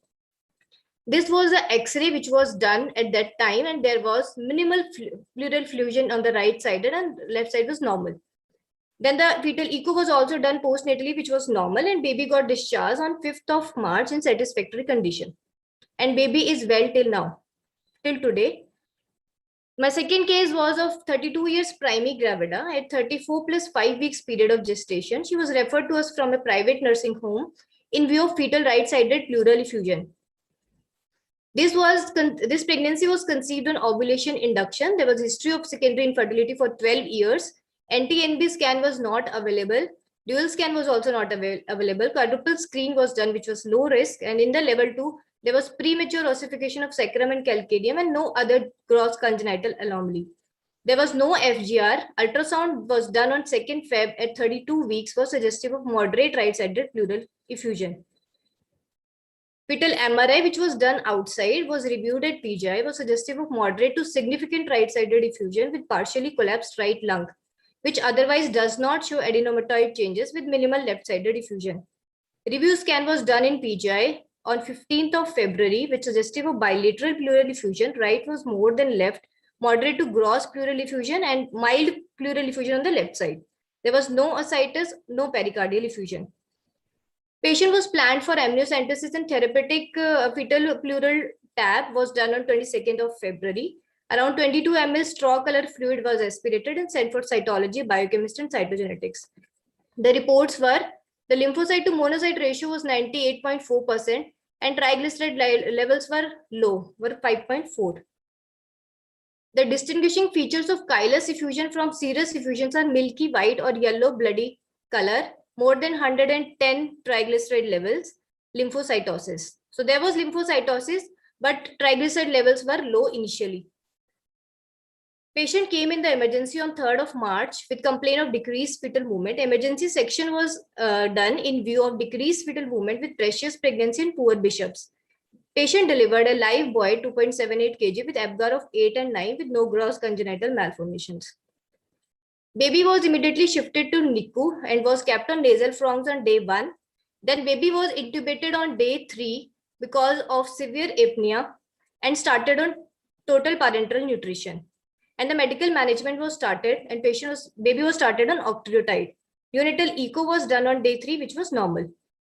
The investigations of pleural fluid postnatally showed increased triglyceride level, which are more than 110, which was suggestive of chylothorax. On day 4, pleural fluid report was suggestive of chylothorax, and day 6, baby underwent hemodynamic instability and the chest tube was inserted on the right side. This is the picture of day 5 when pleural fluid was aspirated, 25 ml, and on day 6, the right-sided lung was completely collapsed. So at that time, chest tube was inserted on the right side. After the insertion of the chest tube, the right lung expanded on day 7, but the left lung was also collapsing. So on the next day, the left chest tube was inserted and then both the lungs were expanded. Then the right tube was removed on day 13 and left tube was removed on day 18 and baby was started on breastfeeding. On day 19, baby was shifted to neonatal ward and day 20, parents took LAMA, but baby was fine at that time, was taking breastfeeding and was hemodynamically stable. Prognosis for fetal pleural effusion is highly variable and difficult to predict. Primary hydrothorax with small volumes of pleural fluid and no hydrops usually resolve of its own. Moderate pleural effusion with underlying lung collapse needs intrauterine pleural fluid drainage, thoracocentesis, either by thoracocentesis, thoracoamniotic shunts, or pleurodesis. Study in 2003 by Para et al. Suggested role of intrapleural injection of maternal blood as a newer therapy for fetal chylothorax. There are case reports of spontaneous in utero resolution of severe bilateral hydrothorax without active management, resulting in an uncomplicated newborn. Usually they resolve in 75 to 80% by 2 to 6 weeks. If more than 10 ml per kg per day of pleural fluid is still draining after 4 weeks, baby is considered for surgical management. There is no consensus on timing of surgery. Most recommend 3 to 4 weeks of conservative management before proceeding for surgery. Finally, I'm concluding my today's session. Fetal therapy is now the treatment of choice rather than treating a neonate. Intrauterine treatment increases the survival chances, also reducing the neonatal morbidity and mortality due to prematurity.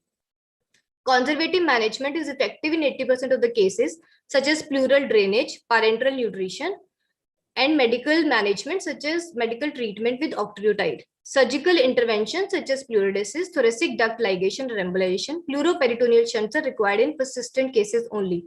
Universal consensus on management of congenital chylothorax is unavailable. Data on safety of medication use in neonates are sparse. Thank you.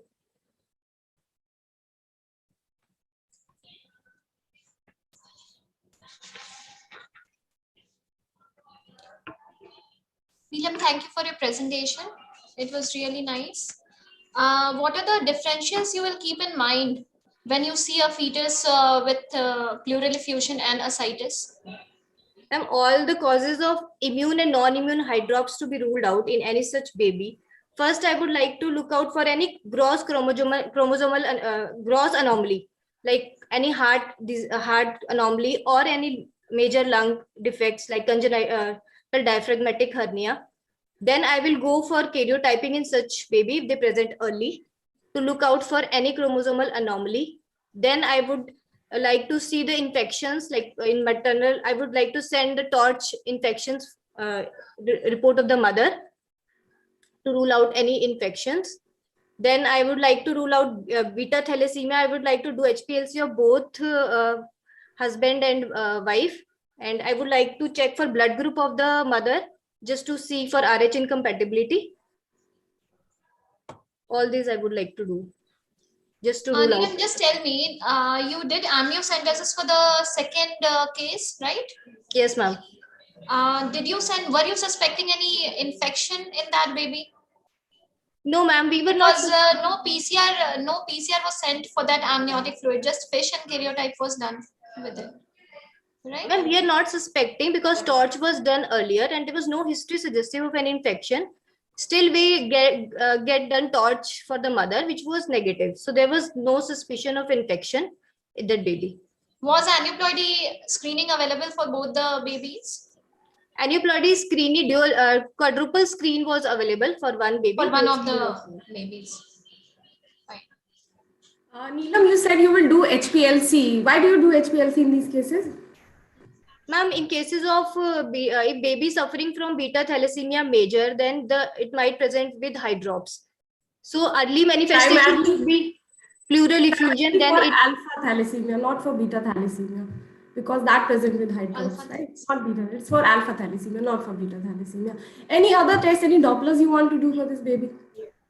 Ma'am, right now I don't want to do because both the babies were growing well. There was no evidence of any FGR. So intrauterine Dopplers.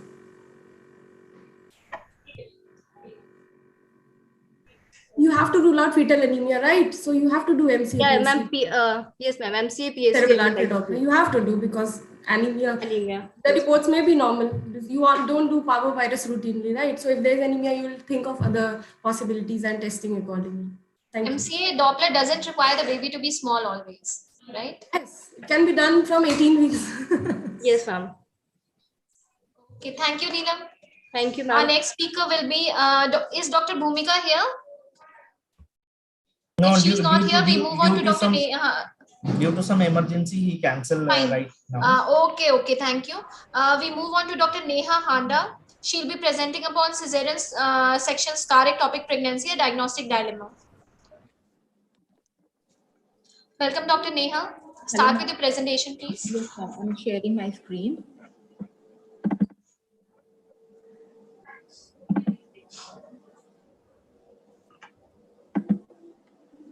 Good afternoon, everyone. Today, I'll be speaking on cesarean scar pregnancy, a diagnostic dilemma, and how high suspicion and early intervention can improve outcome. Scar pregnancies is defined as implantation of gestation sac within the previous cesarean scar, which is a serious and iatrogenic consequence of cesarean sections. The incidence being 1 in 2,000 of the pregnancies in women with previous 1 cesarean sections. About 72% scar pregnancies are reported in women who have undergone 2 or more than 2 cesarean sections. The additional risk factors include adenomyosis, in vitro fertilization, history of prior DNC, or manual placental evacuation. We should know that 40% of the women are asymptomatic at the time of presentation. So a prompt and accurate diagnosis and timely management prevents maternal morbidity and mortality. I will be discussing 3 cases in which the case 1 behaved as a conventional ectopic. The case 2, we had a diagnostic dilemma. In case 3, combined modality treatment was used. Case 1 was a 33-year-old 5th gravida, previous 1 cesarean and 3 abortions, who presented to us at 5 weeks. Early pregnancy scan showed a scar implanted at a previous gestation sac implanted at the previous scar site, as evident in the picture, with beaking towards the previous scar. So a diagnosis of scar pregnancy was made, and she was taken up for medical management and received injection methotrexate. Since beta HCG had a fall of more than 15%, so weekly monitoring of beta HCG was performed. Beta HCG came negative in 4 months, and sonological resolution took about more than 6 months. Our second case was a 35-year-old third gravida, previous one cesarean section and previous one scar ectopic, which was medically managed. At her current pregnancy scan, it was 5 weeks pregnancy with implantation in the lower endometrial cavity, but away from the scar, as evident in the picture. A repeat scan after 2 weeks was suggestive of early pregnancy failure. Patient was planned for medical management, keeping under observation because of high suspicion of scar pregnancy. But with medical management, she had a bout of bleeding, but she was hemodynamically stable. So a repeat ultrasound done after the bleeding showed a thickened and heterogeneous endometrium with a scar hematoma. So with the working diagnosis of scar pregnancy and the beta HCG levels around 5,000, decision of medical management was taken and she received injection methotrexate. After that, she had no further bleeding episode, discharged in stable condition with weekly beta HCG follow-ups, and sonological resolution took about 8 months. Our third case was a third gravida with previous 2 cesarean sections who presented at 10 weeks with the ultrasound suggestive of pregnancy implanted at the scar site with overlying thin myometrium, 2.8 millimeters. Her initial beta HCG value was quite high, 42,000. After counseling on all the modalities of treatment, she opted for decided on for combined management. She received intrathoracic potassium chloride and systemic methotrexate multi-dose regime was given. Beta HCG had a falling trend and patient is still under our follow-up, and beta HCG is resolving. This was a scan showing potassium chloride being injected in the fetus. And second is a follow-up scan of the same patient showing crumpled GSAC with overlying myometrium normal.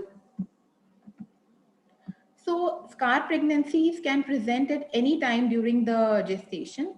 Since 40% of the patients are asymptomatic, a high index of suspicion is must. In a series of cases reported, 13% are usually misdiagnosed as intrauterine or cervical pregnancies. They usually present with history of amenorrhea and vaginal bleeding and abdominal pain.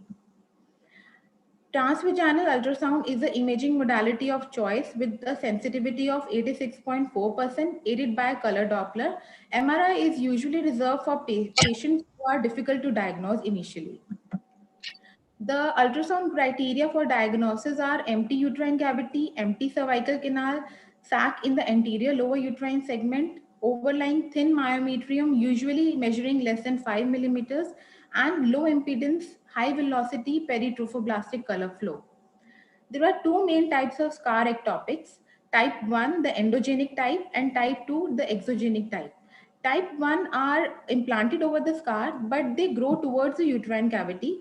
They can proceed to become a viable gestation, but with possible problems of placentation.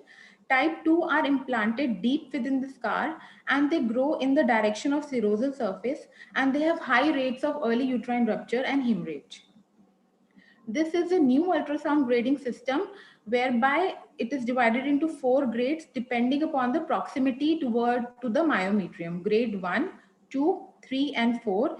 In grade 4, it becomes amorphous tumors with rich vascularity. So coming to the management, as the natural history is unknown, no definite guidelines have been formulated till now, but the various factors which determine the treatment are like type of pregnancy, beta HCG levels, whether the patient is hemodynamic stable or not, or availability of expertise in the form of endoscopic surgery or interventional radiology. Expectant management is usually reserved for non-viable pregnancies with evidence of spontaneous resolution, but it is usually not the preferred method. The medical management includes the systemic agents like methotrexate or local agents like potassium chloride, hypertonic glucose, or triclosanthine. Usually the patients who are pain-free and hemodynamically stable with unruptured pregnancies and initial beta HCG levels less than 5,000 are candidates for medical management, and systemic methotrexate is effective in 70 to 80% of the cases. The local injections, although successful individually, but they usually require additional surgical management or systemic medical management. Many case series have reported combined use of systemic therapy and local injections. Coming to the surgical management, uterine curettage is a method available but usually not practiced because it has high chances of uterine rupture because the trophoblastic tissue is usually inaccessible by the curettage. If planned, can be done after uterine artery embolization or HIFU. Hysteroscopic approach is usually it has good outcomes in type 1 pregnancies, and laparoscopy have good outcome in type 2 pregnancies. Laparotomy is reserved for patients who are either hemodynamically unstable with evidence of rupture or who have failed to respond to medical management. Uterine artery embolization theoretically decreases the risk of hemorrhage before the ultimate management with surgery, so it usually acts as an adjunct, but there are few concerns regarding the future fertility, and we need to take an informed consent and explain the patient regarding the prospects about the future fertility. The post-treatment follow-up is similar to ectopic pregnancies in the form of serial beta HCG monitoring aided by transvaginal ultrasound. We should be cautious regarding rupture and severe hemorrhage, which can occur despite satisfactory drop in HCG levels. So patients should be under constant monitoring. Although recurrence is low, but it still has been reported. Our patient had a recurrence. The recurrence rate documented in literature is about 3 to 5%.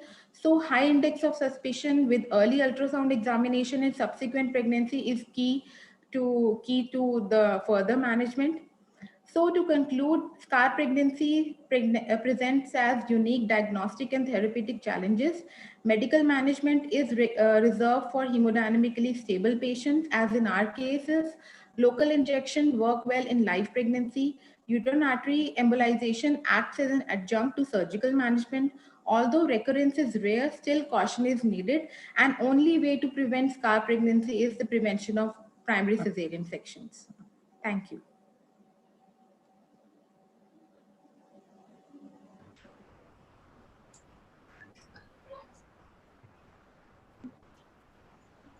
Thank you, Neha.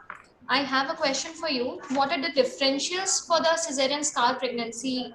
What will you consider? What are the other differentials? The other differentials are cervical ectopic, cervical pregnancy, abortion in the process of expulsion, and low implanted uterine pregnancy, intrauterine pregnancy. How will you differentiate between these? Ma'am, cervical pregnancy is usually located within the cervical stroma. The overlying cavity is empty, and overlying cavity is empty, and the cervix is ballooned up usually. And hourglass shape The internal os should be closed, and the pregnancy should be beneath the internal os, that is within the cervix, and external os as well should be closed, fine. And how will you differentiate between the ongoing abortion? The ongoing abortion, the gestational sac is usually in the cesarean scar pregnancy. Yes, the sac is crumpled up. It is present low in the cavity, and on sliding sign, there is a sliding sign. When we push the endovaginal probe, it tends to move, whereas the scar pregnancy do not move. Yes. And okay, fine. Okay. So, any more questions? Any questions from the chairperson? They are sitting idle.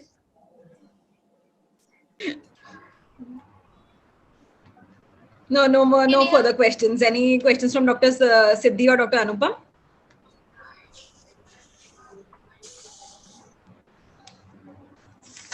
Okay, Neha, thank you so much. Thank you, ma'am. We'll move on to our next speaker, Pavneet Kaur. She'll be presenting on an eccentric approach to combat anemia in pregnancy. Dr. Pavneet, you may share your screen, please. Thank you, ma'am. नहीं madam हो गया है थोड़ी turn late है मेरी turn late है are my slides visible? Yes. Okay. Yes, please go on. Good afternoon, everyone. I am Dr. Pavneet Kaur, gynae third year resident at GMCH 32. So I'm presenting today on topic an eccentric approach to combat anemia in pregnancy. So we all know anemia is an old enemy contributing to neonatal as well as maternal adverse outcome throughout pregnancy, especially in developing countries like India. So despite persistent efforts towards its prevention and treatment, anemia has rooted itself as a termite and is very challenging to tackle.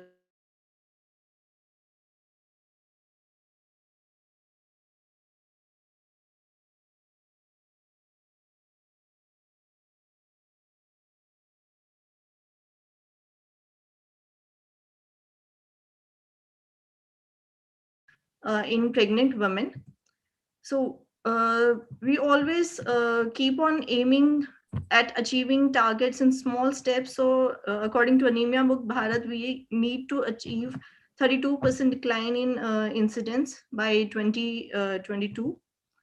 So we conducted a study to evaluate prevalence of different types of anemia during pregnancy.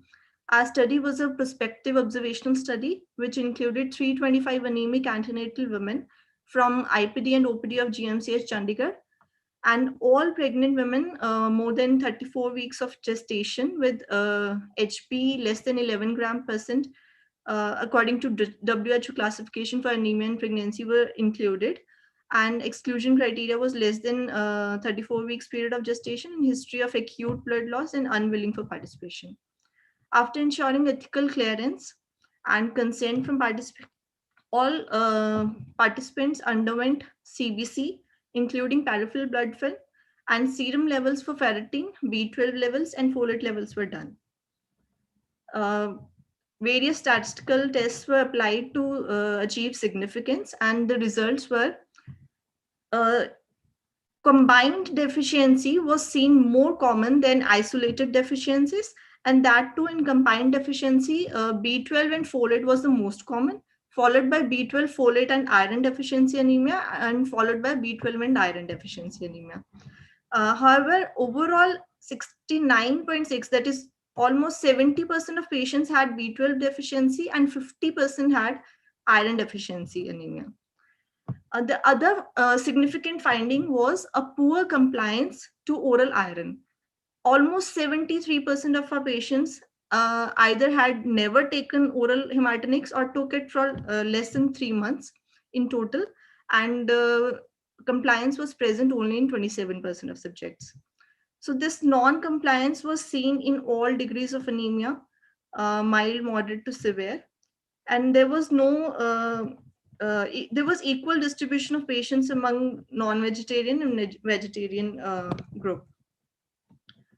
So discussion with proposition, there are numerous studies till now on causes, incidences, and outcomes of anemia with variable results.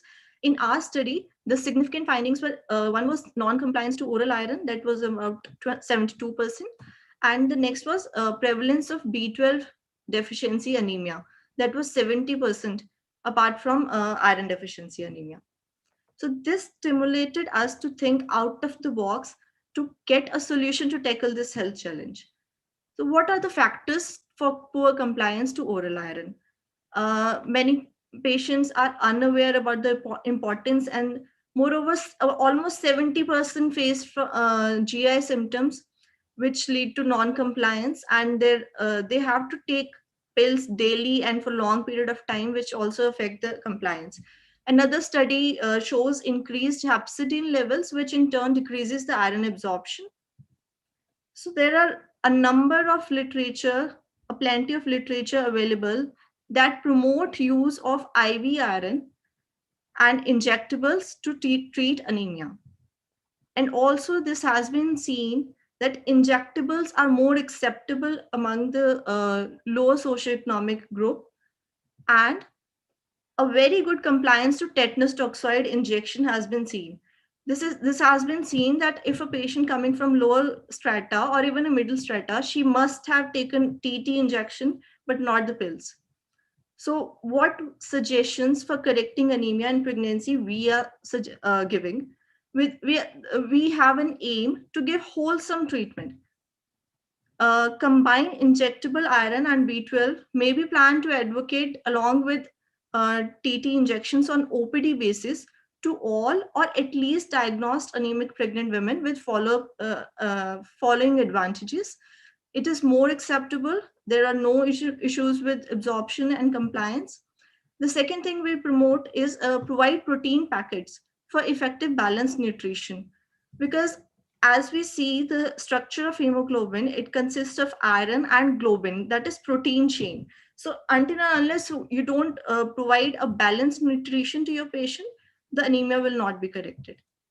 And the last thing is reinforce your national programs, or I would say revisit the guidelines. Thank you so much.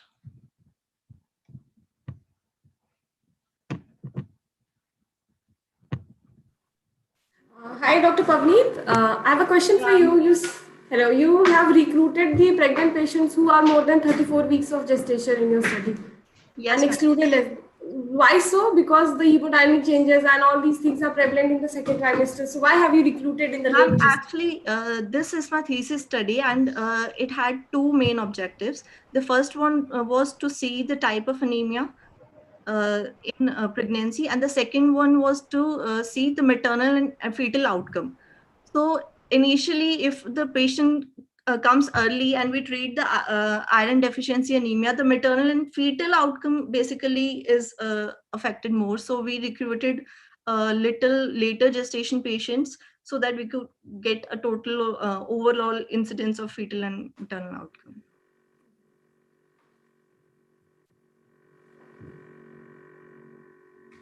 We'll move on to our next speaker. Thank you, Pavneet. Thank you, ma'am. We are already ahead of time. Dr. Vatsala Vats, impact of advancing maternal age on pregnancy outcomes. Is Dr. Vatsala here? Yeah, share your screen, please. And do not over exceed your time. Yes, ma'am. Try to manage within time. Okay. Ma'am, my screen is visible? No, doctor, please share again, and you can select your PowerPoint after clicking on the sharing screen. Yes, now it's coming. It's visible. You can go to the slide, full slide mode. Yes. Good afternoon, everyone. I am Dr. Vatsala Vats, presenting today on the topic of impact of advancing maternal age on the pregnancy outcomes. The pregnancy and childbirth is a physiological process, the outcome of which is dependent on a number of factors, maternal age being one of the characteristic factors identified in the past few years. Advanced maternal age beyond 35 years is considered to have more adverse pregnancy outcomes as compared to those in the younger women. Majority of these studies are from the developed countries and from the Western population. Previous studies done in the developed countries and our country have reported that advanced maternal age possess higher incidence of hypertensive disorders in the pregnancy, cesarean section rates, and the need for induction of labor, that the criteria we have taken in the present study. In the past several decades, we have witnessed a remarkable shift in the demographic changes of the childbearing age worldwide. Majorly, it can be attributed to the career-oriented goals, or we have effective contraceptive measures available with us. In the US, there was a shift of birth rate for women aged 35 to 39 years that was seen to be 51 per 1,000 women in 2014, which was higher from 2013. And the birth rate in the women of the younger age group, that is to be 20 to 24 years of age, that declined from 80% to almost 79% in 2014. And similar trends had been noted in the Asian countries like Japan, where the rate of birth to women aged above in the advancing age that rose from 88.6% in 1990 to a rate of 25.9% in 2012. Similar trends have been found in the other developed countries as well. Through this study, we tried to find out the relationship between advancing maternal age and adverse obstetric outcomes like preeclampsia, chronic hypertension, association of the rate of cesarean section in the advancing age women, the need for induction of the labor. On the basis of obtained results, an effective planning and management of such pregnancies can be done so that a better surveillance and obstetric intervention can be done at the right time, and in a low resource country like India, the prognosis can be improved. My study aimed to evaluate the pregnancy outcomes in the women with advancing age taken to be more than 30 years of age, and with the objective to compare the outcome of the women with the reference age group that was taken to be 20 to 29 years of age, and to further compare within the cases, those were further divided into subgroups. That was 30 to 35 years and 35 to 39 years and more than 40 years of age. The study was carried out in the Department of Obstetrics and Gynecology of Pandit B.D. Sharma Postgraduate Institute of Medical Sciences, Rohtak.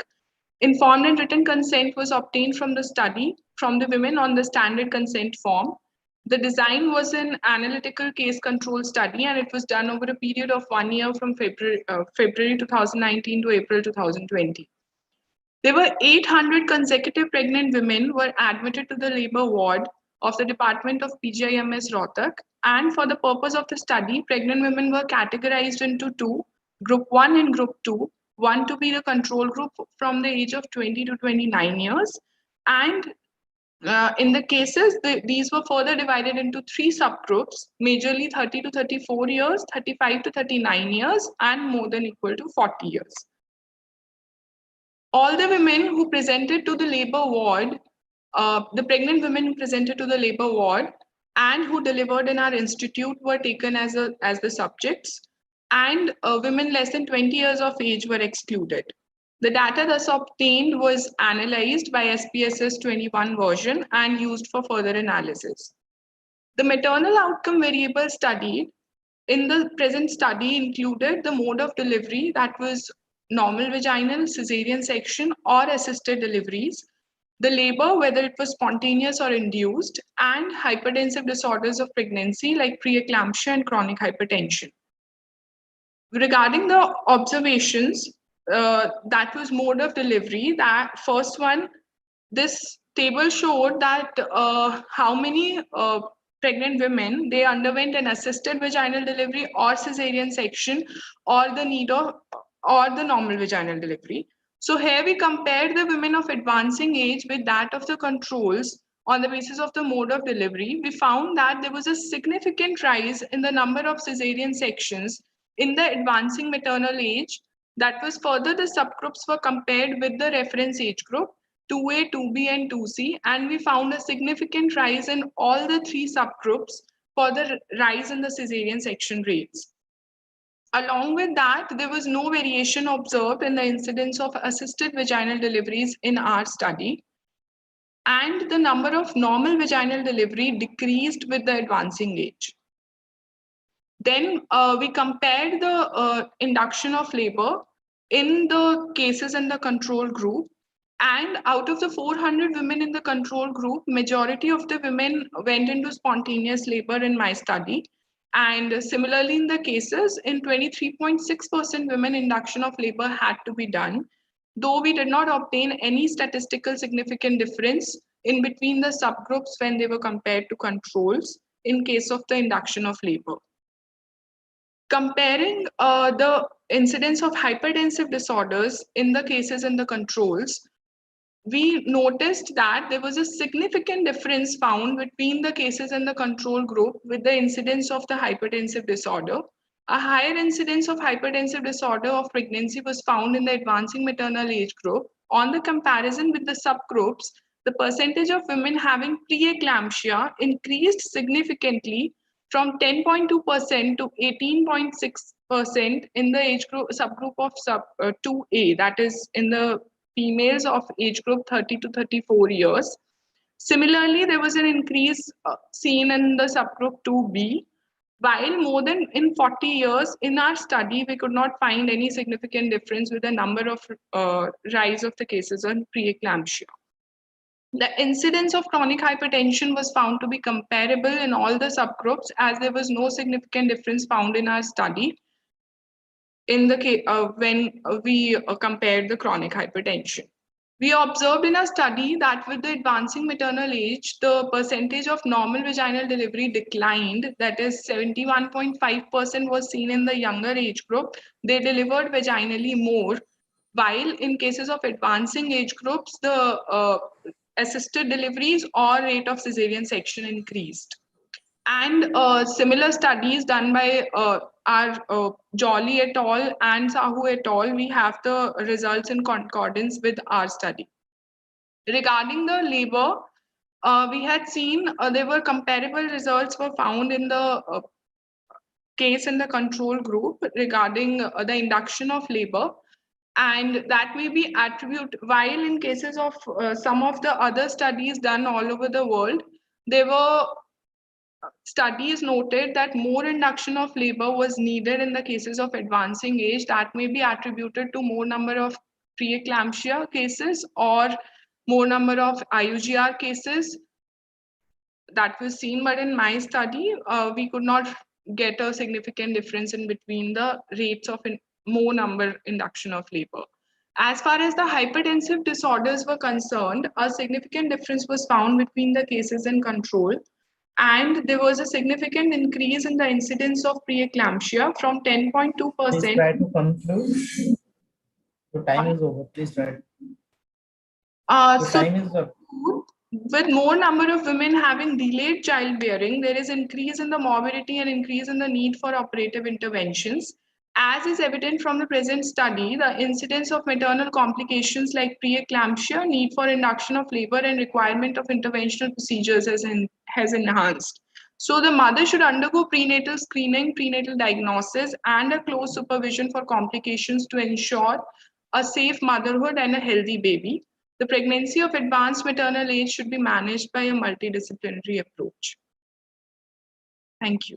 These are the references. Thank you.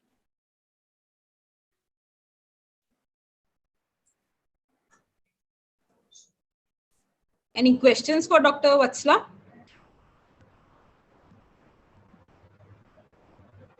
Vatsla, what new do you want to decipher? What new do you want to come out from? What new things do you wish to get from your study? Because these are the known facts that hypertension is increased in with advancing maternal age. Interventions in the form of cesarean is increased. All these are known facts. What new do you want to derive from your study? Ma'am, this was an observational study that was done in my institute. So with that, we, in a low resource setting like India, we have to come up with a better and individualizing the antenatal surveillance according to the age groups, not as a whole blanket covering the every investigation according to all of the age groups. So we have to give more priority to the females who are bearing the child after 30 years of age. And we have seen a very much trend that is changing because of career advancements or infertilities or the females. So in a low resource setting like India, still we need a lot of work to be done towards this side, so that we can give a healthy mother and a healthy baby and lesser of complications. Thank you, Vatsla. Our last speaker will be Dr. Kanchi Khurana. Is she available? You may share your screen, please. So I need to start it again, or we'll start from the starting? All over again. Yeah. Okay, right.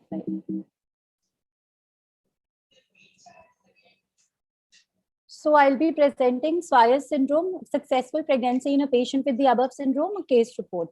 So Swyer syndrome is a rare type of disorder of sex development and is characterized by gonadal dysgenesis in a phenotypic female with normally developed Mullerian structures. The karyotype of the female is XY. Its incidence is 1 in 80,000 and it was described by Jim Swyer in 1955. It results from failure of testicular development and early embryogenesis, and several genes are implicated for the condition. Most cases are sporadic, and there are few case reports of the occurrence in the same family as well. Most cases will present with delayed puberty and primary amenorrhea. So I'll be presenting a case of Swyer syndrome, patient Mrs. A, who first reported at the age of 18 years with complaints of primary amenorrhea, which is the most commonest presenting complaint of this syndrome, and later at the age of 30 years with primary infertility. So Mrs. A has conceived with ART, IVF with ovum donation, and is 8 weeks pregnant at present, and informed consent was taken for the case reporting.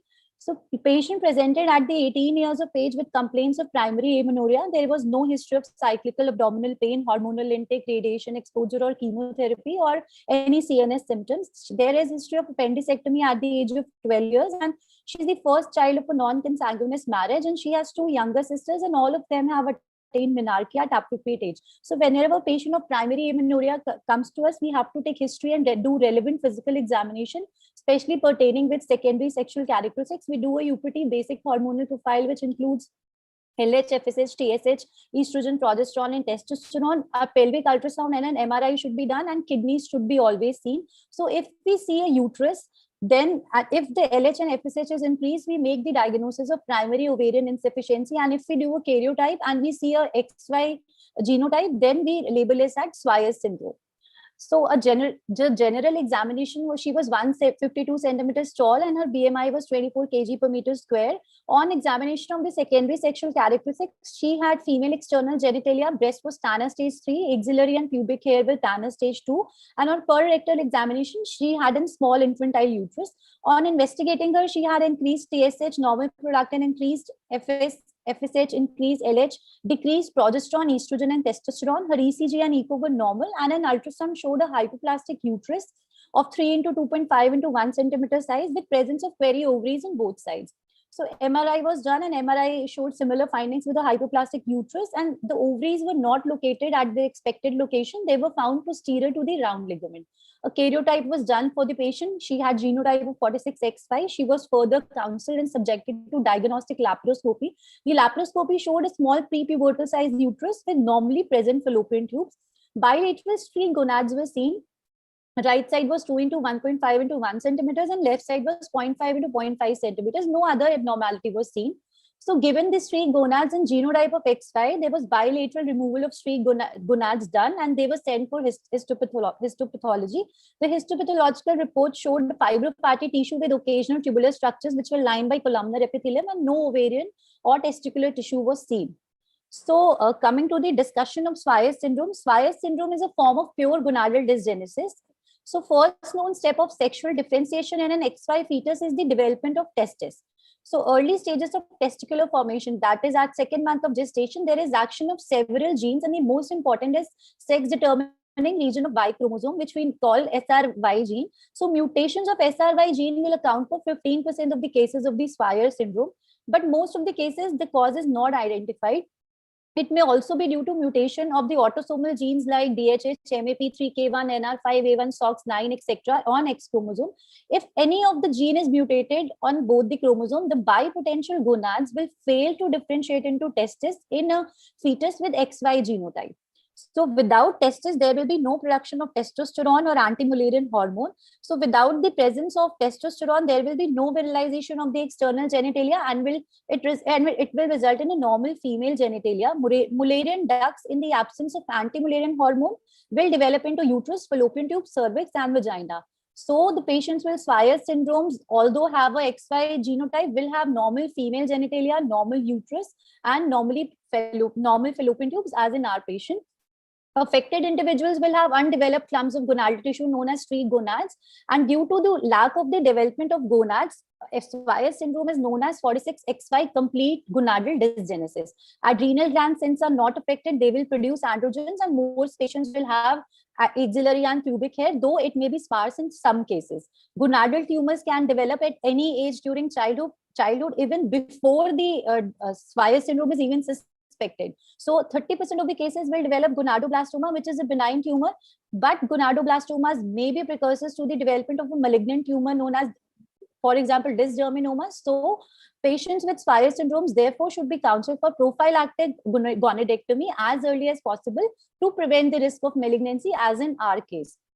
Also, there are few markers, immunohistochemical markers. OCT34 is the most reliable marker for the risk of pregnancy. So when we see a female of XY genotype with normal female structure, normal statured girl with primary amenorrhea and primary infertility, with clinical feature of hypoplastic uterus and streaked gonads, we make a diagnosis of Swyer syndrome. Other differentials with female with XY genotype are only complete androgen insensitivity syndrome and congenital adrenal hyperplasia, but both of them will not have Mullerian structures, so we can easily separate both of, the three of them.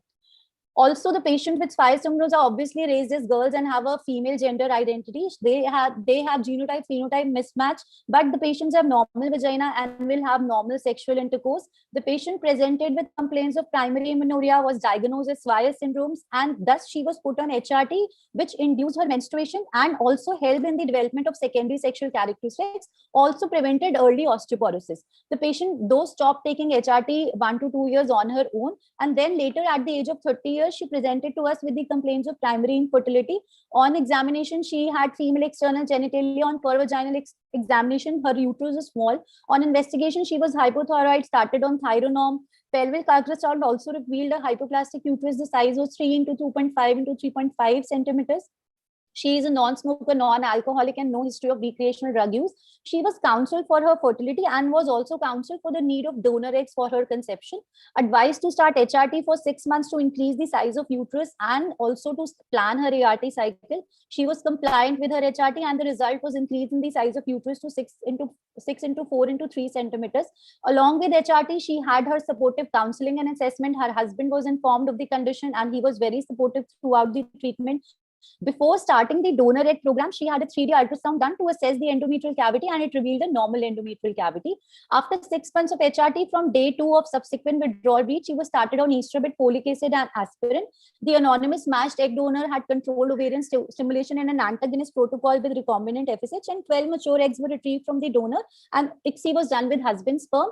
Blastocysts were formed after 5 days of ovum pickup, and she had 6 blastocysts of grade A and were cryopreserved.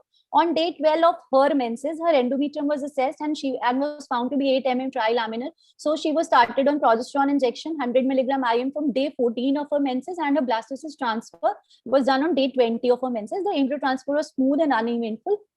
15 days post blastocyst transfer, her beta Hg value was 1136.2 milli-international units per ml, and at 6 weeks, TVS at 6 weeks confirmed the presence of a single intrauterine gestational sac with visible fetal pole and yolk sac with normal cardiac activity. At present, she is 8 weeks pregnancy with hypothyroidism on treatment, and she is on routine antenatal follow-up. So the presence of XY genotype does not affect the normal uterine and endometrial response. So there is a good chance of possibility of maintaining a normal pregnancy and delivery, and it confirms the physiological ability of uterus to maintain a successful pregnancy even in the patients with XY dysgenesis. So however, there in published literature, there are fewer than 30 live births reported in these patients, and we need more reports in pregnancy and outcomes in this rare and unique patient population. Most reported pregnancies in Swyer syndrome have been delivered by cesarean section for different indications, including unstable lie, androgenic shape of pelvis, and hypoplastic uterus. But it is postulated that hypoplastic uterus, although able to respond well to exogenous and endogenous hormone and maintains a full-term pregnancy, it lacks the intrinsic capability to respond to labor. On the other hand, there is possibility that cesarean deliveries without any obstetrical indication must have been done due to physician and patient anxieties due to the rarity of this condition.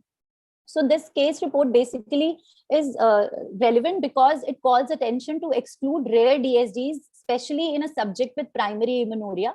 An accurate and early diagnosis will always allow a conservative management, and an appropriate psychological counseling will ensure preservation of the fertility, reduce emotional trauma to the patient, and improve patient survival as well. Also, timely intervention in the form of ART can give these patients the joy, immense joy of motherhood.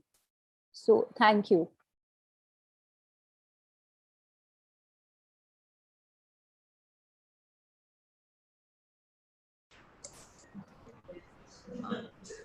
Thank you, Dr. Kanchi. Any questions? Okay. So, what that are was further all. complications do you anticipate in this patient apart from that she might undergo cesarean section? So there are very less case reports actually on this YS syndrome that pregnancy will have complications. Usually they have been followed up routinely, and in the case reports, no special complication has been seen. So she is actually followed up, will be followed up as a normal antenatal patient. She is hypothyroid may develop preeclampsia as well. So just routine obstetrical things will be seen on the part of her. Although nothing special to be done in these patients. Basically, no special complications I expect or that has been reported. Basically, obviously, when she goes to term, then we have to see the obstetrical indications of the delivery. Basically, that time we will assess her pelvis and things. Although she looks a normal, her pelvis looks like a normal gynecoid pelvis. It appears to be normal. So at that time, at term, I think we will be able to better see her and then decide the mode of delivery and all. Otherwise, no special complications are expected in these patients, and there are very less case reports. Actually, there is just a case series of 21 patients, and 12 of them had cesarean sections. Only 2 of them had vaginal deliveries, and most of them had abortions also. So let's see how the pregnancy goes. She's just 8 weeks pregnant, so hoping to give her a baby, basically. Can we conclude and go to the next session, please? Thank you so much, all the participants, chairperson, and judges. And thank you all the judges and all the speakers. Thank you. Judges, don't forget to share your result sheet by WhatsApp, please.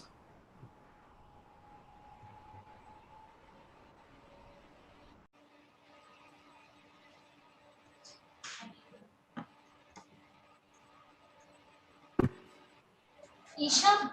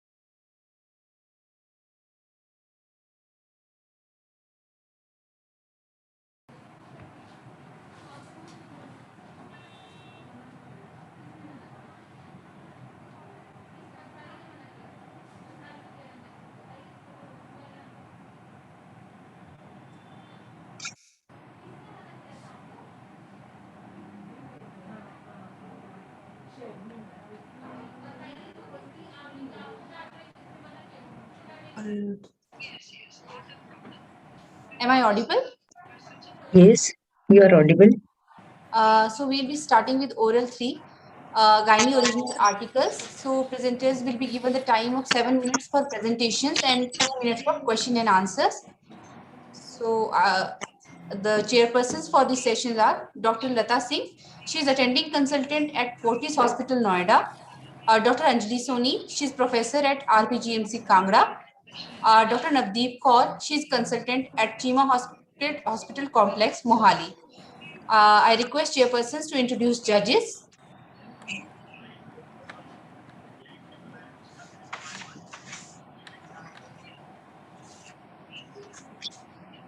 So I'll introduce the judges also. Dr. Saroj Dhaka Janu, consultant, Bhabha Atomic Research Center and Hospital, Mumbai. Dr. Rama Thakur, professor, Department of Obstetrics and Gynecology, IGMC Shimla. And Dr. Rita Bakshi, founder and chairperson of International Fertility Center.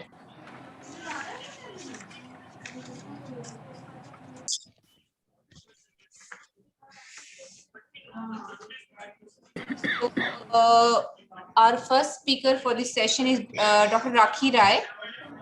She'll be speaking on feasibility and efficacy of modern mini laparoscopy with 2.9 mm laparoscope for diagnostic and level 2 gynecological procedures. Dr. Rakhi Rai is there. Hello. Hello. Hello. Hello. Good afternoon, ma'am. Good afternoon. Can you see my screen? No, Dr. Rakhi, please Man, share you can again. start.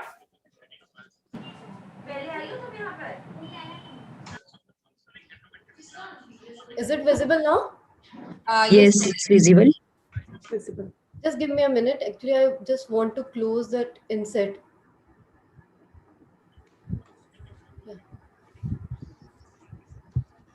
Okay, Dr. Snigdha Kumari. In the meantime, I would like to thank the organizers for giving me the opportunity. I also extend my warm regards to my teachers at PGI. Shall I start, ma'am? Yes, Hello. Dr. Rakhi, you can start. Good afternoon, everyone. I will be talking on the feasibility and the efficacy of the modern mini laparoscopy with 2.9 mm laparoscope for diagnostic and level 2 gynecological procedures. Laparoscopy has now become a state of art for many diagnostic and therapeutic procedures with the added advantages of reduced patient morbidity, shorter hospital stay, lesser complications with a better cosmetic outcome. Over the years, the refinements have occurred in the laparoscopic surgical procedures to minimize the abdominal wall trauma and to improve the cosmesis by either decreasing the number of the ports or decreasing the size of the ports. So according to the outer sheet diameter, the various criteria, that is O'Donovan criteria and the Unify criteria, have been given to define the various laparoscopies. So according to the Unify criteria, the modern mini laparoscopies, when the outer sheet diameter of the scope which is used is varies between 2 to 3.4 millimeters. Hence in our study, we use this mini laparoscopy, that is 2.9 mm scope, for doing the laparoscopy. With the reduction in the size of the port, the wound infection and the herniation can be reduced at the trocar site markedly. But there is a dearth of literature from the Indian setup regarding the use of the mini laparoscopy as per our literature review. In our study, we have done certain procedures, operative procedures, that is the level 2 surgeries, which include the minor adhesiolysis, linear salpingectomy or the salpingostomy, diathermy to the polycystic ovaries, treatment for the mild endometriosis or ovarian cystectomy.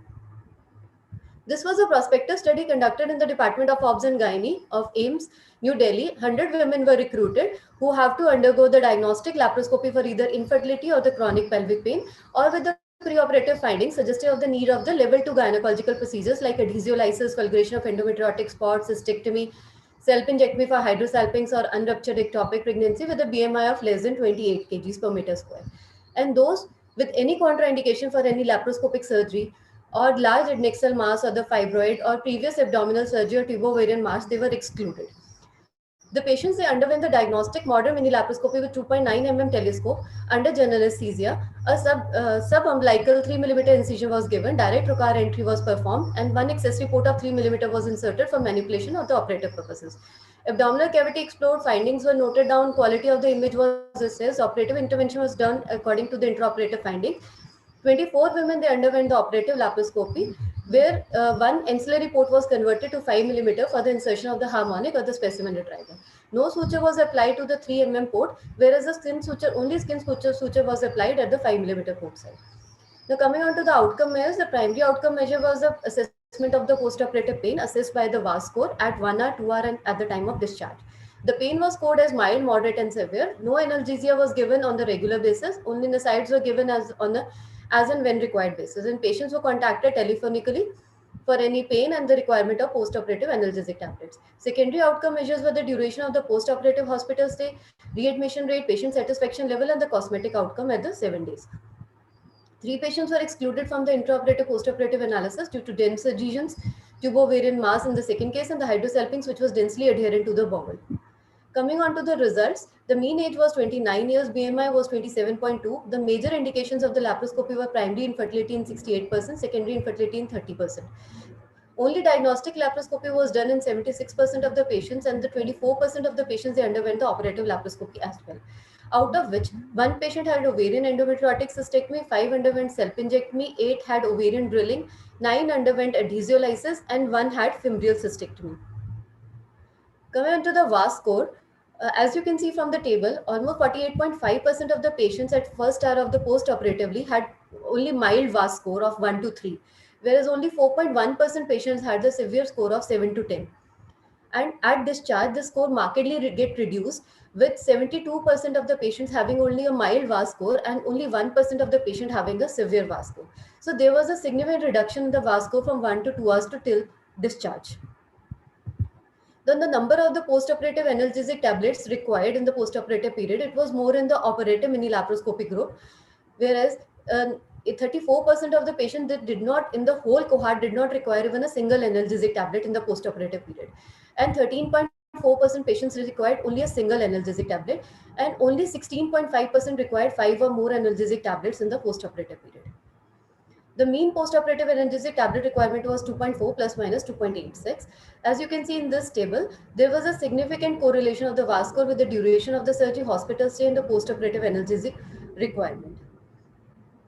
And with VAS score at 1 hour, 2 hour, and at discharge was more in the operative group, and the duration of the surgery as well as the hospital stay, that was significantly more in the operative group. The mean duration of the surgery was 423 seconds. Mean hospital stay was 148 minutes. The image quality was satisfactory in 99% of the patients.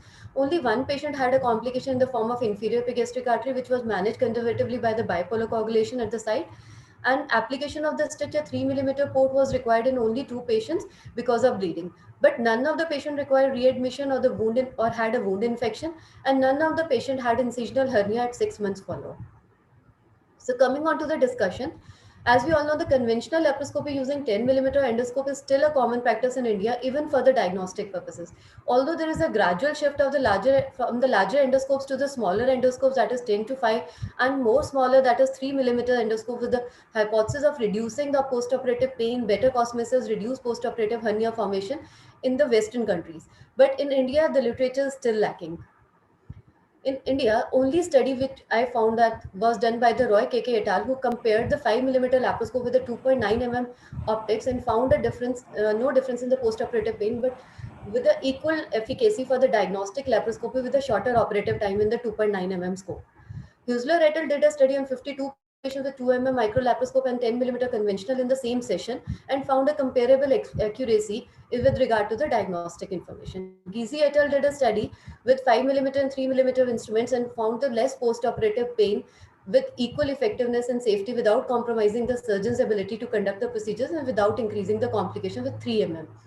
Ikfida et al. Did a study with 2 millimeter telescopes and performed some diagnostic as well as therapeutic surgeries like endometrial resection with the equal efficacy and the better cosmesis, less infection, less pain, and less chance of incisional hernia.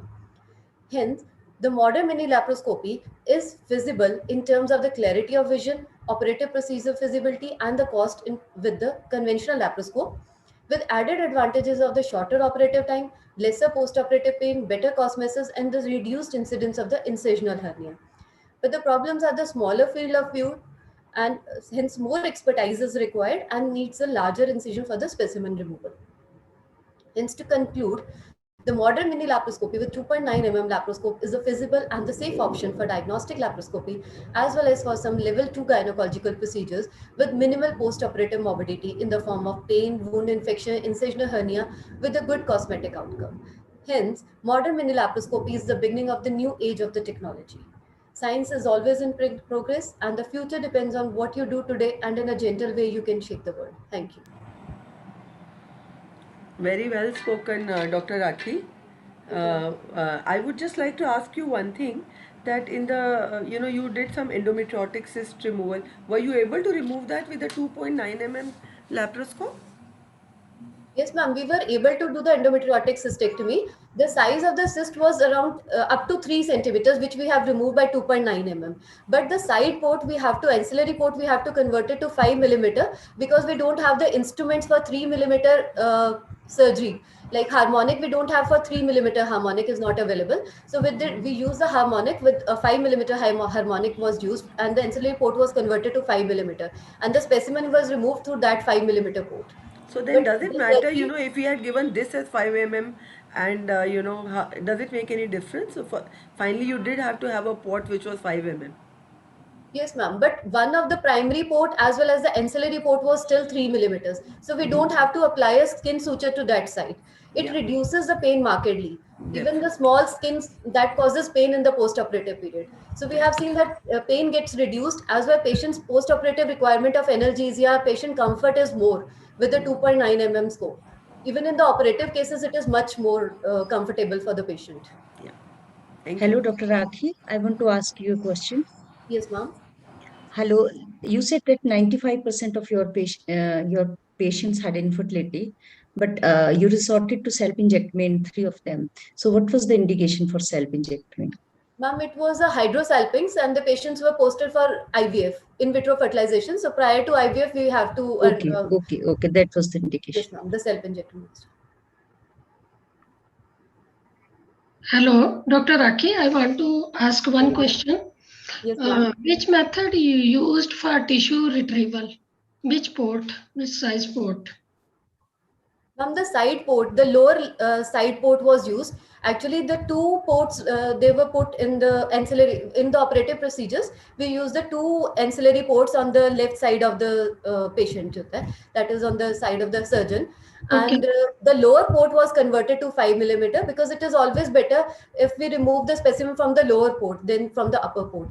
Because if the specimen by chance gets slipped out of your instrument, it is difficult to trace the specimen from the upper abdomen than to trace it from the lower abdomen. So we converted the lower port to the 5 millimeter. 5 mm. Dennis, can we conclude? Thank you. Can we go to the next candidate, please? Okay, we would like to call our next speaker, Pooja Rani. She'll be presenting on the presentation and intervention in missing copper T thread in reference to timing of insertion. Thank you, ma'am. Good evening, everyone. Am I audible? Yes, ma'am. Is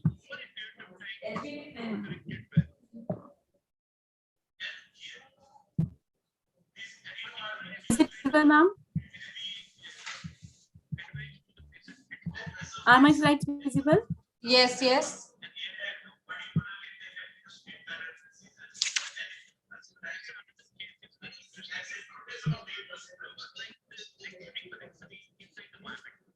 Good evening, everyone.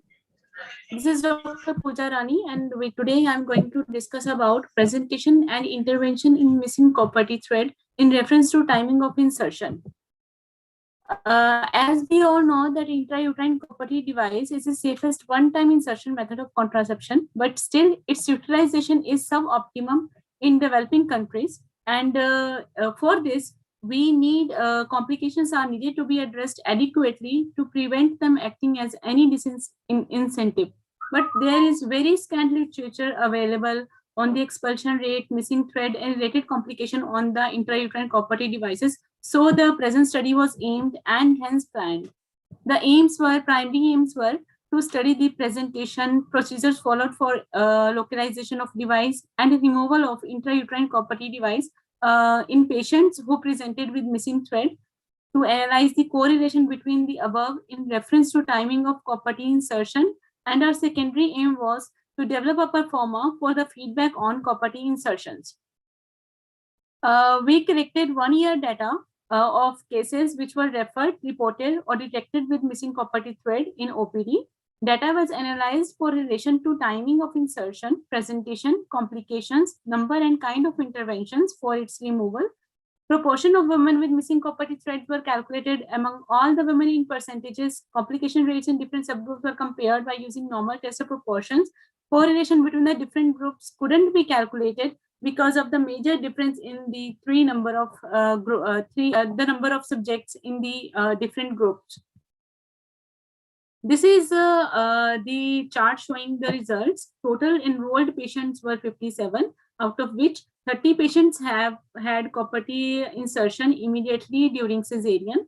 6 patients had copper T insertion immediately postpartum following a normal vaginal delivery.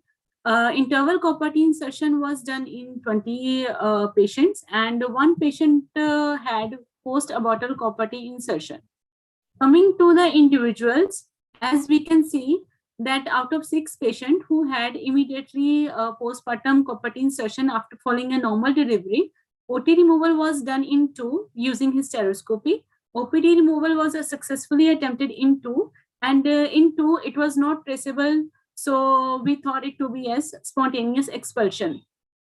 30 patients had copper insertion during cesarean, immediately post cesarean.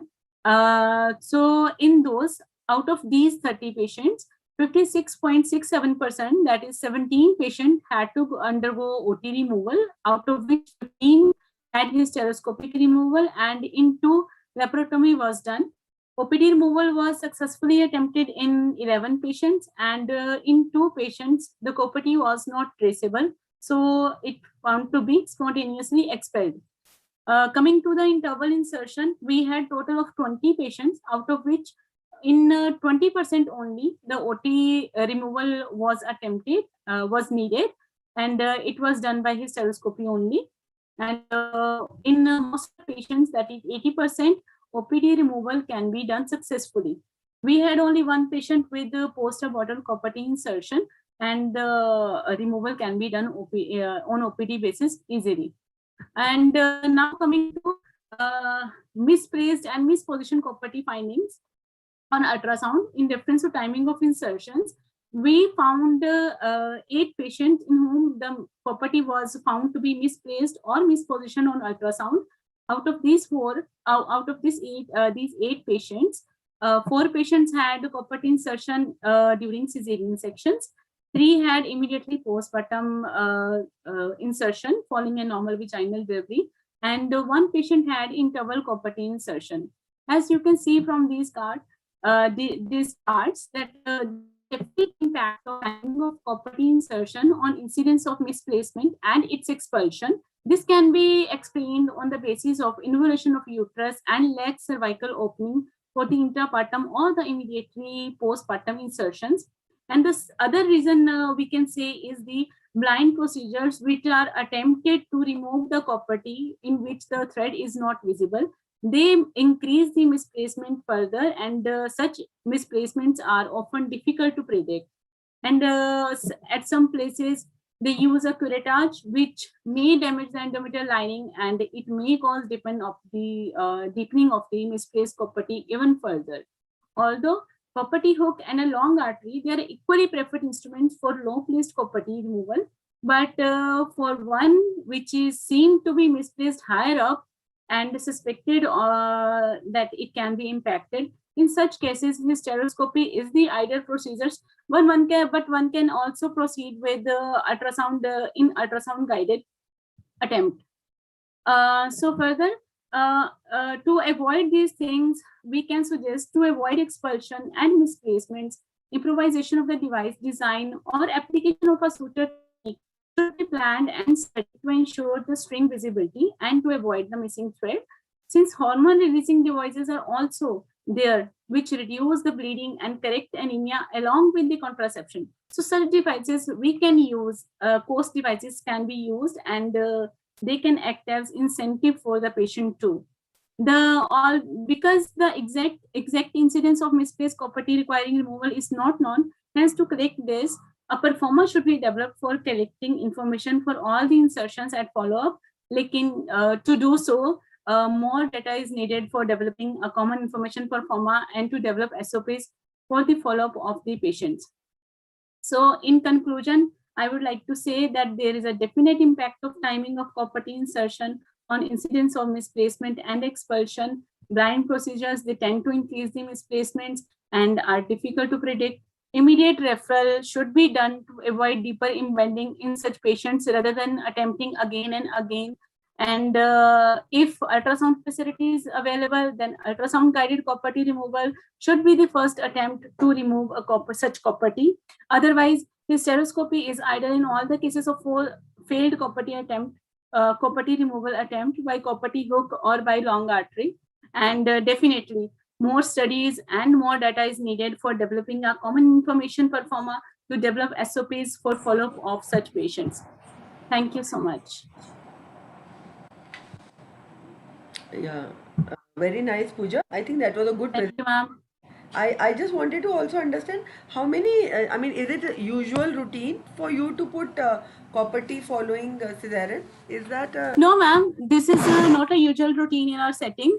We have to take the consent of the patient. Although whenever I operate on any patient, then I do counsel them. I tell them pros and cons of the, mostly pros, obviously, for copper T. But still, I don't know, for some reason, patients are very reluctant for copper T insertion. It is not a routine procedure, but whoever gives consent or either say that we want insertion, definitely, ma'am, in those all patients we are doing.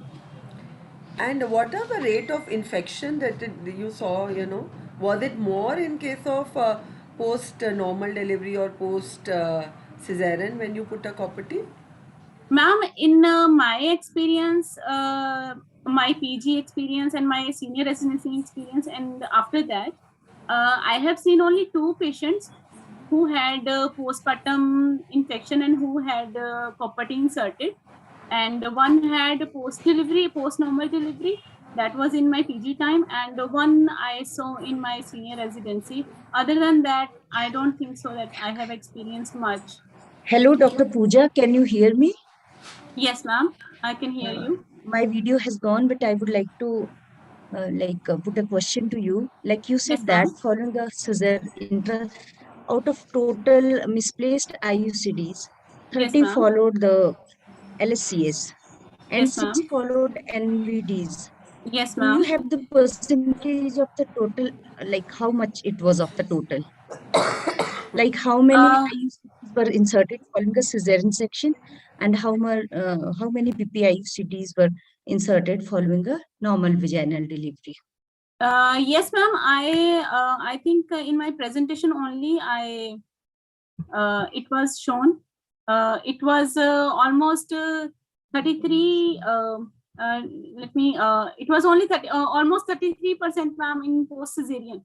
33% in post cesarean, and it was 50% of the total misplaced copper Ts. We detected 8 misplaced copper Ts, and 50% were 4 were after post cesarean, and 3 were after this immediate postpartum. So following the findings, even, ma'am, otherwise also, the more copper T, more need of removal by hysteroscopy is immediately after cesarean. So it can be said, but we couldn't compare the correlation because of the major difference in the subject groups.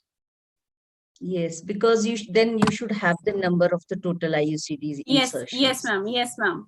And you have mentioned in your abstract that it was partly prospective and partly retrospective Yes, study. ma'am. Yes, ma'am. Yes, ma'am. Ma'am, retrospective data, retrospective data was collected for the patient who had copper T insertion in the OPD, because such patients, they don't come for OT, and we had to collect data for OPD removal from the OPD only on retrospective basis. Okay. Thank you. Thank you so much. Thank you, Dr. ma'am. Pooja. Thank Our you so next much. speaker for this session is Dr. Manpreet Kaur, and she'll be speaking on distribution and determinants of malignancy among the patients with postmenopausal bleeding. Dr. Manpreet is there.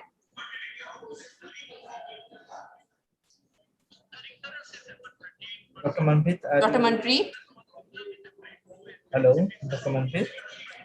I think she is not logged in. Then I'll be calling next speaker, Dr. Yogita Gautam. She'll be speaking on a study to compare the diagnostic accuracy of Gene Expert MTB RIF study and its comparison with the liquid culture in clinically suspected cases of genital tuberculosis attending OPD of tertiary center. Ma'am, Dr. Manpreet is here. I'm sorry. Okay, okay. Okay, then Please start. Please start. I'm just a minute. Hope my voice is visible, ma'am. Yes. Yes. Yes. Okay. Please go on full screen mode.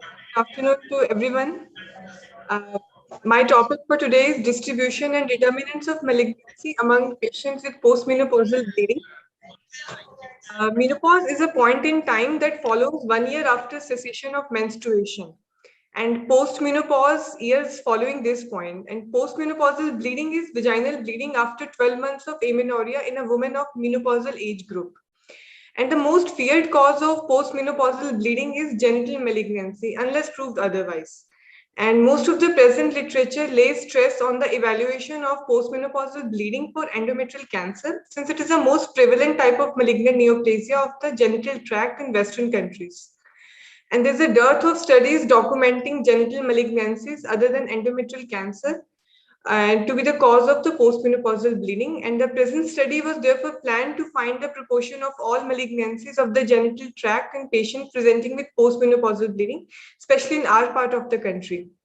The aim of the study was to find the prevalence of malignancy as a cause and to find the distribution of various types of malignancy among the patients with postmenopausal bleeding, and to investigate the risk profile of cases and to assess the risk factor of different malignant cases. It was a prospective study done in Government Medical College and Hospital, Sector 32 in the department. Dr. Kaur, sorry to disturb you. Your slide is not moving. Kindly, in the upper option, there is an editing button in your slide. You can see that. Please click on that and give a slideshow mode. Excuse me, I'm just doing it.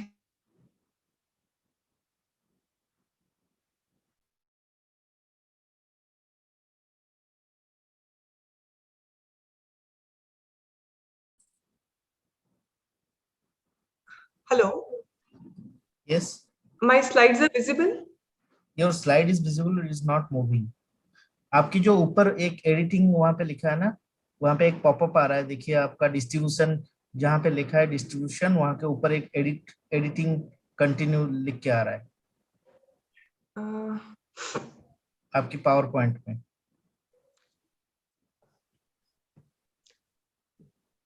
हाँ वहीं पे slide show पे sir. वो ना करने के बाद कुछ भी नहीं होगा, वो करना पड़ेगा. और आगे माउस लीजिए यहाँ पे प्लीज. अब हो रहा है सर, दिख रहा है आपको? हाँ अभी मूव हो रहा है स्लाइड. अब मूव हो रहा है सर. मैम और एक बार स्टॉप करके और एक बार शेयर कर दीजिए please.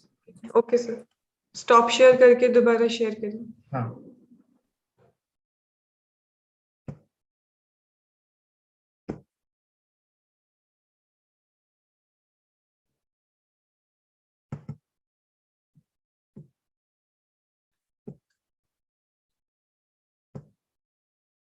Is it visible sir?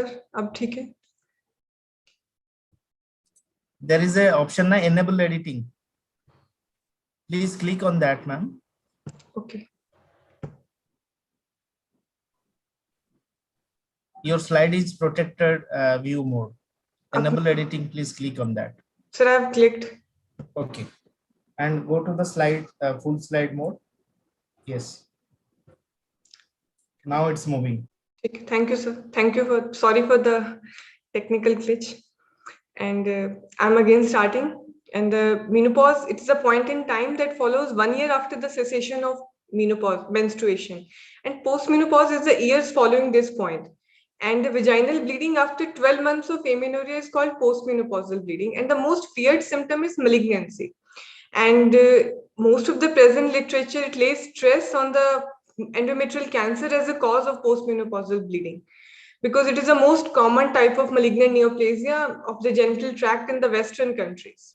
There is a dearth of studies documenting genital malignancies other than endometrial cancer to be the cause of postmenopausal bleeding.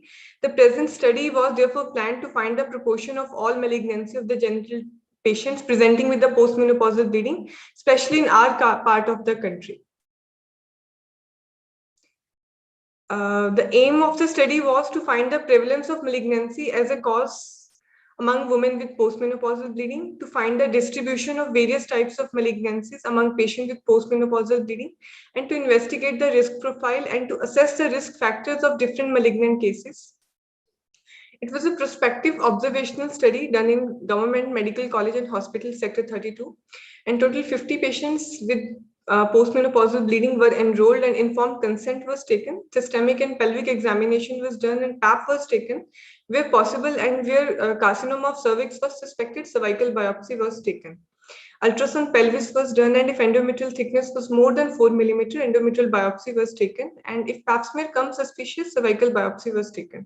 Hysteroscopy was done in some cases in which ultrasound was suggestive of polyp or irregularly thickened endometrium. And an exact diagnosis of malignancy versus benign condition was made as per the report of histopathology. And all patients with benign causes of postmenopausal bleeding formed the group A, and those with malignancy formed the group B. The malignancies were classified according to the FIGO staging, and the risk factor for specific malignancies were compared in the two groups. Now the results and observation. Firstly, the age distribution. The 26% of the patients, they fall in the age group of 45 to 50 years. 38% they fall in the age group of 51 to 60 years, and 32% they fall in the age group of 61 to 70 years. And only 4% fall in the age group of more than 70 years. 40% of the patients belong to urban area and 60 to the rural area. And 46% the patient had 1 to 3 number of episodes, and 35% had 4 to 6%, and 12% has 7 to 9 episodes, and only 8% has more than 9 episodes. And 60% had benign causes, and only 30% had 60% had benign causes, and 40% had malignant causes. And in the benign, 46% had endometrial atrophy, and simple hyperplasia was there in 26%, and polyp and submucosal endometrial and cervical were there in around 20%, and only 8% has complex hyperplasia. Out of the 50 patients, 16 had malignancy as a cause, and out of 16, the 8 causes had carcinoma endometrium, 6 patients had CA cervix, and only 2 patients had CA ovary. Now, the 8 cases of the histopathology of the 8 cases of CA endometrium, the adenocarcinoma was found in 6 cases, papillary serous carcinoma was in 1, and clear cell carcinoma was in 1. And 6 cases of CS carcinoma cervix, 5 were of squamous cell carcinoma, and 1 had adenocarcinoma. And in 2 cases of carcinoma ovaries, serous cyst adenocarcinoma in 1, and malignant teratoma in 1. The endometrial histopathology in these 2 cases were simple hyperplasia of the endometrium. Now, the post-discussion part, the postmenopausal bleeding is a symptom of varied etiologies, which include various benign and malignant causes. In the present study, 50 patients were enrolled, and we observed there is a high prevalence of genital malignancy as a cause of postmenopausal bleeding in our part of the country, as compared to what is quoted in the Western literature. The carcinoma of cervix and carcinoma of endometrium, they have an almost equal contribution. And a prospective study on 457 women with postmenopausal bleeding in Sweden showed the incidence of endometrial cancer to be higher, 18%, which was followed by carcinoma ovary in only 0.01%, and carcinoma cervix in only 0.013% of patients. And another study in India, which was done to evaluate the postmenopausal bleeding, clinico-pathologically showed that the incidence was a maximum between the ages of 51 to 60 years, and carcinoma cervix was the most common among the malignant causes, followed by atypical endometrium, adenocarcinoma, and then the ovarian tumors. And another cross-sectional study in India evaluated 102 symptomatic postmenopausal women by pap smear. It showed cervical dysplasia in 9% and carcinoma in 3%, and it emphasized the need of pap smear in postmenopausal bleeding patients also. So the conclusion is, since the incidence of malignancy is quite high in cases of postmenopausal bleeding, it should be evaluated in the line of malignancy unless proved otherwise. High index of suspicion of carcinoma cervix should be taken in mind, as carcinoma cervix is an important cause of postmenopausal bleeding in our country, since the universal screening is not followed and the women present later in their life with this malignancy. There is a need for educating and counseling postmenopausal women so that they can interpret any abnormal symptoms and can seek health advice early, as most of the delays are due to ignorance and lack of awareness. Thank you.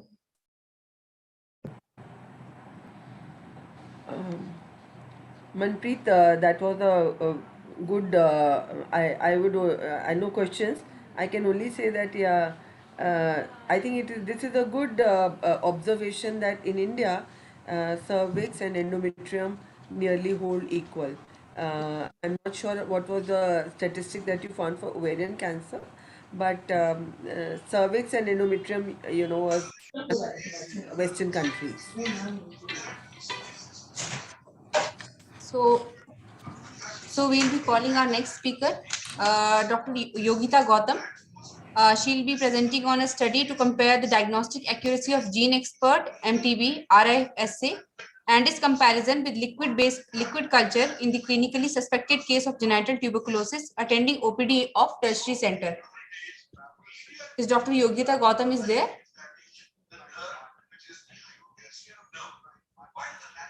I think she is not logged in yet. So till the time I'll be calling our next speaker, Dr. Pankhudi Punch, and she'll be speaking on alteration in the mental health of a mother following a near miss event causes deterioration in the quality of a life of the mother as well as her family. Dr. Pankhudi. Yeah, I'm just trying to get the slides. Okay.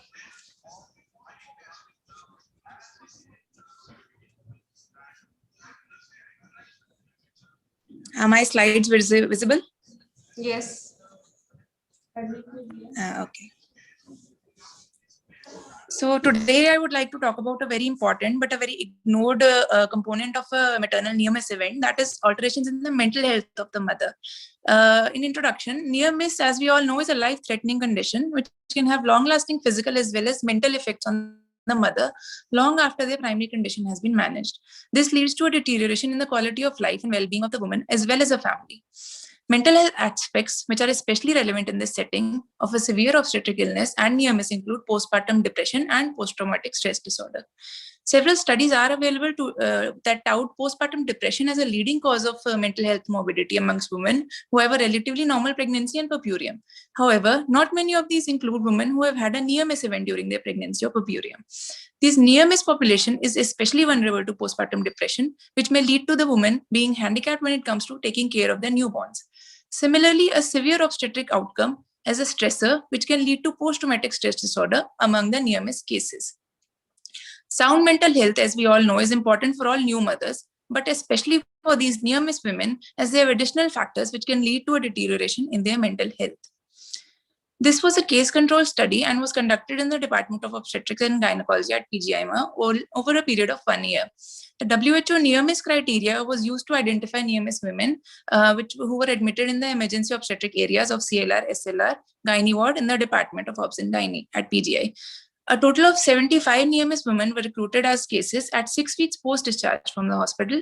Similarly, 75 women who had an uneventful pregnancy or puerperium were recruited as controls from the postpartum clinic of the department. Mothers along with their babies were asked to attend the near miss clinic held weekly in the Department of Obs and Gynae at PGI. History along with physical examination of the mothers were carried out, and questionnaires for postpartum depression, post-traumatic stress disorder, and quality of life assessment were given at each visit. Postpartum depression was evaluated using the Edinburgh Postpartum Depression Score. PTSD was evaluated using the PTSD checklist, the civilian version, and quality of life was assessed using the SF36 questionnaire. Mental health evaluation was carried out in conjunction with the psychiatry department at PGI. Questionnaires were filled at each visit with the help of the examiner, and scores for each questionnaire were calculated. Women whose scores were higher than the cutoff were referred for further psychiatric care. Similar questionnaires were presented to the control population in the postpartum clinic as well. The results. Demographics included cases and controls were recruited ranging from age group of 19 to 37 years and belonged to the surrounding areas of Chandigarh, that is Punjab, Himachal, Haryana. 99% of the controls versus 74% of the cases were adequately supervised antenatally. Cases had a longer duration of hospital stay as compared to controls. A statistically significant difference was found in the mean duration of hospitalization for cases, as seen by the p-value. A higher frequency of cases at ICU stay as compared to none of the controls. A higher proportion of cases underwent high-risk surgical procedures such as peripartum hysterectomy, resulting in loss of an organ. Coming to postpartum depression, at 6 weeks, a higher mean score for postpartum depression using the EPDS scale was noted among the cases as compared to the controls, and this value was found to be statistically significant. This trend continued at 3 months as well as 6 months visit. Not only that, a higher number of cases needed further psychiatric evaluation as seen by the cutoff score of 10. at both 6 weeks as well as 3 months postpartum. And fewer number of the controls, that is 2 at 6 weeks postpartum, and 1 control at 3 months postpartum needed further psychiatric care. Post-traumatic stress disorder. The mean PCLC score used to quantify PTSD disorder in near-miss cases and their controls was higher for cases at 6 weeks and at 3 months as compared to the controls. However, the difference was not significant at 6 months, although neither cases nor the control needed further psychiatric care for their PTSD, as they did not qualify for the same according to the score. Quality of life amongst cases and controls was assessed using the SF36 score at 3 and 6 months. At 3 months, a statistically significant difference was noted in the role limitations due to physical health and emotional problems, energy fatigue, general health, and health change between controls and cases. At 6 months, this difference was limited only to physical health, energy fatigue, and general health. Coming to discussion and conclusion, at all 3 contacts in the follow-up period, a significant difference across the mean scores in EPDS, post-traumatic stress disorder, and quality of life used for evaluation for these was seen between cases and controls. A higher number of cases needed psychiatric intervention for postpartum depression as compared to controls, as determined by the cutoff score of 10. Higher postpartum depression rates may be due to the near-miss women having long-term physical morbidity as well as higher duration of hospital-based stay and ICU admissions. These findings reflect a strong need for emotional support for the women as they recover from the acute life-threatening event. In the current study, it was found that postpartum depression and psychological stress was more in patients who did not receive support from their family to cope while recovering from the severe morbidity they faced. These women usually had little to no education, were completely dependent on their husbands for their survival, and felt that they were being blamed for the economic stress the family was facing due to the hospital bills. A significant difference was found in the mean scores for PTSD at 6 weeks and 3 months between the cases and controls. However, no woman in either of the groups needed pharmacological or psychiatric intervention for their PTSD. A similar study conducted by Angeline et al. On 1,100 cases of maternal near-miss and normal controls evaluated the prevalence of PTSD among these women using the same score, PCLC, up to 5 years postpartum. Their study also did not find an association between severe maternal morbidity and post-traumatic stress. However, the convenience of that study also went on to say that women who had a severe maternal morbidity episode but had no signs of post-traumatic stress still suffered a traumatic experience and needed further care and evaluation for the same. Cases scored poorly as compared to controls across all 9 categories of the SF36 questionnaire used to quantify their quality of lives, and especially low scores were seen in general health and health change at both 3 months and 6 months, suggesting that once a near-miss event occurs, it has long-lasting effects on the general health of the patients. Significant differences in scores between cases and controls was also seen for physical health and limitations due to it. Role limitations due to emotional health and energy fatigue were also noted. Patients described limitations in physical activities as not being able to climb a flight of stairs, emotional problems with social activities, mild bodily pain, and interference of the pain with their daily activities. The effect on the physical health could be attributed to the residual after effects of their near-miss event. Loss of an organ, as in hysterectomy, done for management of the near-miss condition or an adverse pregnancy outcome such as stillbirth, abortion, or neonatal death may apparently appear to significantly confound the mental health of the near-miss women as compared to those cases who had a retained fertility and live birth. However, the present study did not find a significant difference between these groups within the MNM case cohort, although mean scores for postpartum depression, PCLC, and SF36 were higher in the cases with perinatal and organ loss. Studies on mental health amongst near-miss women are needed so that prevalence of adverse mental health issues in this group can be gauged at an early stage and adequate preventive psychiatric care can be provided to them. This case control study reinforced the need for a longer duration and more frequent postpartum care for women who faced a maternal near-miss situation during their pregnancy. In conclusion, along with the routine postpartum follow-up, special care in the form of psychiatric evaluation and care tailored to their mental health needs is required for the women who face a severe obstetric morbidity. The strengths of my study were the novel study assessing the long-term outcome of maternal near-miss comprehensively, including the physical as well as mental well-being of the mother was evaluated. PGI being a referral center, hence a large number of cases could be recruited and followed up, adding to the validity of the study and its finding. And since PGI is a tertiary care center, any consultations, including psychiatric consultation, could be provided on the spot along with any investigations that were needed. However, there was a very big limitation to the study. That is, except for the EDPS scale, which was available in Hindi, the other two questionnaires were available in English only. Many of the cases were not well versed with the language and had difficulty in understanding the questions, which may have altered their responses and hence resulted in masking of a potential psychiatric issue. So in the end, I would just like to end with the quote, everyone wants to hold the baby, but who will hold the mother? Thank you. Hello, Dr. Pankhuri. It was a nice presentation. Hello, thank you, can ma'am. you hear me? But I would like Yes, ma'am. Yes, to ma'am. ask you a question. Like, Yes, ma'am. postpartum depression is a continuation of the antepartum depression. So, were the patients with antepartum depressive psychosis or anxiety excluded from the study? No, ma'am. We only recruited these patients at 6 weeks postpartum. Although from the data that I've collected, none of them had any antepartum depression. At least they were not taking any psychiatric help for the same. Okay, so they were not having the depression in antepartum period. Yes, ma'am. Okay, thank you. Thank you, ma'am. So I'll be calling our next speaker, Dr. Ayushi Kaushal, and she'll be presenting on FSH stimulated inhibin B, a novel diagnostic marker for PCOS. Dr. Ayushi is there. I think she is also not logged in.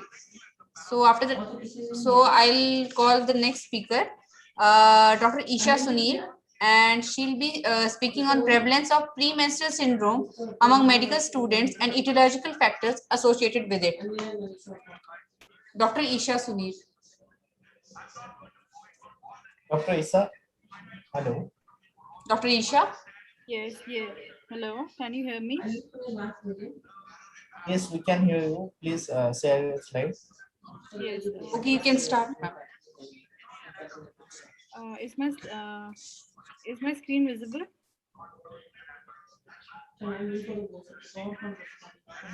Hello. No, ma'am. Now it's visible.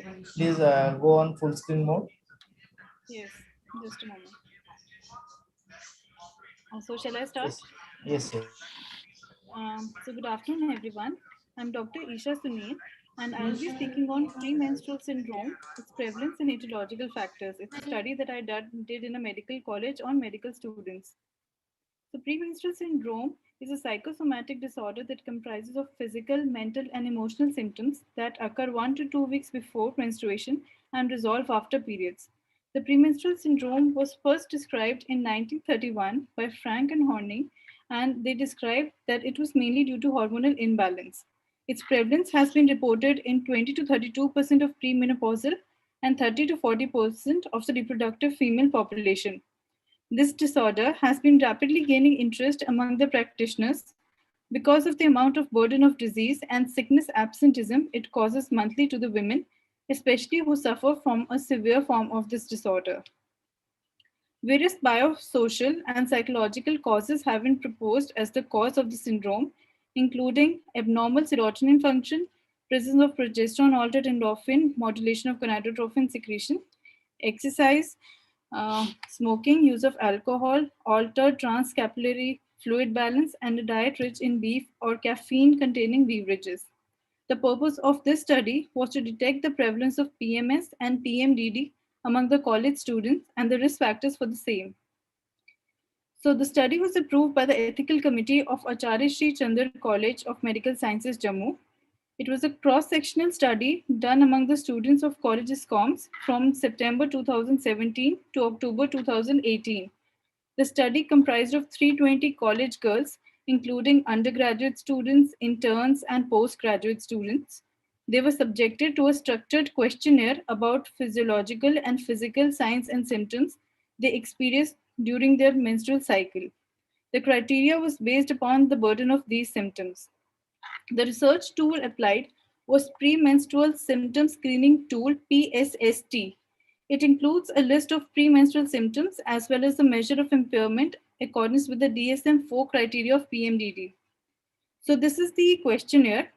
First, the subject is asked to fill all the particulars. Then in the following table, they are asked to indicate which of the symptoms they experience at least 12 to 6 days before the menstrual period and lasted for 2 days after the onset of menstruation. They were asked to indicate the severity of symptoms as 0 being not at all, 1 being mild, 2 being moderate, and 3 being severe. Then this is the list of the symptoms. First are the psychological symptoms, which include anger or irritability, anxiety or tension, liability of mood, depressed mood or dysphoria, tearfulness, disinterest in work activities, decreased interest in home activities, decreased interest in social activities, difficulty in concentrating, fatigue and lethargy, change in appetite, difficulty in sleeping, lack of concentration, and feeling of immersion or being out of control. The next is the list of physical symptoms, which include joint and muscle pain, frequent urination, increased weight, lower back pain, acne, nausea, flatulence, pain or tenderness of breast, abdominal pain, headache, and bloating. Then they were asked about whether it interferes with the work efficiency or productivity, relationship with co-workers, relationship with family, social life activities, and home responsibilities. Then accordingly, PMDD was defined as one of the first 4 core criteria as severe, plus at least 4 of the rest of symptoms as severe, and at least one of the A, B, C, D, E as severe. Then moderate to severe was defined as at least one of the 4 criteria as severe, 4 additional criteria symptoms as moderate to severe, and the last 5 is as moderate to severe, at least 1. And the rest were classified in no or mild PMS group. The statistical tool applied was chi-square test, and p-value of less than 0.05 was considered significant. The results. So this table shows this, the percentage of the different types of PMS. 57.5% was no or mild PMS group, 26.25 was moderate or severe PMS, and 16.25 was the percentage of PMDD. This table lists the proportion of the symptoms in the 3 categories. We can see that in the moderate or severe PMS group, the predominant symptom was liability of mood and physical symptoms, and in PMDD, anger or irritability was the predominant symptom. Then the correlation of age was seen in the 3 groups, and it was seen that in the 3 groups, the age was comparable and statistically non-significant. Then correlation of BMI was seen in the no PMS and PMS group, and it was seen that underweight and obese both was significantly linked with PMS. Then correlation of regularity of menstrual cycles was seen with the severity of PMS, and in the PMS group, irregular cycles were significantly more. Then the correlation of exercise was seen, and in PMS group, there was a significantly increased sedentary lifestyle. Then in salt intake, there was a significantly high salt intake in the PMS group. Then fat intake was also seen, but it was not found to be significant. Then the different types of food products and drinks were seen as a correlation with the PMS group. And it was seen that coffee, tea, sweets, ice creams, and chocolates were significantly more in the PMS group. Then among the mental disorders, depression was significantly more in the PMS group. So the prevalence of PMDD among the students of Wisconsin Medical College was found to be 16.25%. And in the other studies also, there is similar incidence seen. The high incidence in medical students could be a result of increased psychological stress of studies and increased awareness among medical students about the disorder, and thus more recognition of the symptoms by them. Among the patients of PMDD, anger and irritability were the predominant symptom, and the other studies have also reported same as the most common symptom. In our study, we did not find any correlation with age. Then prevalence of PMS was seen more in obese and underweight girls, and I've listed 3 other studies which have mentioned similar findings. Also, the prevalence of sedentary habits was more in the PMS group. There was also high prevalence of salt intake, as I just shared. Then there was high prevalence of coffee intake, sweets, ice cream, and chocolate in our study. And Rashid and Saad and other studies have also shown the more intake of caffeinated drinks in the PMS group. Then depression was significantly higher in our group, and the other studies have also reported similar findings. So to conclude, obesity, sedentary lifestyle, lack of regular exercise are positively associated with the prevalence of PMS syndrome. Among the dietary patterns, we found the consumption of diet rich in salt, sweets, tea, as well as caffeine were associated with high prevalence of PMS. Girls with high incidence of psychiatric disorder like depression also had high increased prevalence of PMS syndrome.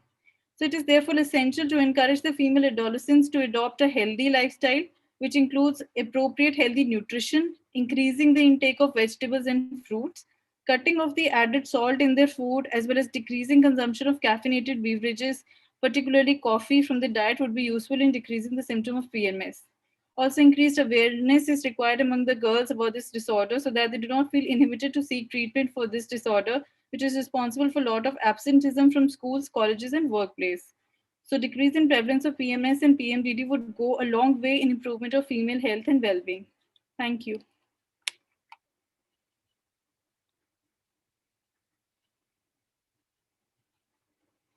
So that's all from my side. So thank you, Dr. Isha. It was a very nice presentation and quite elaborated. And this was a quite common problem among adolescent girls. So you have elaborated very nicely. Thank you. Thank you.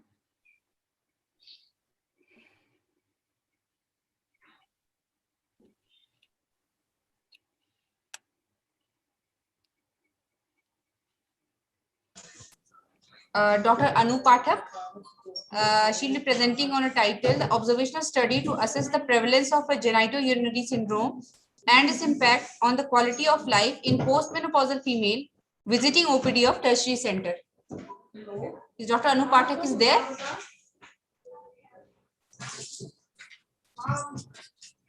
I guess she is not also not logged in.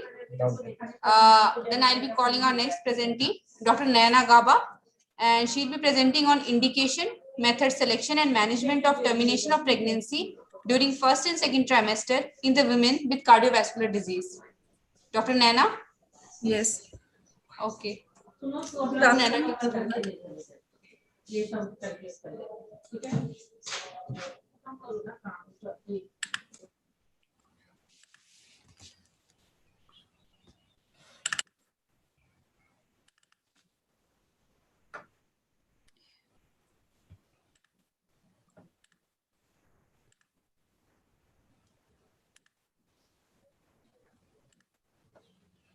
Dr. Naina, are you already opened the PowerPoint? Yes. Please go to the bottom. There is a screen share option in green color and click on that and select your PowerPoint and share. Okay. Select your PowerPoint. Yes, sir. Click on the green button. Yes. Now it's, I think now it's visible. Please go to the full slide mode. Yes. Now you can start your presentation, please. Okay. Thank you. Good afternoon, everyone. My topic for today is indications, method selection, and management of termination of pregnancy during first and second trimester in women with cardiovascular disease. First of all, introduction. Medical termination of pregnancy in women with heart disease can be dangerous with a higher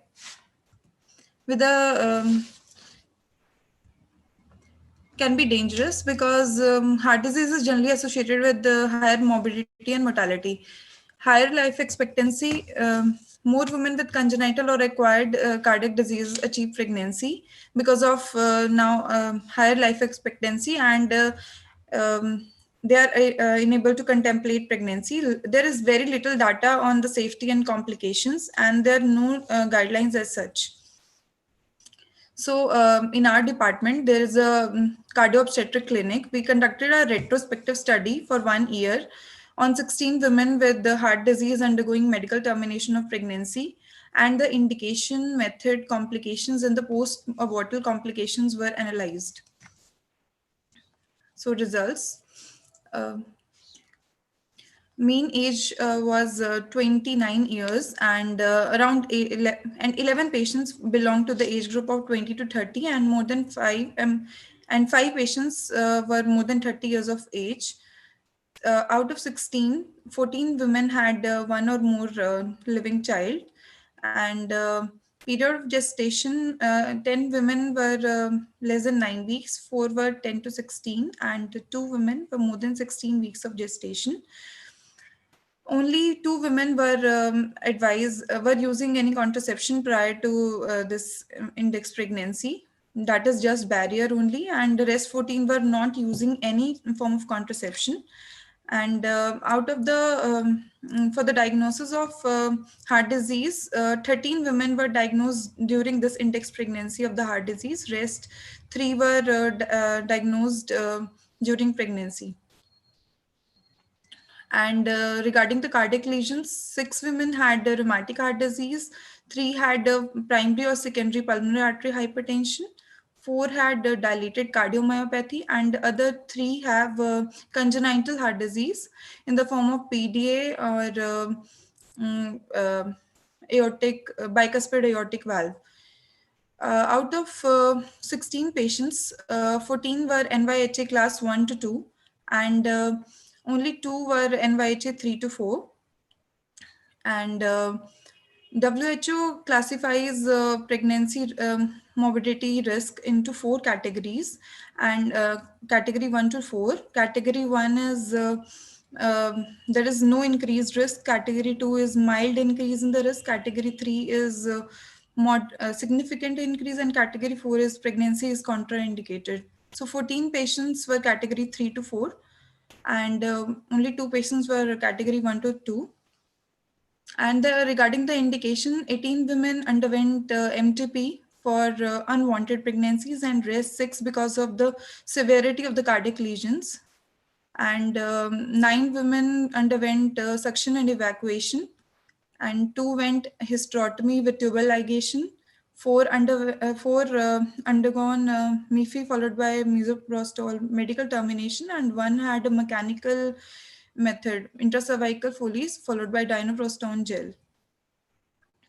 And the complication, there was no mortality observed in any of the groups. 1 women had atrial fibrillation, and 1 had a congestive heart failure, but both were managed successfully.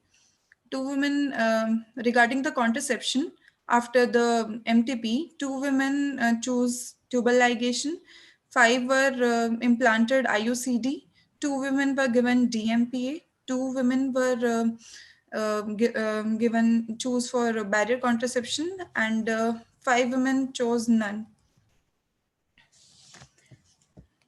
12.5%, that is 2 out of 16, became pregnant because of the failure of barrier contraception. Indication of MTP, high risk pregnancy in 50% and unwanted in 50%. Only 6 women had ever been given advice on the contraception by either cardiologist or a gynecologist. Rest 10 were never been advised any form of contraception prior. And 2 out of 16 women, that is 1 with VSD and Eisenmenger, and the other one was surgically corrected PDA with PH, gave history of having received any comprehensive counseling about the risk of pregnancy by cardiologist and gynecologist. Now the discussion. The cardiovascular changes in pregnancy include increased blood pressure, fall in the BP in the first and second trimester, and the increased ventricular wall stress. Cardiac disease is a major cause of morbidity and mortality in pregnancy in developed world. And dilated cardiomyopathy particularly poses a high risk during pregnancy because of the pain-induced tachycardia and the risk of blood loss that can further reduce the oxygen delivery to tissue and strain the heart. Valvular lesions, generally stenotic lesions, are poorly tolerated, and the regurgitant lesions are well tolerated. Congenital heart disease, there is an increased incidence of spontaneous abortion, preterm labor, and intrauterine growth restriction, particularly related to associated placental insufficiency.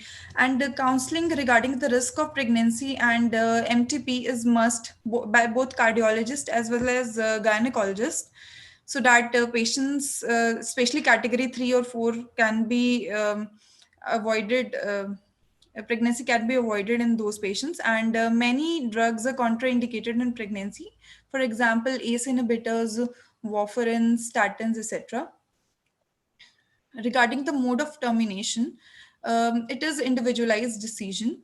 Whether medical or surgical, there was no difference in the incidence of infection and blood loss in many studies, and stenotic lesion and cardiomyopathy with very low ejection fraction.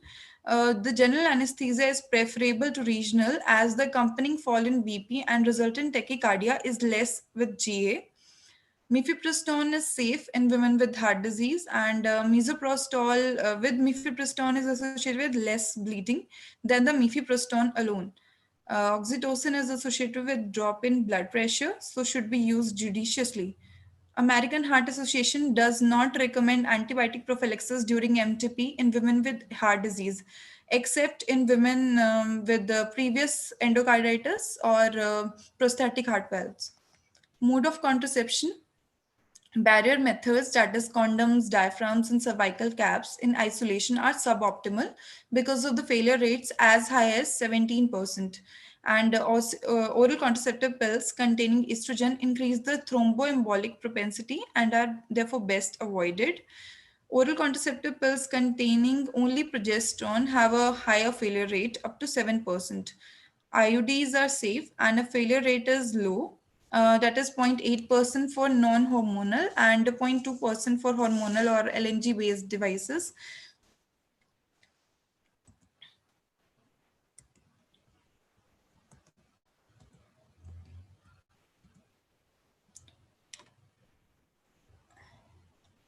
Copper-based IUD is most effective for emergency post-coital contraception.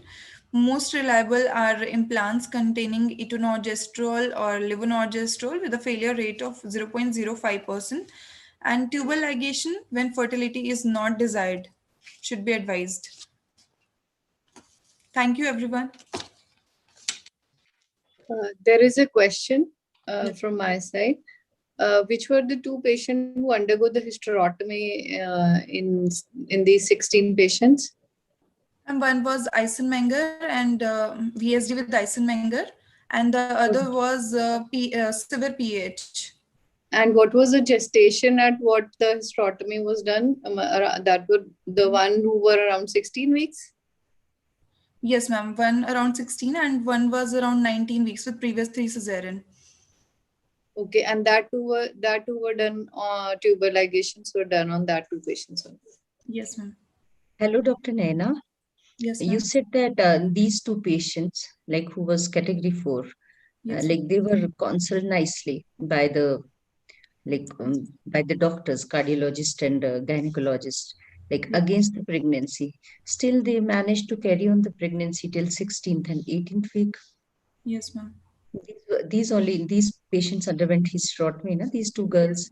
Yes, ma'am. One had PDA with the one was even previous PH and other was TOF. Yes, this ma'am. is what you said, na? With the reversal. So I think the counseling was not adequate because they continued the pregnancy till like 16, 18 weeks. Yes, ma'am. Counseling should be comprehensive by both gynecologists. Actually, the Eisenmenger patient was previous 3 cesarean also. So she was counseled for tubal ligation in the last cesarean also, and she has 3 living children, but still she carried the pregnancy up to 19 weeks. So, might be that, like there is a big issue in our country, like women are crazy for a male, yes, ma'am. And for a son. cardiologists were Might be generally she had three daughters and wanted to have it again. So cardiologists are generally male, and they are generally shy to have the contraception discussion with the female patient. So it should be by the gynecologist also. Okay, Dr. Naina? Yes, ma'am. Hello. In which cardiac condition pregnancy is not advised or contraindicated? Ma'am, severe pulmonary artery hypertension, severe aortic stenosis, severe mitral stenosis, and bicuspid aortic valve with aortic root diameter more than 5 centimeter, or severe PH, severe DCMP, that is ejection fraction less than 30%. Okay. Hello. Dr. Naina, there is one question from my side. Yes, ma'am. What are the obstetric drugs which affects the cardiac activity in pregnancy? Ma'am, mifepristone. Okay. 1. Cardiac activity. And ma'am, misoprostol is associated with Mobius syndrome. And oxytocin is generally associated with the drop in BP. So higher doses of oxytocin it should be used judiciously. What about carboprost? Yes, ma'am, carboprost also, because it causes and methergin. They causes hypertonicity and hypertetany. So, in your study, how many patients had second trimester MTP? 14 patients, I think. 14 had second trimester. Yes, ma'am. So, what was the indication to you already told? No, ma'am. 10 patients. 10 patients had MTP at less than in the first trimester, and 16 underwent in the second trimester. What was the indication in those patients? Ma'am, for the second trimester, Yeah. ma'am, 2 underwent because of the maternal condition, that is severe PAH and the Eisenmenger. They were terminated for the maternal because they were NYHA 3 or 4, Okay. and rest were unwanted pregnancies, 4. So, according to you, which should be the best method during second trimester in a cardiac patient?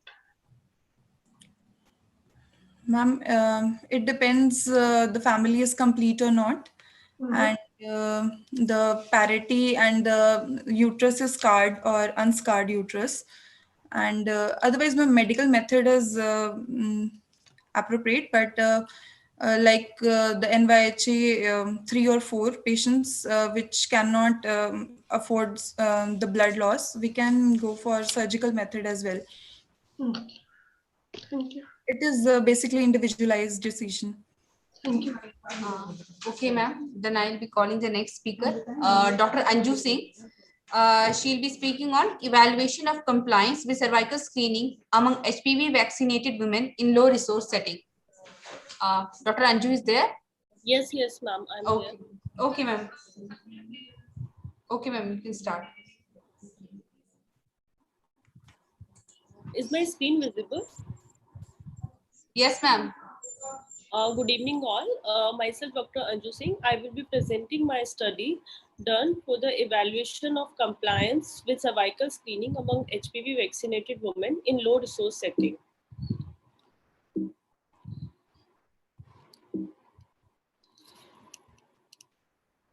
Primary prevention through HPV vaccination and secondary prevention through screening are integral component of cervical cancer elimination programs. Screening, even after the HPV vaccination, is recommended. In low resource setting, understanding the barriers for non-participation in cervical screening after HPV vaccination would contribute to targeted intervention development by healthcare providers. So the present study was done to evaluate the compliance for the cervical screening after HPV vaccination and to determine the barriers for non-compliance. It was a prospective observational study conducted during the period November 2009 to February 2021. It was basically a follow-up data of 1,000 unmarried girls aged 10 to 18 years of age who received quadrivalent HPV vaccination in 2009 and 2010 as a part of an Indian multicentric trial done to evaluate safety and efficacy of 2 versus 3 doses of HPV vaccine. Cervical sample was advised 18 months after marriage or 6 months after delivery, whichever was earlier. And the population belonged to semi-urban areas of Gautampuri, Delhi. For statistical analysis, descriptive analysis was done. So, out of the 1,000 girls of 10 to 18 years of age who were vaccinated during the follow-up period of 2010 to Feb 2021, 463 got married and 409 were eligible for the first cervical sample. Out of the 409 women who were eligible for the for cervical screening after HPV vaccination, 334, that is 88.34% of the women compliant with the screening, while 75 women were 75, that is 11.66% women were non-compliant. Regarding the site of cervical sample collection, in the 334 women, out of 334 women, 177 samples were collected at the health center, while 163 women preferred home collection of the sample, and they were also given the option of the self-sampling, but none preferred self-sampling. Regarding the motivation, only 2 women came for the first cervical sampling without any motivation. However, 29 came after the telephonic motivation. 256 agreed for the cervical sample after the personal counseling, and 47 required telephonic as well as personal motivation. On detailed evaluation of the 75 patients who were non-compliant for the first cervical sample screening, majority, that is 25 patients, had migration after marriage, 21 refused because of lack of family support, 14 patients had self-refusal, 9 were pregnant, 3 could not come because of COVID pandemic, and 2 other patients, 1 was on infertility treatment, and 1 could not come because of busy duty hours. Out of the 21 patients who had lack of family support, the majority, that is 57.1% patient, refused under the influence of their mother. 4 refused because of refusal by their in-laws. Two participant because of refusal by husband, and 3 because of refusal by the sister. So we could see that the psychological barrier, that is the self-refusal or refusal by one of the family members, and non-accessibility, that is migration of the after the marriage, contributed to the major chunk of the non-compliant reason for the non-compliance to the cervical screening.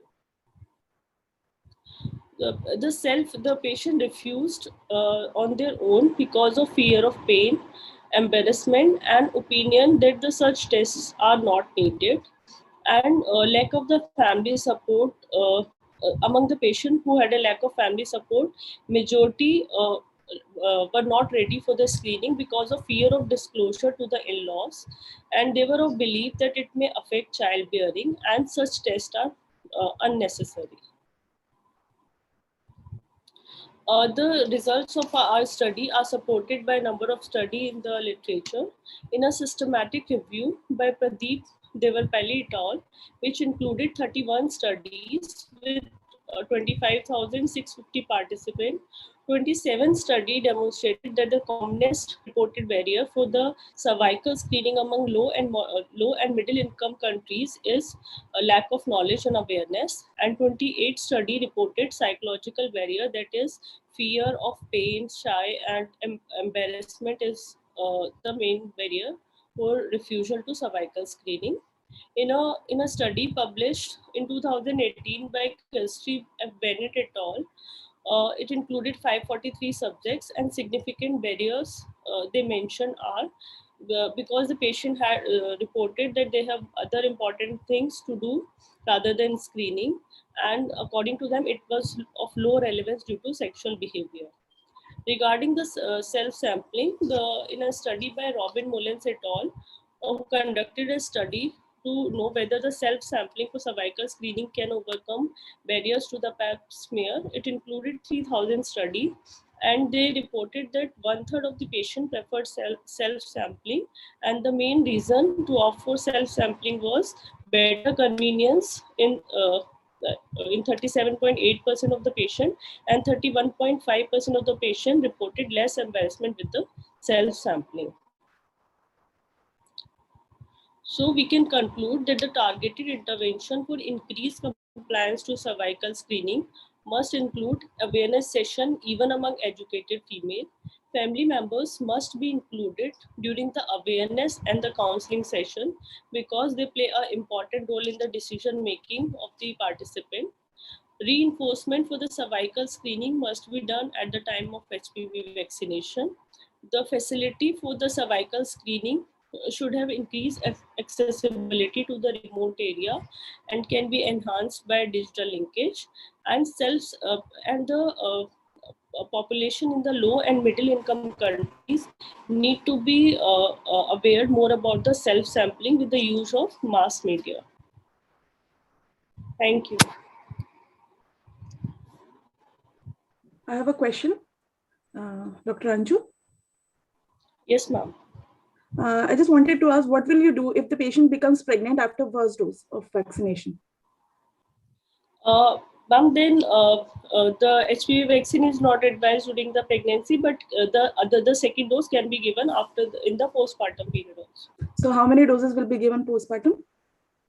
One dose. So you're recommending 2 doses of or 3 doses? Yes, ma'am. 2 doses. 2 doses postpartum. Okay. Hello.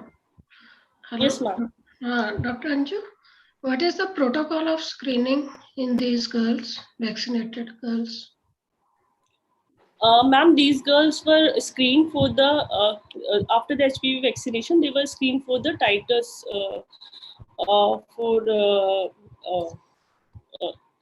for normally for after HPV vaccination, the screening to be done as per the routine protocol. Like if we are using HPV test, then 5 yearly, and if we are doing only the pap test, then 3 yearly. But in these women, we did the cervical sampling to measure the titers also against the antibodies. So we took annual sample for the cervical screening, 4 samples. Okay. But that was mainly to measure the titers of the antibodies against it. Because the screening is not a substitute, like this vaccination is not a substitute Not a for substitute, screening. they should be screened as per the usual As per the routine protocol. Yes, yes. Dr. Isa, you can go to the next candidate, please. So I'll be calling our next speaker, Dr. Harleen Kaur. She'll be speaking on association of vitamin D deficiency with pelvic organ prolapse. Dr. Harleen, you can start.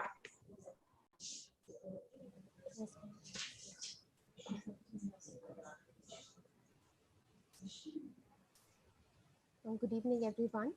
The topic of my presentation today is a study on association of vitamin D deficiency with pelvic organ prolapse. As we know that vitamin D deficiency is widely prevalent not only worldwide but in India also. The study hence aims to evaluate the association of vitamin D deficiency with pelvic organ prolapse. The role of vitamin D in muscle strength, neuromuscular function, and postural stability has been evaluated in past studies. Since pelvic floor muscles are also composed of skeletal muscles, it is likely to be affected by the vitamin D levels.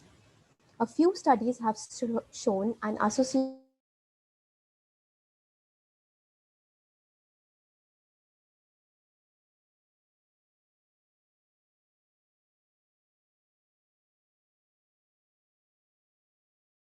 hydrocholesterol to the active form, which indicates that vitamin D deficiency could be a precipitating factor for the pelvic floor disorders in the postmenopausal women. Methods. The study was conducted in a private medical college in Chennai. 100 postmenopausal females were included, out of which 50 had pelvic organ prolapse and other 50 controls had come to the gynecological OPD with some other gynecological complaints. Patients already taking calcium or vitamin D supplements or patients with chronic renal disease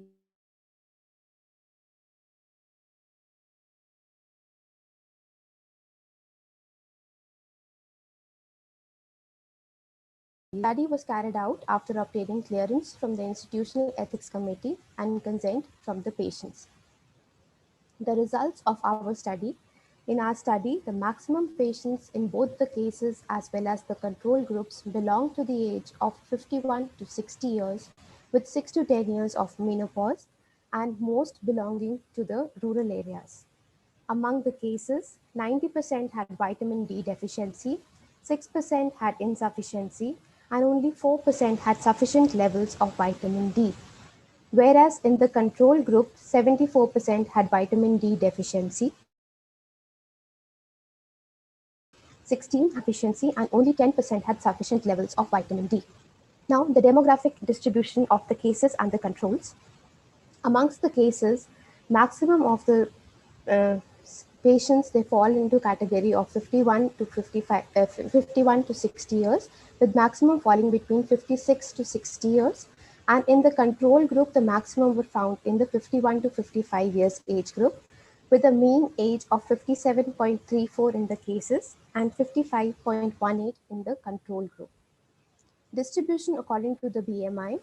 In the cases, as well as the controls, maximum patients fell into normal BMI, that is 18.5 to 24.9, with a mean BMI of 23.19 in cases and 23.262 in the control group. Now, as we know that vitamin D levels are thought to be associated with the amount of exposure to the sunlight. So here in our study, we asked the patients as to how many hours of exposure to sunlight were taken, and accordingly, these were classified as 1 to 2 hours, 2 to 3 hours, 3 to 4 hours, and 4 to 5 hours. So maximum had an exposure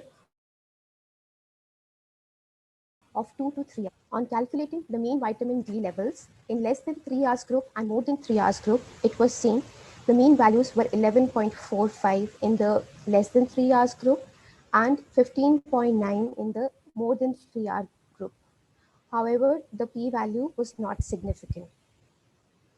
Then, on studying the association of vitamin D with the residents, maximum patients belong to the rural areas, that is 66%, and the mean vitamin D values in the urban areas was 12.38, whereas in the rural area was 12.72. According to the parity, maximum of the patients with the pelvic organ prolapse, they were para 3, that is 44%, and the mean vitamin D levels in this age group, in this parity group, was 12.05%. Then, according to the staging of the prolapse, it was seen that maximum had the third degree prolapse, that is 42%. And on comparing the mean vitamin D level, it was seen that those with the first degree prolapse, the mean vitamin D was 10.53. In the second degree prolapse group, it was 14.06. In third degree, it was 13.63. And those with the procedentia, it was 9.34. So this table shows us the vitamin D levels, that is less than 20, that is the vitamin D deficiency, 20 to 29.9, that is vitamin D insufficiency, and normal values, that is more than equal to 30. So in our study, in the vitamin D deficiency, the cases had 90% of the cases had vitamin D deficiency, whereas only 74% had vitamin D deficiency. The vitamin D insufficiency, 6% of the cases had vitamin D insufficiency and 16% had vitamin D insufficiency in the control group. And the vitamin D sufficiency was seen only in 4% of the cases, whereas it was seen in 10% of the control group. On calculating the mean vitamin D values, it was found to be 12.61 in the cases, that is those with the pelvic organ prolapse, and it was 17.78 in the control group. In our study, the correlation between the pelvic organ prolapse and the vitamin D deficiency was not found to be significant. However, it was seen that the females who had pelvic organ prolapse had more percentage of vitamin D deficiency. So vitamin D deficiency could be a precipitating factor for the pelvic floor disorders in the postmenopausal women. So vitamin D supplementation should be done to prevent not only the pelvic organ prolapse, but also other post-menopause related complications like osteoporosis. Thank you. Dr. Haleen? Yes, ma'am.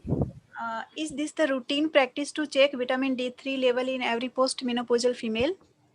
No, ma'am, it is not a routine practice, and as we know that the vitamin D deficiency is widely prevalent, most of the patients that they have vitamin D deficiency only. So routinely, we do not do vitamin D for all the patients come to us for the checkup, the postmenopausal females. Hello, Dr. Harleen. Yes, If ma'am. we want to attribute the etiology of prolapse to vitamin D deficiency, then we have to take care of the other confounding factors. Yes, ma'am. Like other risk factors for prolapse, na? So Yes, they should have been taken into consideration before saying that. Otherwise, also in your study, no such significant association was seen. It was just like insufficiency and deficiency that was more common in those women who had prolapse. But this association was not statistically significant. But even if it had been statistically significant, even then we had to take care, like we have to balance those confounding factors or the other risk factors. Yes, ma'am.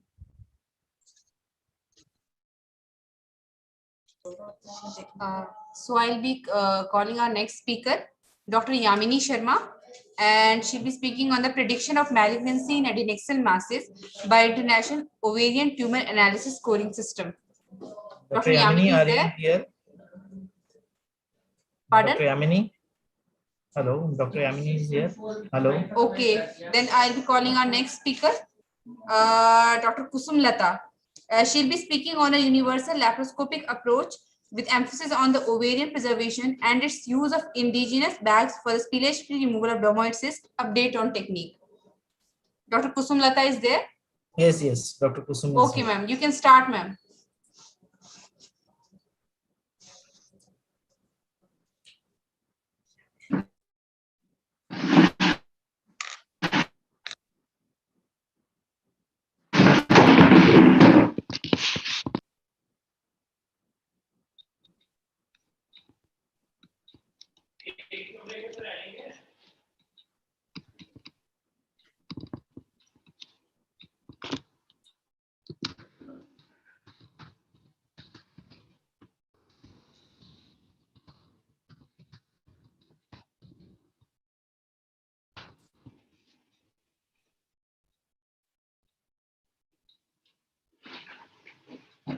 We are audible to you, Dr. Kusum.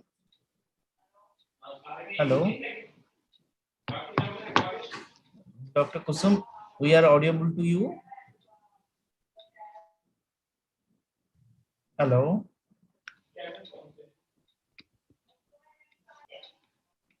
Dr. Kusum, we are audible to you.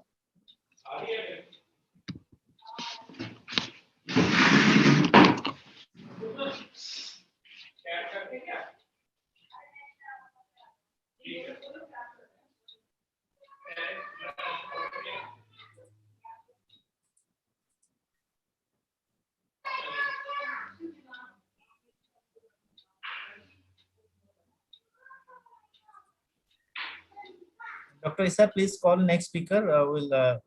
Meantime, we'll fix that issue.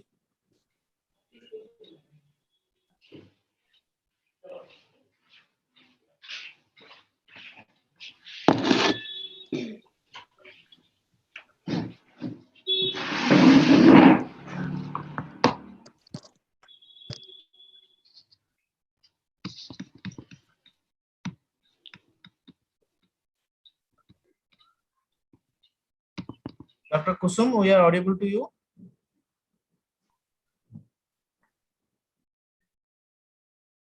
Hello. Hello. Dr. Kusum. I'll be introducing our next speaker till the time Dr. Kusum manages her camera.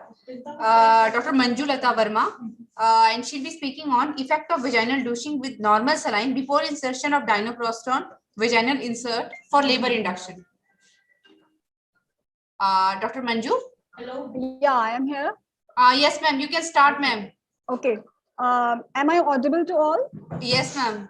Okay. So very good afternoon to respected judges and respected chairpersons and dear coordinator. Myself, Dr. Manjulata Verma, and I'll be speaking on effect of vaginal douching with normal saline before insertion of dinoprostone vaginal insert for labor induction. And my mentor is Professor Uma Singh, and we are from King George Medical University, Lucknow. So effect of prostaglandins for labor induction is variable, and one of the positive factor which is responsible for this variable result in its efficacy is taken as to be vaginal pH. The less acidic vaginal pH gives the more favorable outcome in terms of vaginal delivery. The hypothesis behind this study is that vaginal douching may make vaginal pH less acidic by reducing the density of the normal vaginal flora and washing out the acidic secretions present in the vagina. So, vaginal douching might increase the chances of successful induction of labor. The aims and objectives of my study was to study the effect of vaginal douching with normal saline before insertion of dinoprostone vaginal insert for induction of labor. So this study was done in the Department of Obstetrics and Gynecology, King George Medical University, Lucknow, in duration of 1 year. This was a randomized controlled trial and sample size was 45 cases in each arm. The patients who were included in the study were singleton pregnancies, aged between 18 to 40 years of the age.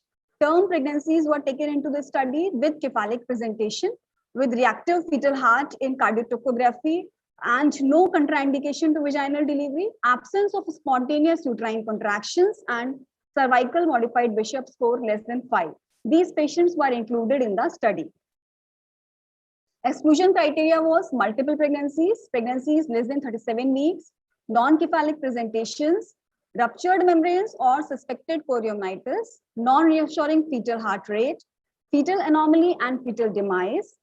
Emergency delivery indications were also excluded, known hypersensitivity to prostaglandins, and previous cesarean delivery or any other uterine surgery, they were excluded.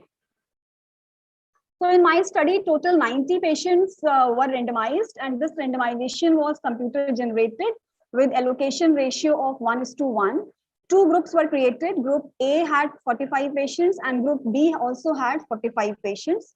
In group A, pre-douching vaginal pH was found to have 4.91 plus minus 0.62. In group A, dinoprostone was inserted after douching with 20% of normal saline. And in this group, post-douching vaginal pH was done again, which was found to be 5.52 plus minus 0.54. And then the delivery outcome was measured. Out of 45, 34 patients in this group had vaginal delivery, while 11 had cesarean section.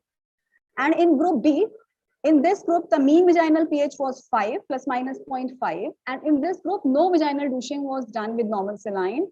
And delivery outcome was noted. Out of 45, 31 patients had vaginal delivery and 14 had cesarean. So primary outcome was duration from the beginning of intravaginal dinoprostone insert administration to the active phase of labor. This was my primary outcome of the study, and secondary outcomes were change in vaginal pH after douching with normal saline, duration from the time at the vaginal dinoprostone insertion to the full cervical dilatation, and the route of delivery.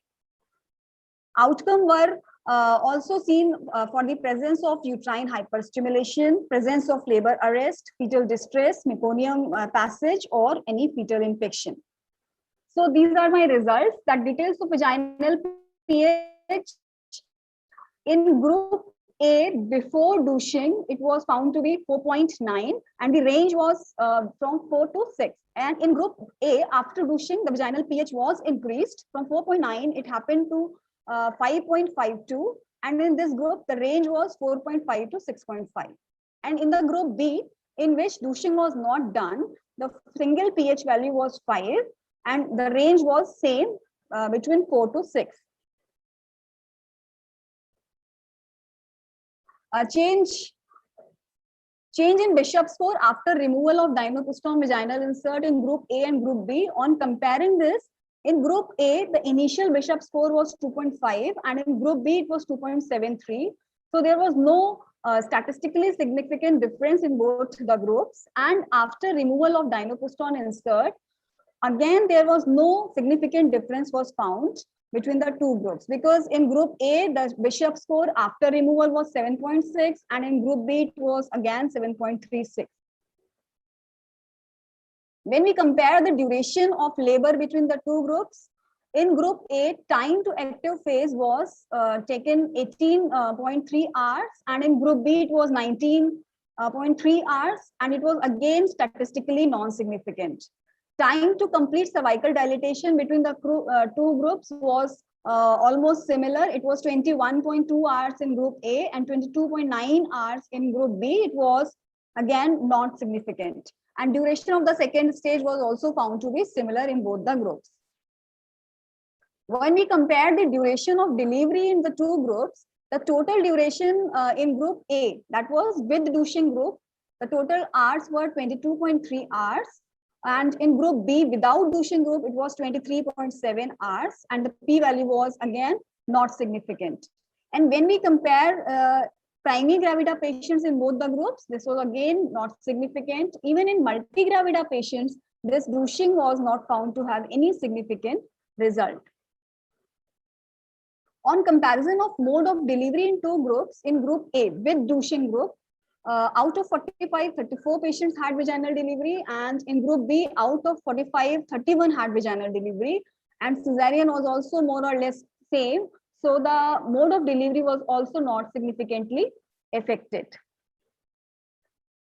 Now, this was the interesting result, that comparison of initial vaginal pH with mode of delivery in overall patients when we assessed, it was found that the patient out of total 90, 66 patients had vaginal delivery, and out of those, the vaginal pH was, mean vaginal pH was found to be 5.1.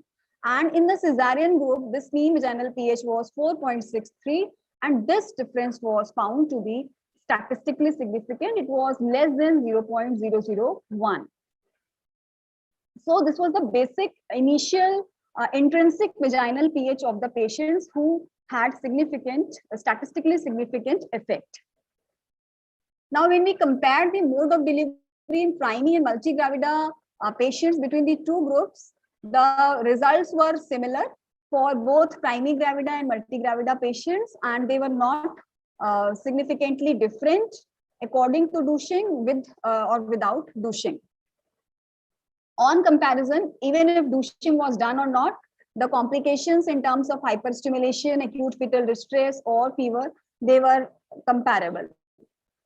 So the conclusion of my study with these results is that there was significant increase in the vaginal pH after douching with normal saline, because this was 4.9 versus 5.52, and p-value was less than 0.001. But the time interval between dinopustone insertion to active phase of labor, duration of active phase of labor, the time interval between insertion and complete cervical dilatation, and the mode of delivery were not significantly different between the two groups. The mean intrinsic vaginal pH, that was pH before inserting the dinopustone insert in the women who delivered vaginally, was significantly higher than the women who had cesarean section, and this p-value was less than 0.001. So, concluding that vaginal douching is not helpful in increasing the chances of successful induction, although douching increases the vaginal pH, but ultimately it is of no help as this change is only transient. Thank you very much for patient hearing.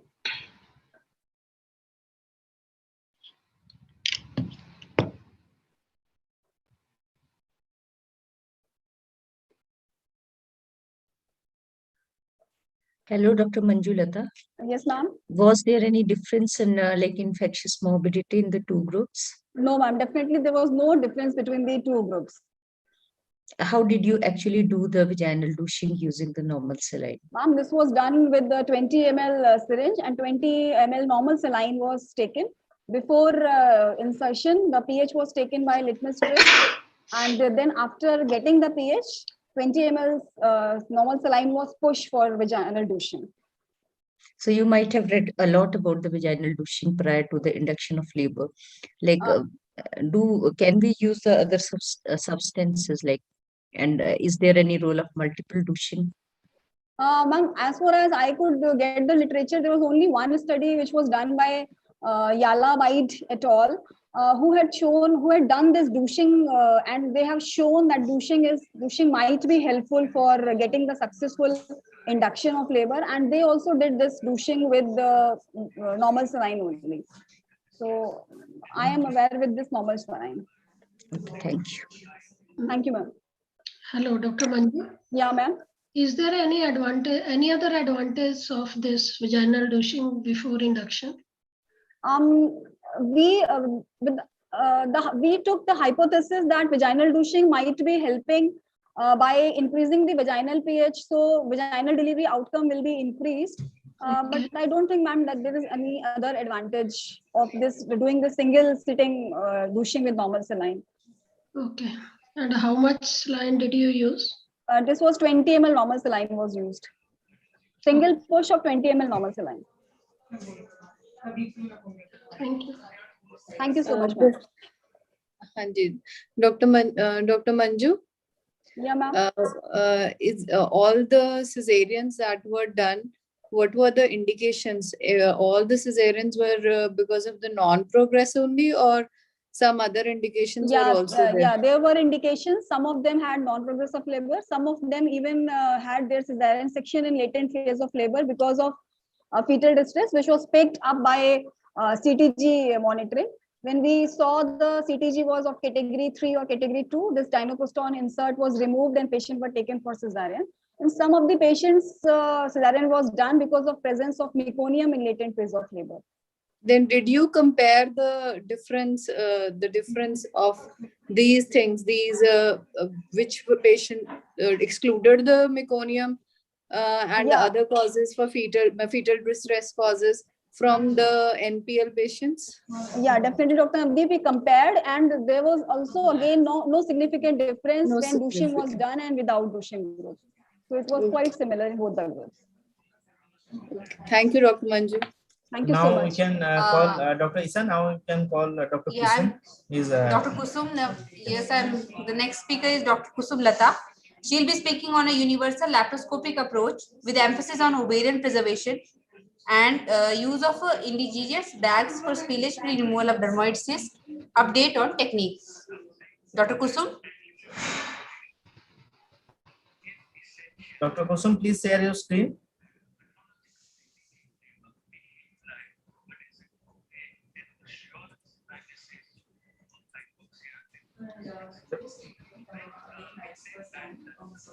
Please wait 2 minutes.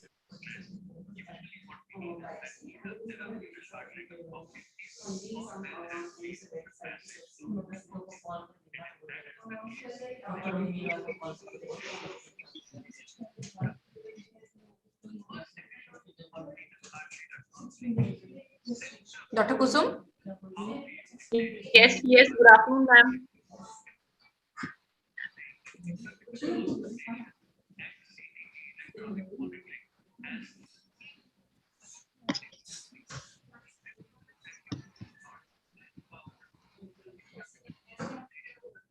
Ma'am, am I audible? Yes, ma'am. Hello? Yes, ma'am. Yes, you are audible. Please start your My presentation. voice is coming? Yes, please start your presentation. You can start, ma'am. Hello? Dr. Kusum, you are audible. Please start your presentation. Am I audible? Yes, please use a headphone rather than... Hello? Hello? Ma'am, my voice is coming or not?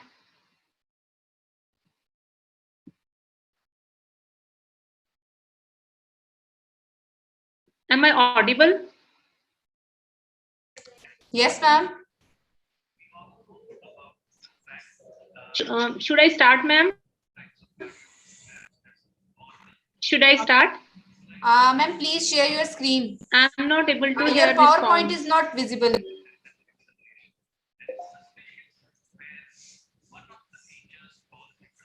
Your presentation is not visible on the screen, ma'am.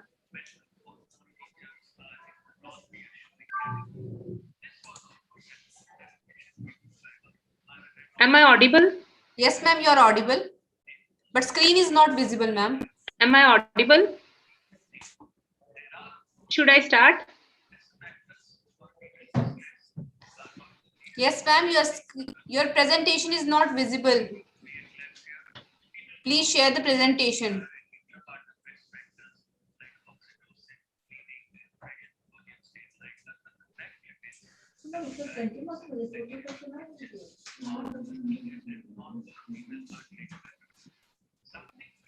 So, yes, I'm Dr. Kusum. I'm working as an assistant professor in Department of Obs and Gynae, AIIMS in New Delhi. And this study is from Paras Hospitals, Gurgaon, where I worked earlier. The topic of my study is universal laparoscopic approach with emphasis on ovarian preservation and use of endogenous bag for spillage-free removal of dermoid cyst. Update on the technique. As we all know, dermoid cysts of the ovary are the most common benign ovarian tumors the woman, and they present mostly in the adolescent and reproductive age group. They present with pelvic mass. It can be chronic or acute pain due to torsion. And laparoscopy is the gold standard for surgical treatment of dermoid cyst. So what is the point of being here? So I want to describe that we have to preserve the ovarian tissue even in huge dermoid. And yes, it is possible. The technique of dermoid enucleation without rupture and removal of dermoids in the indigenous affordable bags and ovarian conservation even in the presence of torsion. So it is a prospective study of around 38 women in a span of 1 year, and the committee approval was taken. So all the women or girls who presented with dermoid cyst, a thorough history examination was done, ultrasound or MRI imaging was done, all the tumor marker like CA125, LDH, beta HCG or alpha-fetoprotein was done in all cases, and we included all women who came to our outpatient clinic for evaluation or in emergency with acute symptoms. The mean age was around 26 years and the mean size of dermoid cyst was 8. And the various chief complaints were pain abdomen, acute pain, abdominal mass, infertility, or incidental detection of asymptomatic cyst.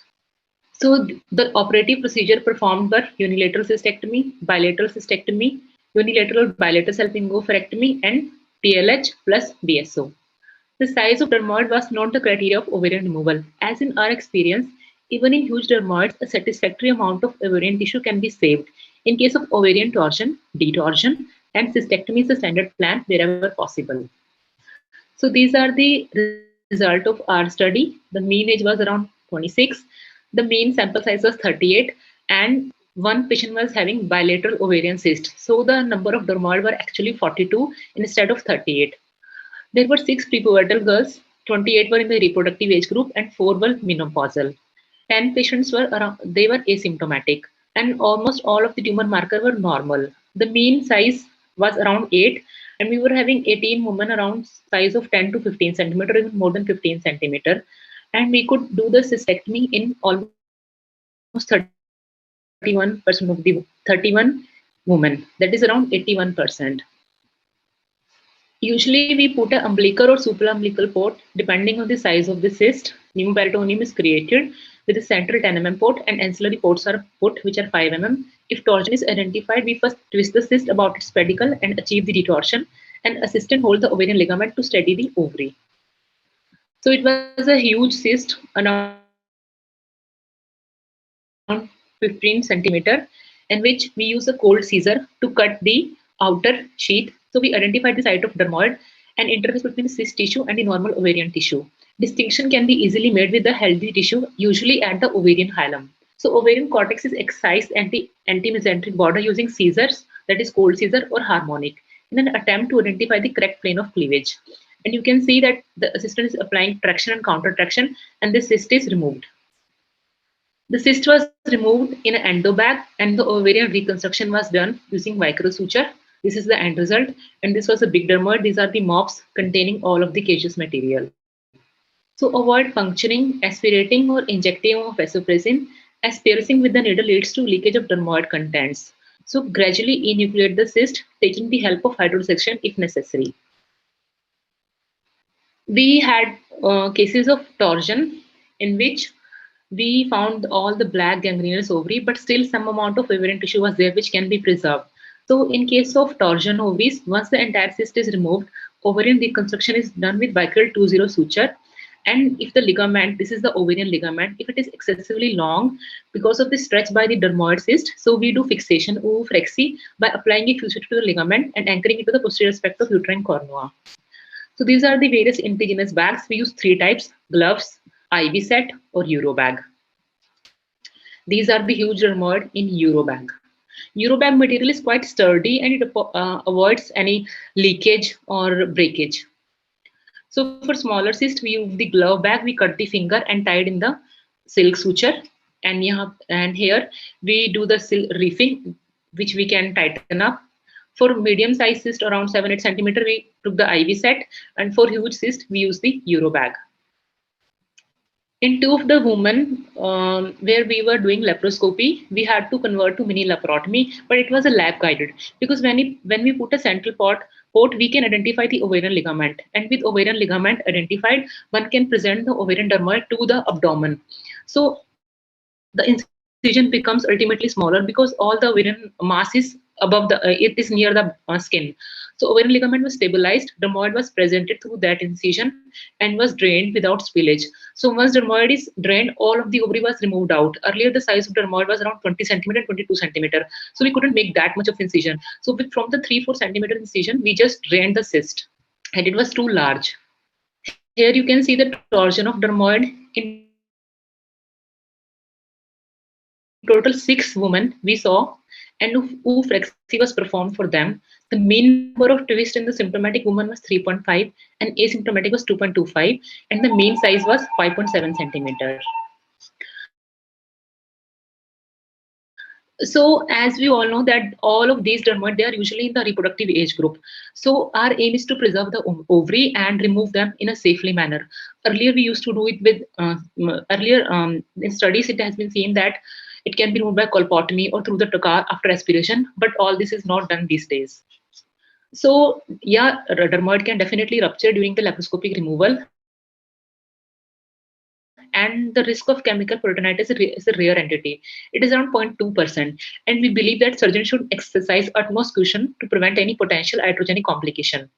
And we practice that, and so we didn't observe any spillage in any of our single case. And clearing the peritoneal cavity of fatty debris, it is a time-consuming exercise and increases the operative time. So laparoscopy surgery for dermoids is the standard of care. We should do careful preoperative evaluation and tumor marker, take remote consent of oophorectomy and possible laparotomy, even for extremely large cysts, as ovarian preservation is usually possible. Oophorectomy may be beneficial for patients with surgically detected torsion and elongated ovarian ligaments, irrespective of preoperative symptoms. Indigenous impermeable bags of various sizes can be used to retrieve the cyst without spillage. So, above, our study is a combination of technique, instrumentation, expertise, and assistant. But above all, it is the will to preserve the ovary because removal is very easy. Anyone can do it. But these are the patients where we have to preserve the ovary. So we should respect ovary, as all these women are very young and they have to start their obstetric career. In our patient, the women were postmenopausal also. We directly do cystectomy and salpingoforectomy. But for young women, please respect the ovary. Thank you.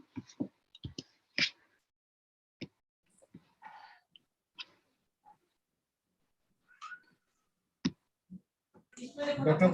Kusum, now voice is audible.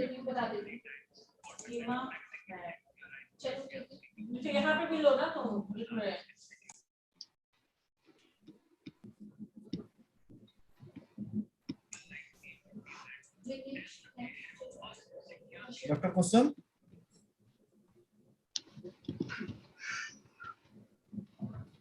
Dr. Isa, you can go to the next candidate. We can, if the connection is Okay. resolved, So we our can next take the candidate question. Okay. So our next candidate is Dr. Vijeta Kumari. She'll be speaking on to study to evaluate need of surgical intervention amongst adolescent gynecological problems. Dr. Vijeta Kumari, yes, she has joined. So you can start, ma'am. Good evening, ma'am. Hello, am I audible, ma'am? Yes, ma'am, you are audible. You can start.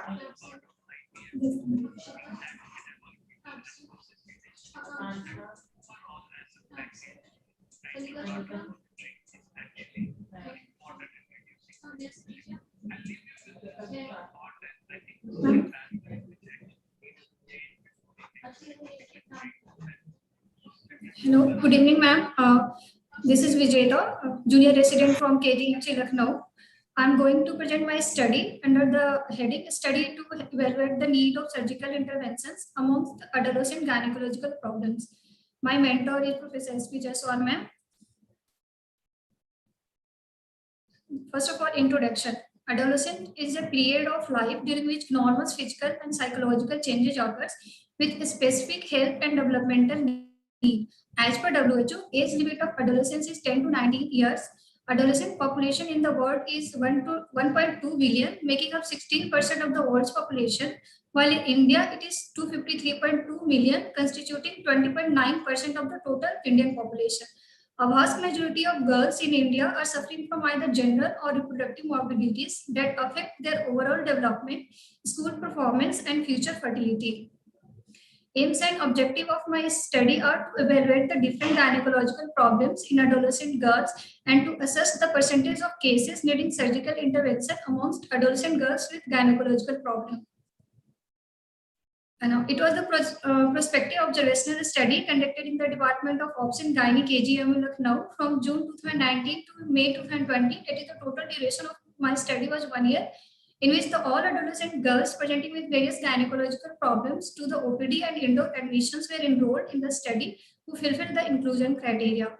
Inclusion criteria. Adolescent girls in the age group of 10 to 19 years presented with the various gynecological problems like menstrual disorders, leukorrhea, ovarian or retention mass, genitourinary tract infections like PID, UTI or Bartholin cyst or abscess, or trauma to genital tracts were included. Methodology. Adolescent girls were enrolled on the basis of inclusion and exclusion criteria. They were evaluated prospectively for their clinical presentation, their personal details, menstrual history, gynecological problems, and other associated complaints with examination finding were noted, and investigations advised as per requirement were also noted. Adolescents who underwent surgical interventions, type and indications of procedure were noted. At the end, statistical analysis of the data done to show our result. Now, observation and result. Out of 702 enrolled cases, 85.3% were from OPD, while 14.67% were from IPD, in which 93.02% were provided medical management, while 6.98% were given surgical interventions. The mean age of presentation of our study population was 16.68 years, while the mean age of menarche was 12.56 years. Now, among the various gynecological problems observed, most common problem observed was the menstrual problem, seen in 74.2% of the adolescent girls. And the second most common problems observed was the leukorrhea, seen in 9.69%. And the third most common problem observed was the ovarian or adnexal mass, seen in 6.84% of the adolescent girls. Among the various types of menstrual abnormalities observed, the most common abnormalities observed was infrequent cycle, seen in 27.45%, and the second most common menstrual abnormality was heavy and prolonged menstrual bleeding, seen in 25.1% cases. Among the various causes of primary amenorrhea, Mullerian dysgenesis or agenesis was found to be the most common cause, seen in 25.93% of the cases of primary amenorrhea. Now, among the various causes of secondary amenorrhea, PCOS was seen most commonly in 50.7% of the cases of secondary amenorrhea. Among the various causes of abnormal menstrual bleeding, immature HPO-axis was found the most commonly in 65.7% cases, and second most common cause was PCOS, seen in 34.2% cases. Among the 50 total ovarian tumor observed, non-neoplastic tumor was observed in 34 cases, that is 68% cases, and the neoplastic tumor were observed in 16 cases, that is 32% cases. Among the non-neoplastic tumor, the most common tumor seen was simple cyst, observed in 19 out of 34 cases. And among the different benign tumors, the most common tumor observed was mature cystic teratoma, seen in 5 out of 7 benign tumor. And among the 9 malignant tumor, most common tumors observed were immature teratoma, dysgerminoma, and mixed germ cell tumor. They were seen in equal frequency of 4%. And the second most common tumors were juvenile granulosa cell tumor, yolk cell tumor, Sertoli Leydig cell tumor, seen in equal frequency of 2% cases.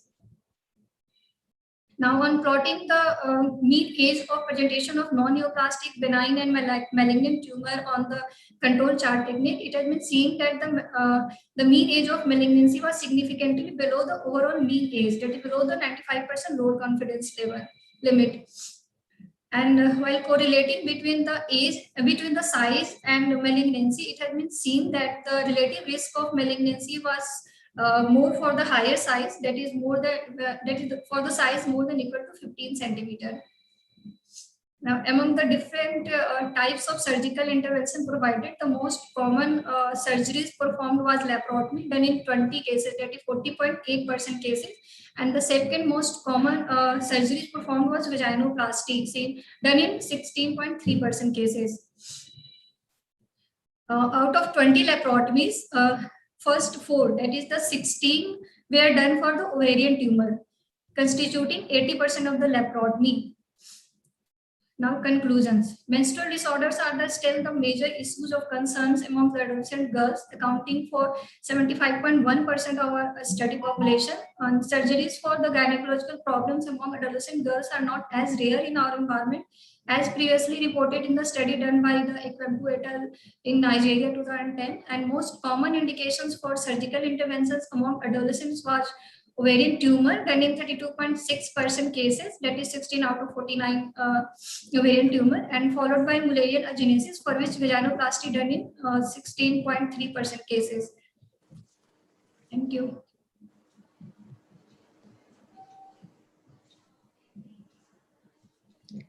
Hello, Dr. Vijayda. Yes, ma'am. The patients which were which were in the operative arm, just laparotomy was done, or laparoscopy was also done in the cases? Ma'am, laparoscopy was also done.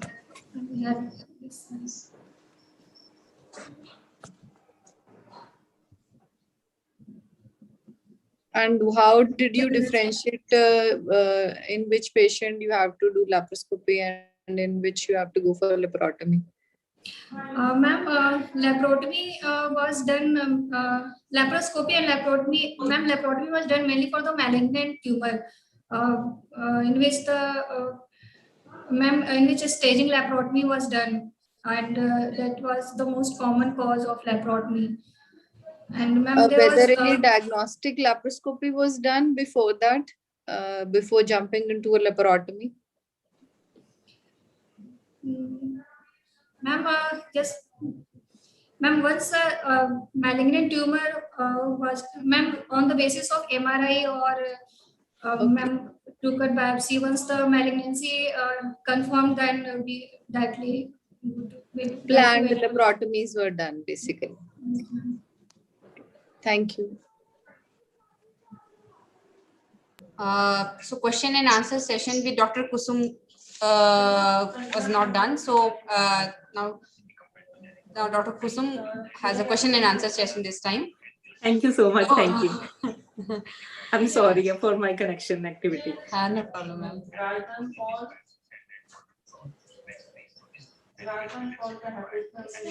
Requested to judges, you can, if any question has for Dr. Kusum, you can ask. My presentation was on dermoid, update on technique. No, your presentation was running smooth. Hello, Dr. Kusum. Hanji, ma'am. Good evening, ma'am. Good evening. You followed your patient after cystectomy for dermoid cyst. So, in how many patients you find the recurrence? Ma'am, usually in literature, the recurrence rate is around 10 to 17%. But yes, we follow our patients at 2 months, 6 months, even 1 year in after marriage they come, but we didn't see any recurrence. No. Okay. Thank you. Hello, Dr. Kusum. Hello, Dr. Navdeep. Hi. How did you use that Eurobag for, in which Euro, cases specifically? Yes. See, Eurobag has two qualities. First, it is sturdy, and second, it is cheap, affordable. So we cut the where it has connection with the tubing. Now we cut that part. We just make it open. Then we inserted in outside edges where we applied the silk suture, and then we extended the lower port up to 10 mm, which was earlier 5 mm, and then we pushed inside, and the cyst, which was around 10, 15, even 20 centimeter, we put that in Eurobag and then removed it out from the left lateral port, and then do the suction. Sare edges ko separate karke, spread karke, then did the suction and remove the cyst, so that there is no component of intra. Did you do dissection inside it in the Eurobag, or just suction and all, and it is done and taken out? One case where the cyst was around 16 centimeter, in that we cut open the Eurobag in a like a cone shaped manner, put it in the pelvis and did the dissection in that Eurobag, so that if any inadvertent spillage it occurs in the Eurobag only. But maximum we were able to enucleate because of the technique or of hydrodissection using cold seizure. Hydrodissection. And we didn't rupture it. Thank you. Ma'am, one more question. Yes. Ma'am, you used sponges also, ना? तो फिर ma'am वो sponges कैसे वो किया? नहीं, जब हम उसको रिट्रीव करते हैं ना लेफ्ट लेटरल पोर्ट से, तो हम स्किन के चारों तरफ ना स्पंजिस को रख लेते हैं, ताकि स्किन और पोर्ट साइड पे कोई भी ना केशियस मटेरियल ना रखा जाए.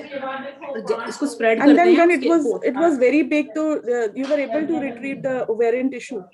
Yes, because it is always near the hilum. One has to look for it. It is there, because doing oophorectomy is an easy job. Anyone can do it, but you have to preserve the ovary. These are the women in most of the need. Okay. And what about the IV set? You used IV set also? Yes, वो जो IV set का cover होता है ना, it is smaller and it is thinner. So the cyst around 4-5 centimeter, 6 centimeter we used in that cases. Because our aim was to have affordable bags, because endo bag costs around 8,000, 10,000, and we don't want to increase the cost. That's why. Thank you. Has Dr. Yogita Gautam, Dr. Ayushi Kaushal, or Dr. Anu Pathak and Dr. Yamini Sharma has joined. So I request the judges to wait just for 5 minutes. Maybe they can join within 5 minutes, or otherwise we will close the session.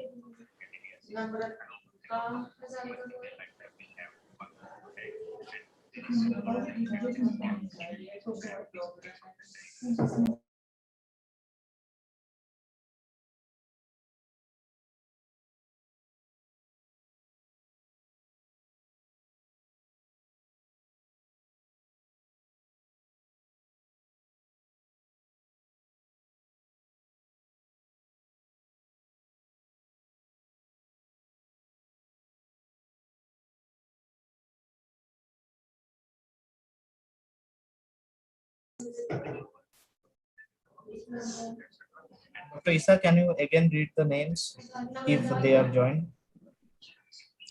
So none of the candidate has logged in the name which I've called.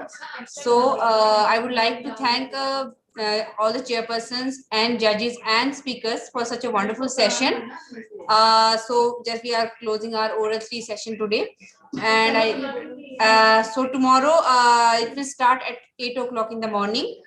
So I request judges to send the marks, and thank you so much. Thank you. Thank you, Isha. Thank you. Thank you so much. Thank you, ma'am. Thank you. Thank you, everyone. Thank you so much. Hello, Dr. Snigdha. We will send it through email or through WhatsApp. Ma'am, just WhatsApp will do. Okay. I remember Snigdha. Snigdha is a graduate from IGMC Shimla. Ma'am, actually, this is ma'am's ID. I have done my MBBS from IGMC Shimla. But your name is this not is Dr. Snigdha. Isha, ma'am. This is Dr. Snigdha, ma'am. This is Dr. Isha. Okay. You are Isha. That's why I had some confusion regarding your name. Yes, ma'am. I have done my MBS from IGM session. Yes. Okay, so I thought how Isha became Snigdha. Okay. Thank you. I'm using ma'am's ID. Yes, ma'am. Okay, Okay, thank you. thank you, ma'am. Thank you, all ma'am. chairpersons and judges. Thank you.